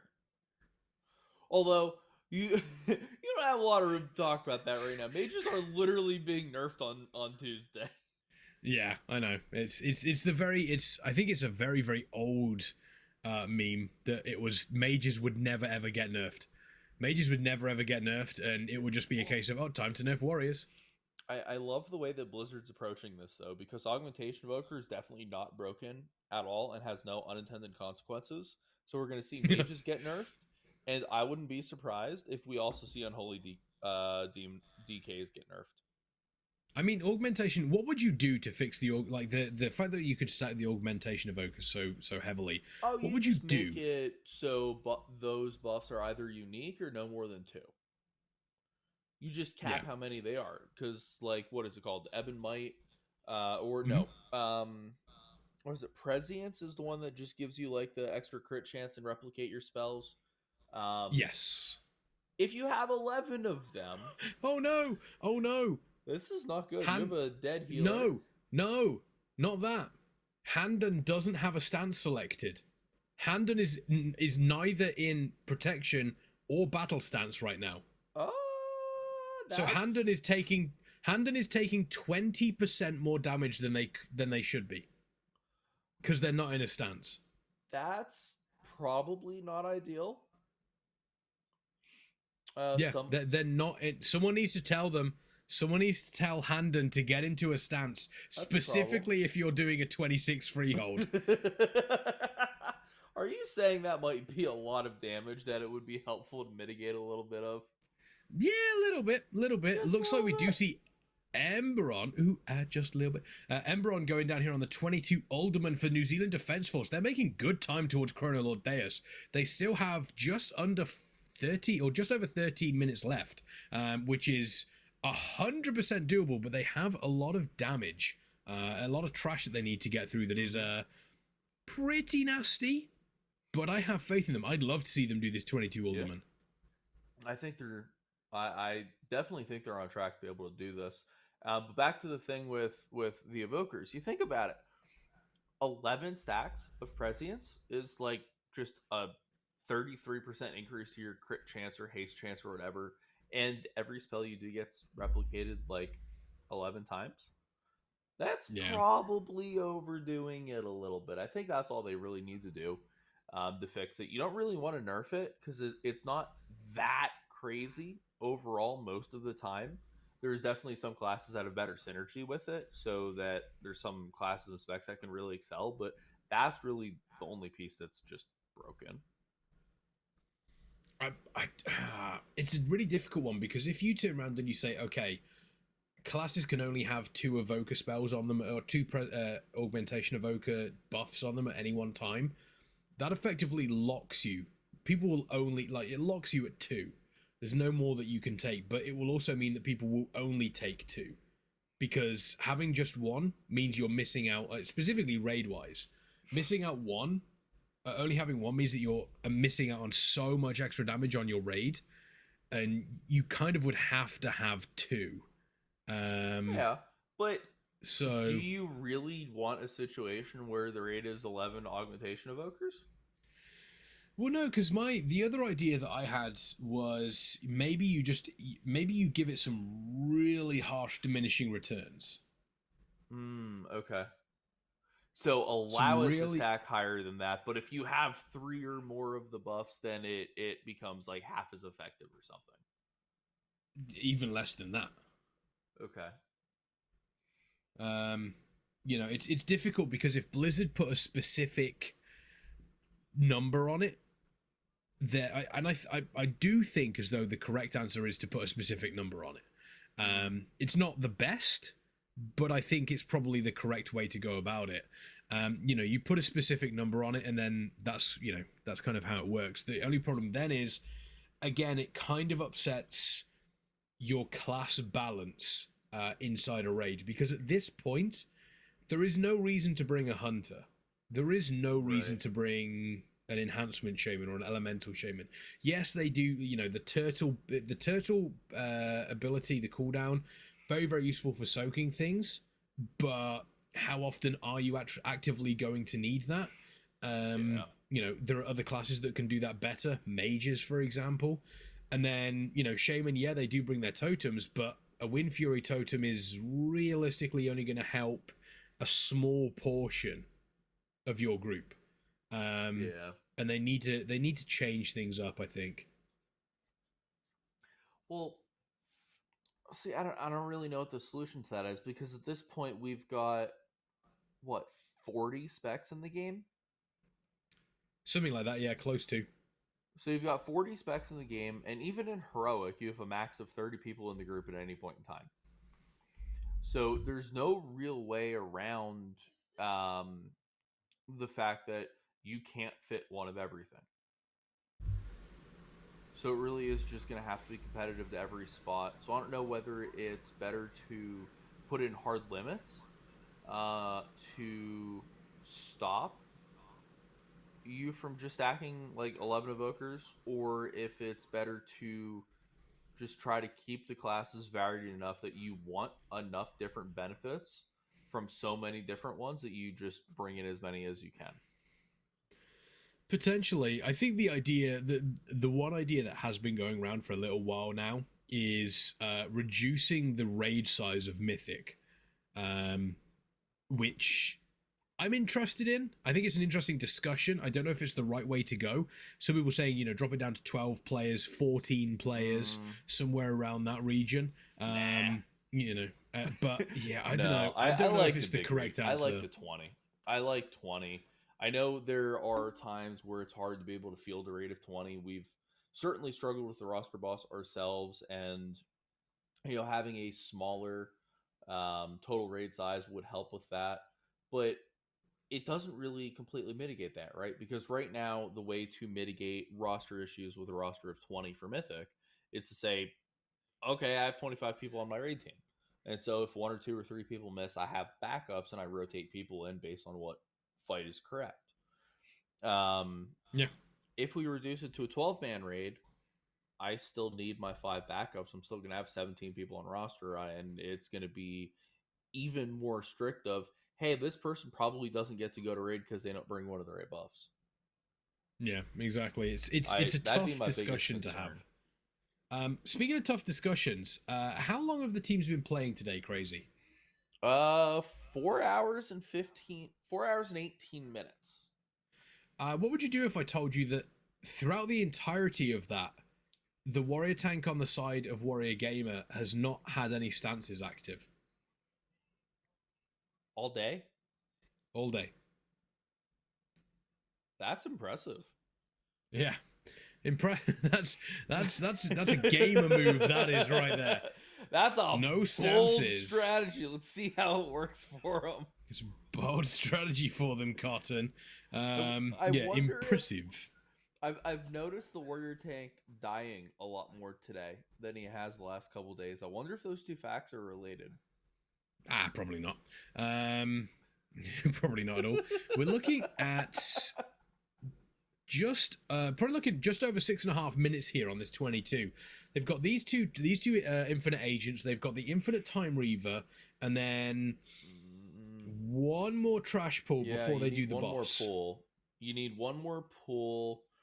Fortunately, it is only fortified, so the boss shouldn't be that terrible time-wise, but this trash takes a while because of the haste reduction debuff.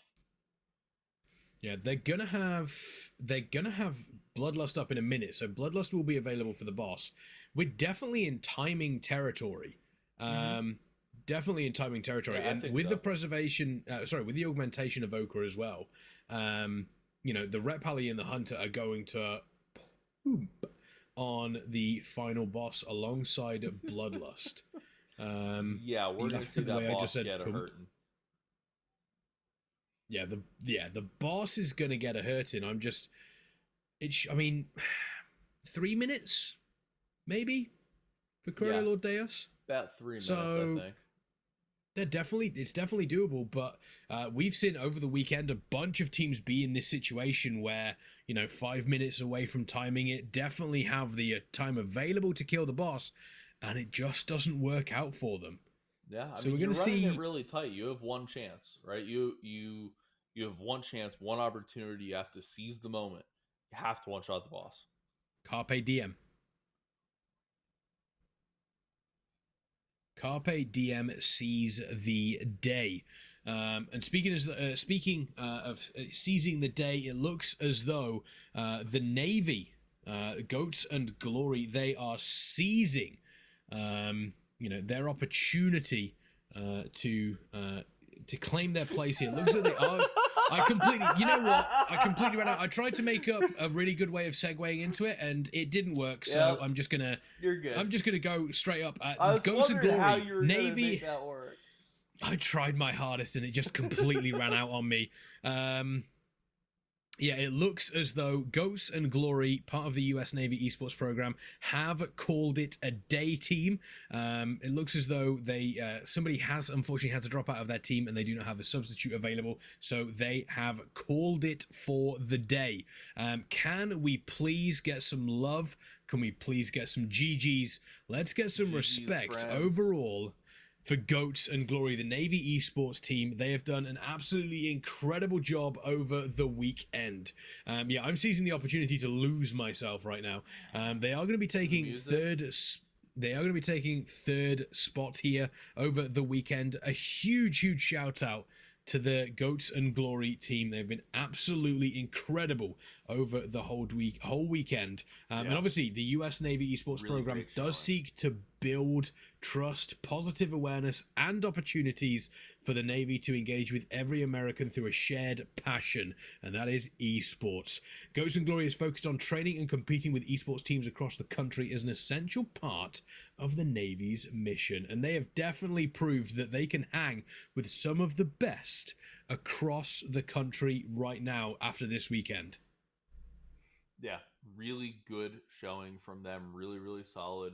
Looks like they are going to be finishing in third place, but that really isn't going to take anything away from how well overall they did. They had a little bit of a rough time yesterday for a little couple of runs in Neltharian's Lair, but outside of that, really good weekend overall for them. Yeah, I would be, if I'm the Ghosts and Glory team, I'm coming out of this and I'm thinking to myself, yeah, we've proven that not only do we, we belong in specifically the Summer Clash, but also we would belong other places as well. Whatever game that might be. Like what? Competitive Pokemon. Okay. I can get behind that. Yeah. Did you know that there's like a lot of Pokemon now? Oh yeah, I keep up to date with it. Do you? I haven't. I have not. Yeah. And my son discovered Pokemon. He wanted something new to watch, so I put the original Pokemon series on TV for him. And he's 4. Does he want to be the very best? Of course he does. He's 4, so he's just been binge watching straight through. And he was playing with the remote. He found a newer version of the Pokemon show, and they're running around. I don't recognize most of the characters. I don't recognize a lot of the new Pokemon. I don't know what the heck's going on. I'm like, he's asking me questions I don't have answers to. Yeah. There is a new series that's happening right now that doesn't actually involve Ash Ketchum, and it is fantastic. It really is. I do want to talk about, speaking of fantastic, New Zealand Defence Force have kind of deleted Chronolord Deus here. Yes. They are going to get the completion on this 22 Alderman, which once again, the fact that they have come into this tournament for the first time ever as a team, it's so impressive that they are continuing to push this late on the Sunday as well. Yeah, they're still getting through. 22 Alderman is a big key. It's the second highest Alderman that's been completed this weekend. Well, today, because it's only been a dungeon for today. But it's second highest Alderman that was completed by any of the teams. For a first-time competitor in any type of tournament whatsoever to have this strong of a showing is so incredibly impressive. It's been really remarkable to watch them go through. Even thinking back to the first day, they built themselves a game plan. And it was a really unique kind of strategy of what they decided to do. Most of the teams picked one dungeon and just did that dungeon a couple of times, do it 2 or 3 or 4 or 5 times in a row, get yourself up to a decently high key level on it. They decided to just go round robin and go from one key to the next and knock out the 15s, knock out all the 18s, knock out all the 20s. They came in with their plan, and I think they executed this weekend really well overall. Yeah, it was. I think it's a lot of people don't realize is just how important it is to have a game plan going into this. You know, and I think Warrior Gamer did a phenomenal job of kind of turning around and saying, hey, what we're going to do right now is we're going to practice, we're going to see which keys we want to do, and then, you know, once the keys were actually revealed to them, they were able to go, right, we know that we've done this key at this level, we've done this key at this level, and we've done this key at this level. That's how we're gonna approach this. And I think it is massively paid off for them here. And this 26 freehold, they're still going strong on it. I think they've got a point to prove right now. Yeah, I think they really want this, although 26 is a ridiculously high key. Everything's just got an insane amount of health. They've still got a lot of trash left to do. These bosses are taking quite a while. They're already about 1:40 in, although they are a little bit more than halfway through this boss at this point. So they are actually making surprisingly good time through this boss. You do see the 2 DPS both at over 200k for the dungeon so far, doing really well. Take down the first one of the bosses, working on the second one. Doesn't look like there's going to be all that much of a problem here for him. Oh, important question. Is the warrior in a stance? I do not know. Is the warrior in a stance? That's the big question. I'm not sure if production can get us the viewpoint of the warrior, of Handan. Is the warrior in a stance? I'm hoping in defensive stance on a 26. I would hope. I don't. It doesn't matter if defensive stance. Let's go. All right. And how much of a damage taken reduction is that? 20%. 20% damage reduction. So yes, you know, enough where some of the deaths on, say, the first pull in that 25 Neltharian's lair maybe would have not been deaths. Oh, 100%. I'm fairly confident if the warrior would have been in defensive stance, that would have been fine. That wouldn't have been a problem. Yeah. Interesting. But if I remember right, but also huge shout out. Handan doesn't normally play warrior, right? And definitely doesn't play warrior tank.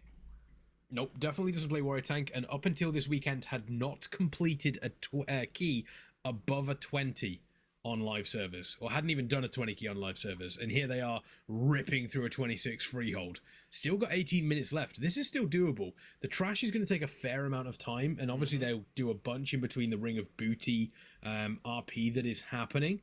But so far, been pretty impressed with this 26. Although I'm not sure on that transmog. Oh, Handan's crying now. I'm sorry, Handan.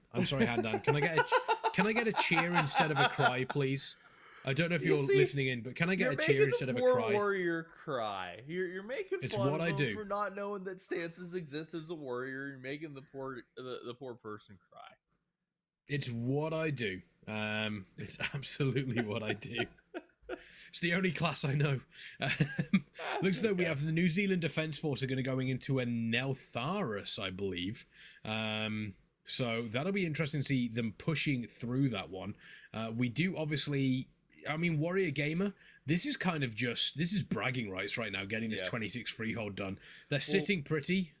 Like we said earlier, if they complete this, it will be the highest key that's been completed in the Armed Forces Dungeon League. Yes. We have not had a 26 completed yet. The highest was in the spring. We had 2 teams that were able to complete a 25 Shadow Moon Burial Ground.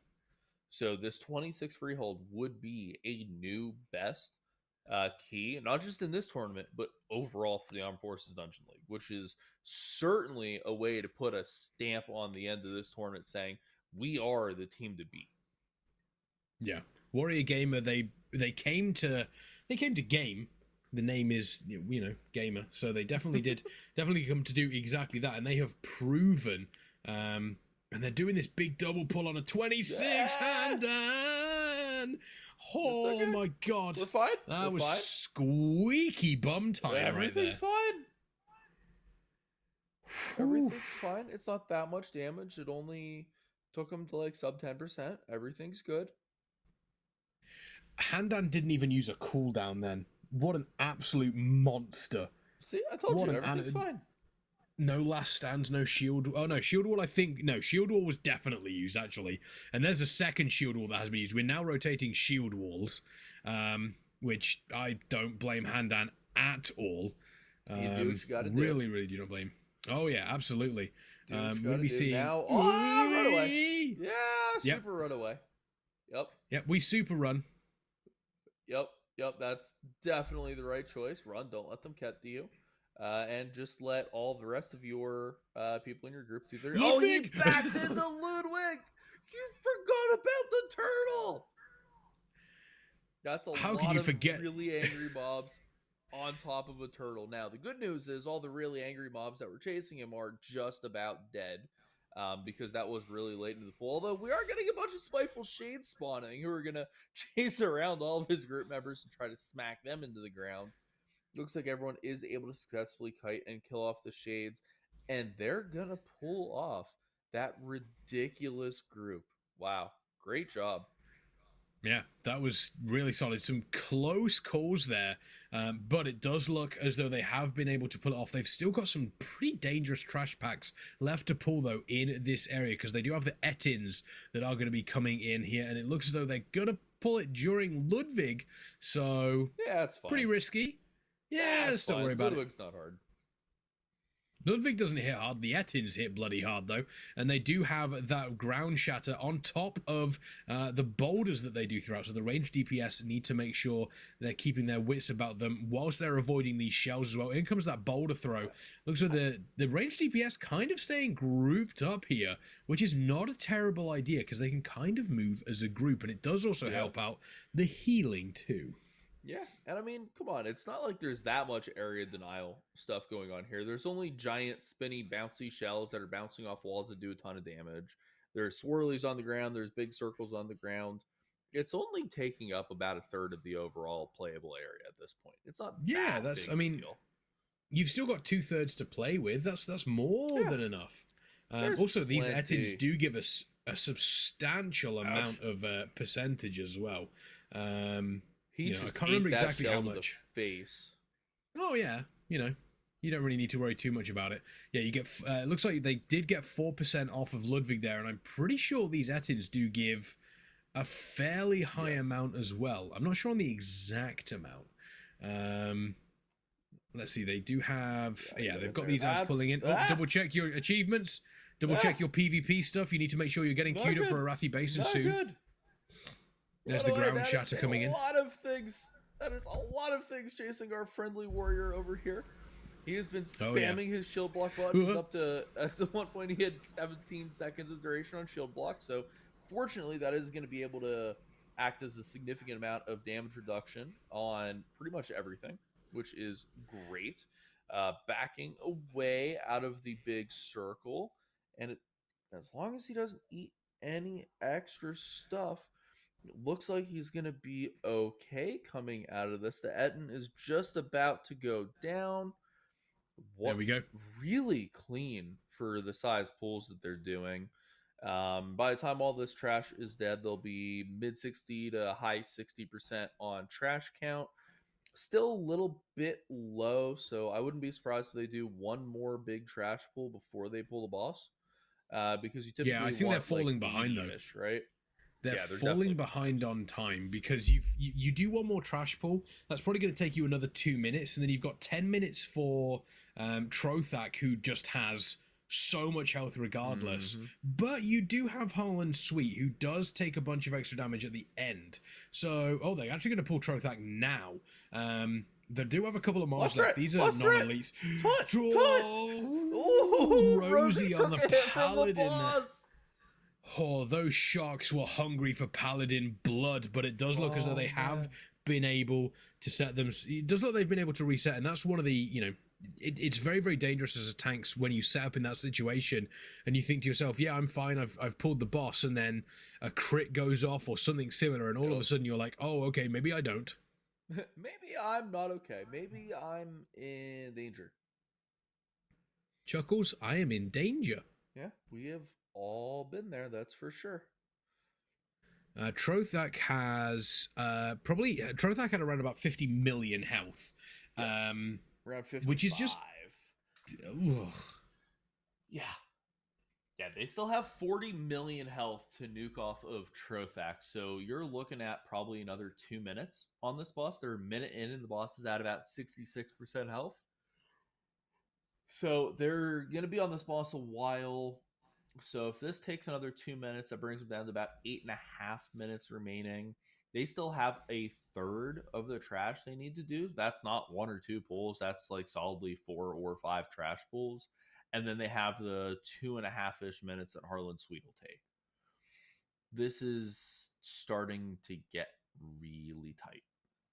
Yeah, this is, well, it's not only getting tight, but also I think, I don't want to say impossible, because, you know, anything is possible if you believe. But unfortunately, time is one of those things that you can't really do much to change. It's a fairly constant thing in our reality.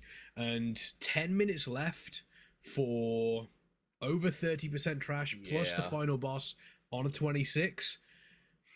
That is, I think that might be... That's a really big ask. I think you're going to have to get some extra evoker buffs going. Can they just invite another 22 evokers? That would help. That would absolutely make life easier. Help. Oh, give me that, actually. What they want to do... No, here's what I want. I want all the dungeons to be massively buffed, but remove the fact that you can't go in as a raid. Who doesn't want to do 15-man freehold? I am totally okay doing freehold with 10 evokers just spamming all of their augmentation stuff on me. I'm cool with that. Just 20 evokers on you, and that is it. Looks like we got freehold versus freehold. New Zealand Defense Force, they are going into a 23 right now, which would be very, very nice for them. And I, you know, as a final hurrah here, because we are under 30 minutes left here on the final day, the championship day of the AFDL Summer Clash. And, I mean, what are we looking at on the side of Warrior Gamer right now? We're looking at probably, I mean, they've got 8.5 minutes left. I don't know how they pull this off. I really don't. You're gonna have to do such an absurd pull right here, but you don't have Lust, so it's not like you can pull 3 groups plus Yetin and Lust it. So they only do 2 groups here, which according to the weak aura is just shy of 10% trash. So this will bring them to about 77%. You still have 23% trash to go in 8 minutes on top of a boss. Now, if I remember correctly, the kind of groups right before the boss comes out to be maybe 16-ish%. So something like that, yeah. So that means you have to get to 84. So you have to do this, and you have to do another pool almost this big. You're going to have to do another entire group of little guys with an Etten over here. And like we talked about, those Ettins have a lot of health, and it is a 26 fortified. So those Ettins are going to take a long time to kind of whittle down their health pools. I mean, if you wanted to potentially save time, this is super dangerous, but you pull the Ettin and just go across the bridge. You pull the Ettin, you go across the bridge, you pull the Ettin in with the group that you're going to be doing over there, or they're just going to ignore it. And lust it? I mean, I wouldn't lust it personally, but what are they? They're just going straight across. Are they just going to raw do the? They're just going to raw do the groups over here. I don't know if that's going to give them enough percentage. Yeah, I don't think that's 23%. I really unless their thought process is it's easier for us to get to Harlan Sweet and kill that, and then maybe find because realistically, if they get a decent count on their percentage, they don't have to do a complete pack. It could only be one mob out of a pack that will give them what they need. So maybe they're thinking there are 2 trash pulls up here you don't typically do. There's the group that's the Pat, and then there's the other group that's just all the way to the furthest point on the right hand side. So those are 2 groups you don't typically do, which should put you at enough trash. But now we're going backwards. Now we're running the wrong direction. unless they're running to go, someone's going to go and grab the Etin, and they're going to pull the Etin in. That's a mistake. That's a huge mistake there. The res immediately coming out, but that's going to cost them 5 seconds. How costly is that 5 seconds going to be on the grand scheme of this? They did not have a lot of time left, and now they've lost the one thing they cannot lose right now, and that is time. They do still have 5.5 minutes left. It is doable, but it is so tight for them. They have to go towards the boss now. I think we're getting just a little bit too tight here. It looks like they have pulled the Pat group here, the officer with a couple of Mastiffs.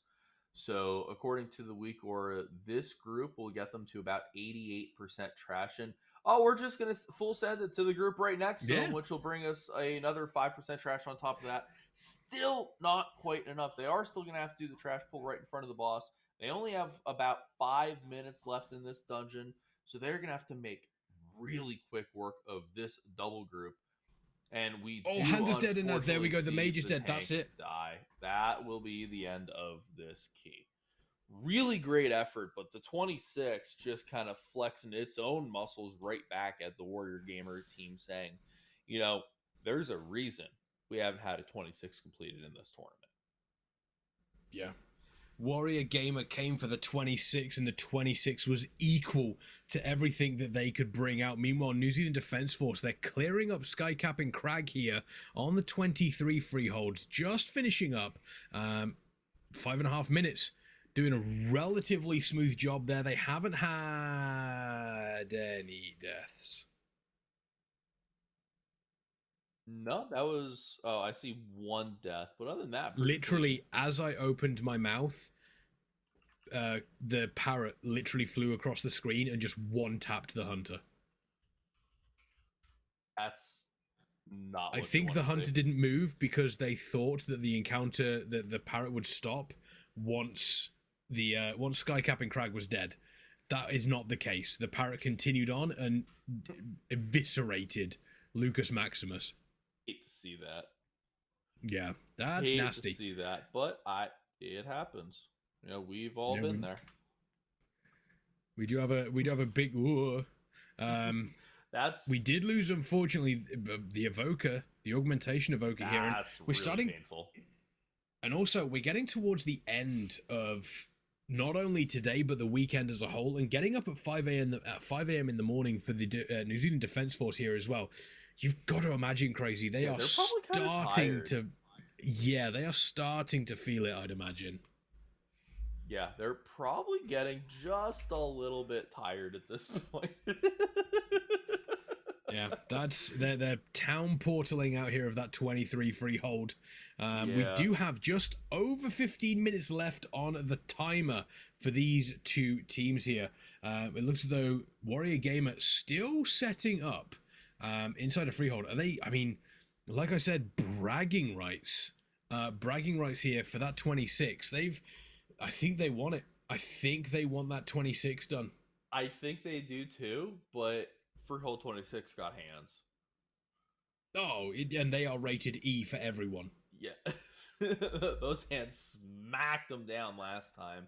It's a big ask. It really, really is. Even on Tournament Realm, even with, full best in slot gear, 26 is a really big key. And, the fact of the matter is, this is the end. This is the 5th hour on day 3. This is literally 15 hours of gameplay into this competition. Yep. So I think at this point, all of the teams are going to be feeling some level of fatigue. It is hard to have yourself just on and in it and playing to the highest level you possibly can for 3 hours for like a typical raid night that we do. 5 hours is a really long day. But to go 5 hours and 5 hours and 5 hours, 3 days in a row in a competition setting where everything that you're doing is being live streamed and being analyzed and being watched, and you're trying to do everything as perfect as you can, and you're trying to compete for the first place prize, eventually that's going to set in. Now, we do actually see both teams starting their freehold keys at almost exactly the same time. The primary difference, of course, being that Warrior Gamer's team is doing it on the 26th level. whereas our friends from New Zealand are only doing it on a 23. I say only because it is 3 key levels down, but 23 still is nothing to sneeze at. It is still like, did they go splat that quick? Yeah, it just immediately did he charge in and immediately die? Yep, he charged in, immediately died, and then it was, well, time to turn round. That was painful. That was, yeah. Damn, Freehold 26 got hands. Yeah, that 26 Freehold fighting back pretty hard. Oh, they accidentally used potions. Okay. They accidentally used potions. All right. I got it. So New Zealand Defence Force, though, their opening pull goes a lot smoother. They're continuing through now. Ducky Bear Cow, obviously the brother of Man Bear Pig, doing a great job in keeping these mobs. And I've got to say, over the whole weekend, I think one of the highlights for me has been the tanks that we've seen out of these teams. Handan Ducky Bear Cow has been fantastic. Epic on the side of Goats and Glory, all doing incredible jobs. And the augmentation of Voka has really been buffing their damage as well. Yeah, we've seen the tanks really being major contributors, like 100k overall in a lot of the dungeons. It's definitely been a major contributing factor to kind of pick up the slack for the damage that the evokers aren't actually doing themselves. Yeah, it is nice to see. I mean, maybe, hopefully, the Blizzard will buff the damage of augmentation evokers, sitting pretty low on those meters. Although on the side, the damage meters aren't working at the moment on the side of New Zealand Defence Force. I'm not sure what's happening. Nobody's doing any damage. Do you think the augmentation evoker actually started doing damage, and so they're hiding it just to make sure Blizzard doesn't see? Ooh, maybe. We got some secret damage tech going on. That might be it. It might be secret tech. I love the term secret tech. Whenever somebody says that, they're like, "Oh, we've got some secret tech coming up," and it's just, and you think to yourself, "Oh, it's going to be really interesting," and it's just one person sat on a rock in a different space, sitting on the little rock in Fenrir's room where they can't jump to you. Yeah, exactly. It's one of those things where you're like, "Oh, secret tech is going to be really important." It isn't like, "Oh no, I'm just stood slightly to the left, slightly on the left of where you normally stand, and it will cause one like ability to bug and not work, and you're like, oh, that was it." Yeah, it always something little like that. Does look like they are turning on details for us, although the boss spawns right on top of them while he's trying to fix details. I was gonna say, Skycrapping Crag just landed and just went, "Me hearty," and then we went from it. Do you know what Skycrapping Crag's favorite letter is? Arr. No, 'tis the C.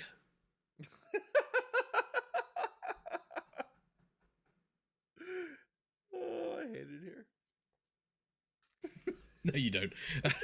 Yeah, we are seeing New Zealand Defence Force. They are going to continue to push against Skycap and Crag here. They definitely want to be taking... They want to be taking this dungeon, I think, as a final little... the final hurdle for them. Complete this 23 freehold. Make sure that their points total is looking as high as they possibly can. They have started this dungeon before the timer runs out. We are just over 10 minutes left here on the final day of the AFDL Summer Clash. And my word, we have seen some incredible action over the entirety of this weekend. The keys have been fantastic. Crazy, I've got to ask you, out of all the keys that we have seen so far, which one was your favourite? Was it maybe the Brackenhide Hollow, maybe the Neltharus, or could it be the Freehold that we're seeing right now? No, I just like Freehold. Just like Freehold? I'm just real simple. I just want to hang out in Freehold, kind of walk around, have this nice, big, open, friendly dungeon where the mobs try to punch you in the face, and they just don't most of the time, and everything's fine until you get to 26, and then they grow hands. I like this place. I love Freehold. What about you? That's a tough call. I like all of the dungeons, but But I'll be honest, I'm a sucker for Neltharis.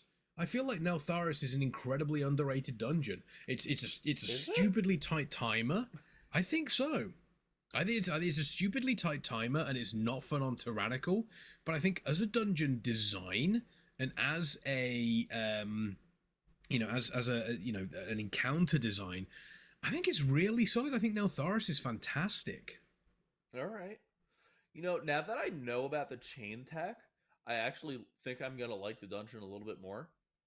Just because that helps speed it up. It helps you get to do some kind of ridiculous pulls. And I like when there's different stuff like that, just to mix it up, keep things fun. But, the dungeon's just really long. I don't think Neltharis is necessarily that long per se. It's just more the encounters inside of it, and also not only the encounters inside of it, but I think the layout doesn't help, because you have to go, on Warrior Gamer side, we just saw we saw Deucen there just get absolutely deleted by Shark. Not having a good time. He takes the battle res into a goop puddle, runs out of the goop puddle, and gets hit by a volcanic on the way out. The guy is straight up not having a good time. He just tore Deucen in half. We have seen, speaking of being torn in half, we do have the healer down on the side of New Zealand Defence Force right now. Misfits, the Shaman.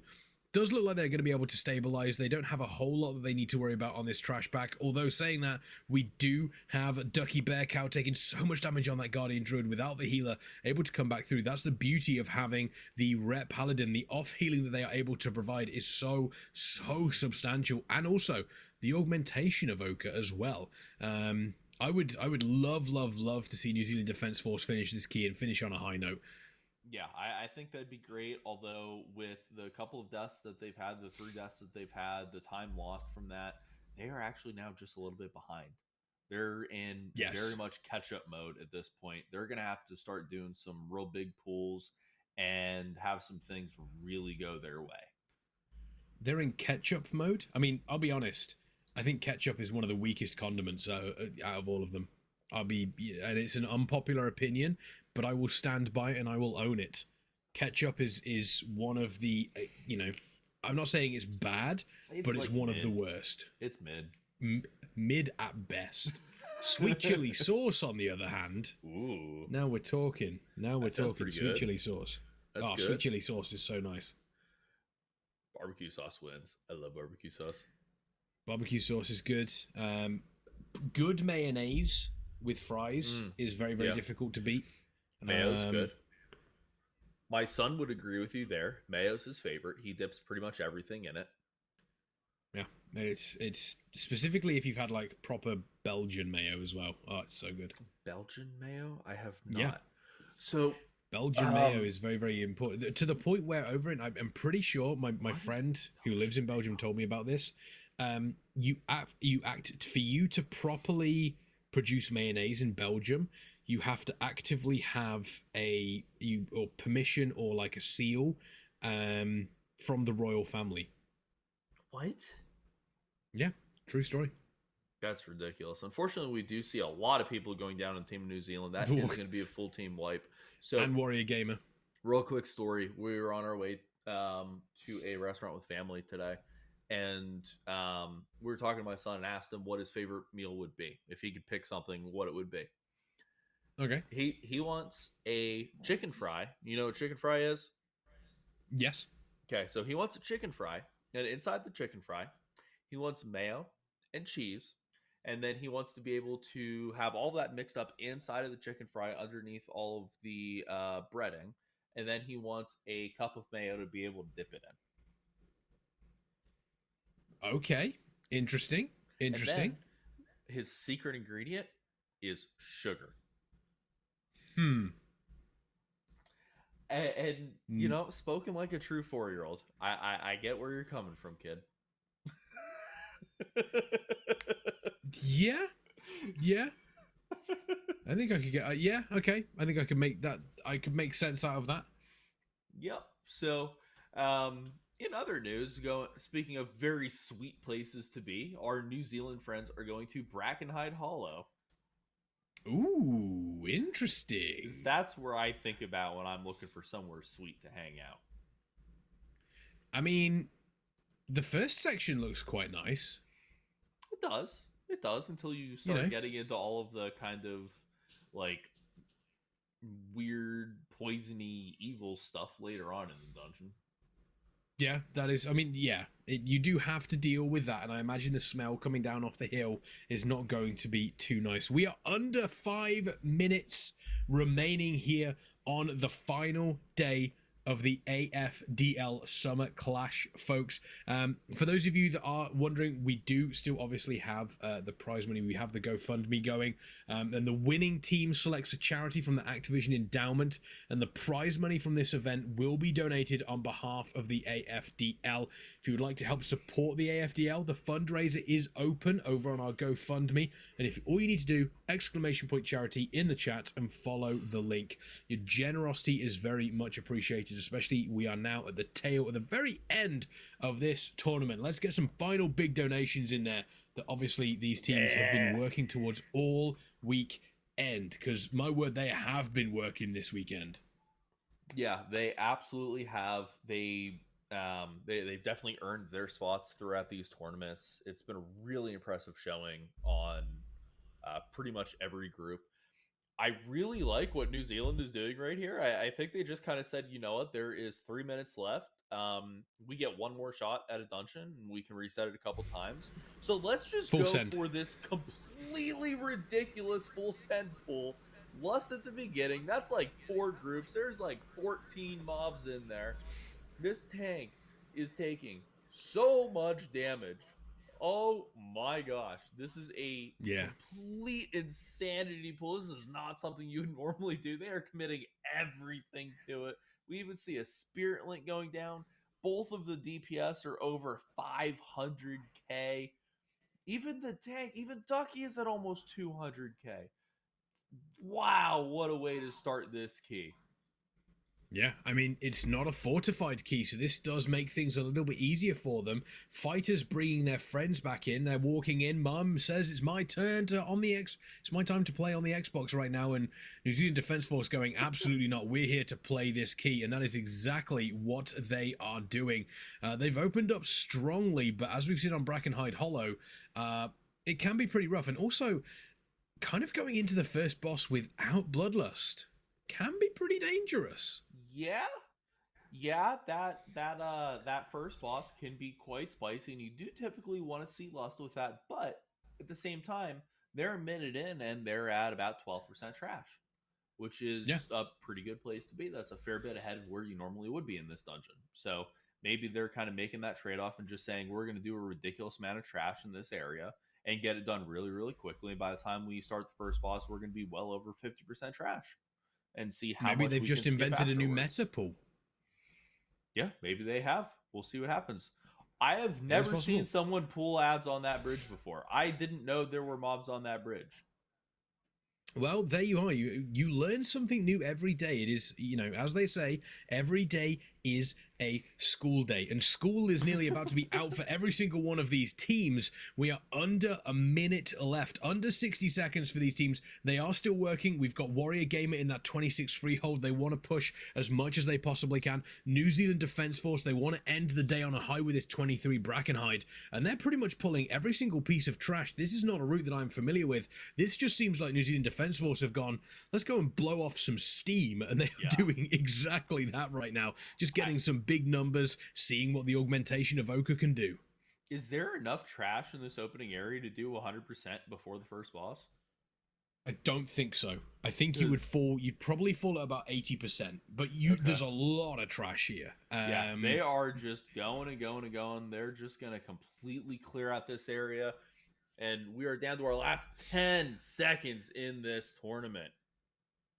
Yeah, we've got less than 5 seconds left here. The timer is hitting 0, and that does mean, boom. ladies and gentlemen, Ding, ding, ding, everybody in between, your winners of the AFDL Summer Clash are Warrior Gamer. What an absolute performance they put on over this weekend. We said at the start, Crazy, the fact that they were practicing throughout their lead up to this on the tournament realm shows that they were trying to make a point, and I think they've absolutely done that with their performance this weekend. Yeah, they really did. They were a solid step ahead of the other teams pretty much right from the start. I mean, at the end of the first day, most of the teams had done 20s for everything, except for Warrior Gaming, who had done 23s across the board. They finished 9 points ahead on the first day, and they never really gave away that lead. They held on to that lead pretty much through. Every time a new dungeon came out, they'd end up taking the best time. They have the best time or not the best time, but the highest key completed in all 5 dungeons. And if that's not a commanding performance, I don't know what is. Yeah, you can see there across the board, nothing lower than a 23, and the only team to do a 25 so far this weekend. They did finish on a points total of 119. Just behind them, New Zealand Defence Force on 110, Goats at Glory in third place at 102, and Regiment Gaming didn't give up at all throughout the weekend, pulling in a score of 82.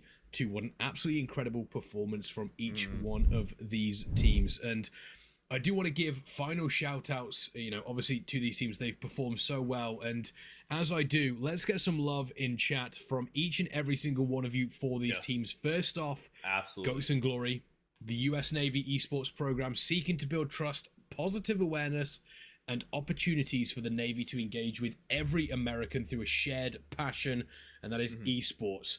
Goats and Glory, they are focused on training and competing with esports teams across the country as an essential part of the Navy's mission. Let's get some GGs, let's get some love, let's get some respect for US Navy Goats and Glory, and I'm excited to see their future here, Crazy. Yeah, absolutely. I think with a little bit more practice time between now and whatever the next tournament they get to compete in is, they're going to be able to really push themselves a little bit further, try to close the gap between them and where the New Zealand Defence Force was, where the Warrior Gaming team was. And I think their next tournament, we're going to see a really, really impressive showing out of them. Yeah, absolutely. And talking of impressive showings out of teams, let's get some love for Regiment Gaming, folks. It is America's largest military gaming community, founded in 2020 with the explicit mission of uniting veterans, service members, and dependents of the U.S. Armed Forces through the power of gaming. Remember, folks, you are not alone. The regiment has got your 6. And, they not getting quite to the levels that we were seeing out of the other teams over the weekend, but you've got to say their morale and the fact that they were enjoying their time, they were joking constantly in comms. Again, this is an experience they won't forget, and I definitely think we're going to see them in the future, and they are going to be a team to watch. Yeah, and they were the team that probably had to fight through the most to get as good a weekend as what they had. They had a number of changes to the roster. They had a number of last-minute things come up. They essentially had a different group of 5 people every day. They had 1 or 2 people changed out pretty much every day, whereas the other teams had pretty much just the same consistent 5 people every day. So they really fought for every single point that they got, and it ended up being a really impressive showing.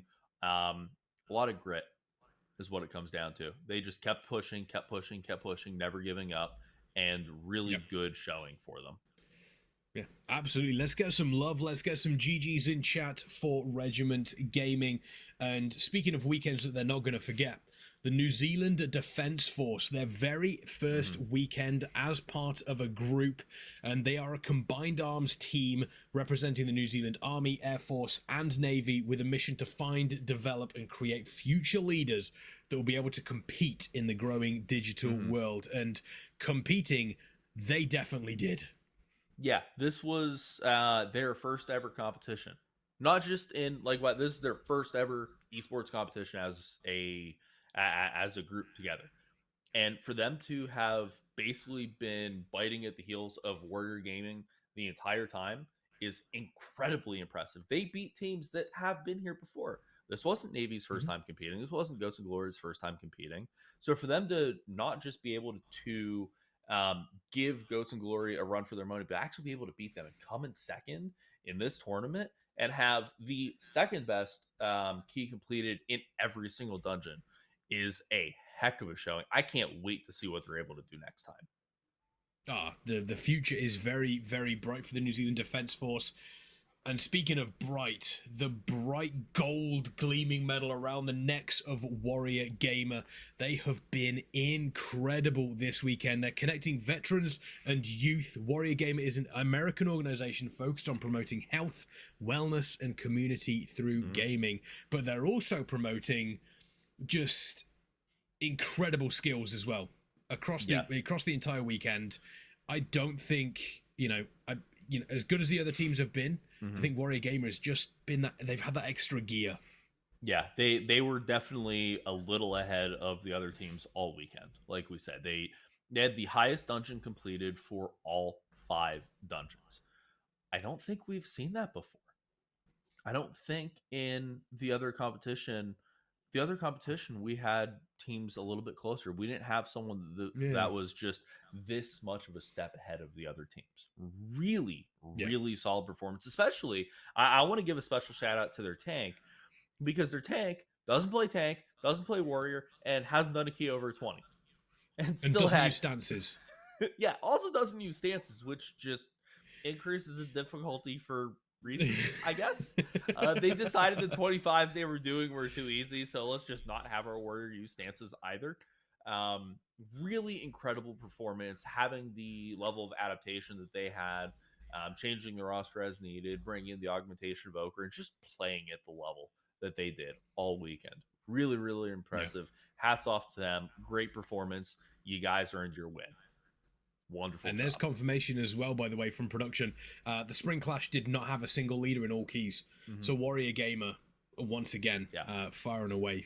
So our teams have been incredible all weekend. A final shout out to our partners as well, production partners, Chaos Creative and Raider.io, who featured us on the front page all weekend. And they're going to have some of the participants featured on the front page tomorrow and Tuesday. So make sure you are checking that out, Raider.io.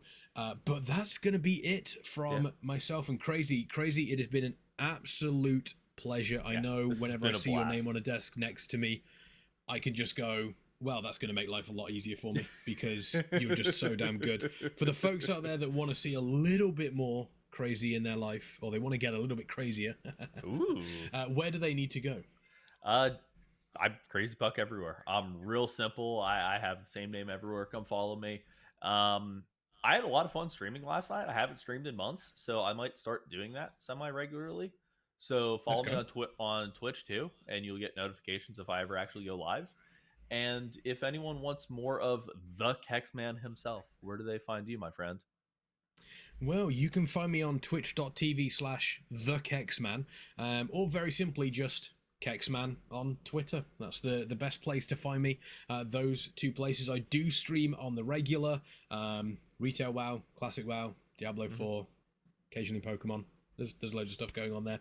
I do want to give a huge shout out as well. Chat, every single person in chat right now, let's get some love for the production team as well. Dr. Jones, Hothead, Marielia doing incredible work. Let's get some love for those folks as well. Without them, me and Crazy wouldn't have had that opportunity. But that is it for the AFDL Summer Clash. But make sure you folks are following AFDL_events on social media. You're following this channel so you know exactly when the next one happens. From myself, from Crazy, from AFDL, thank you for joining us. We'll see you folks for the Fall Clash. Bye, friend.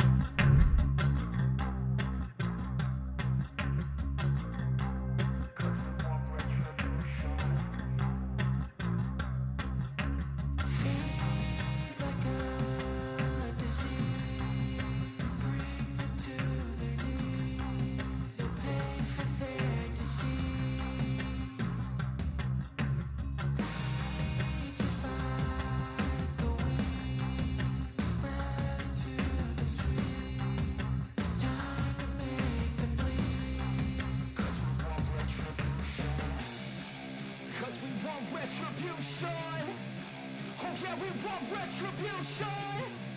Oh yeah, we want retribution.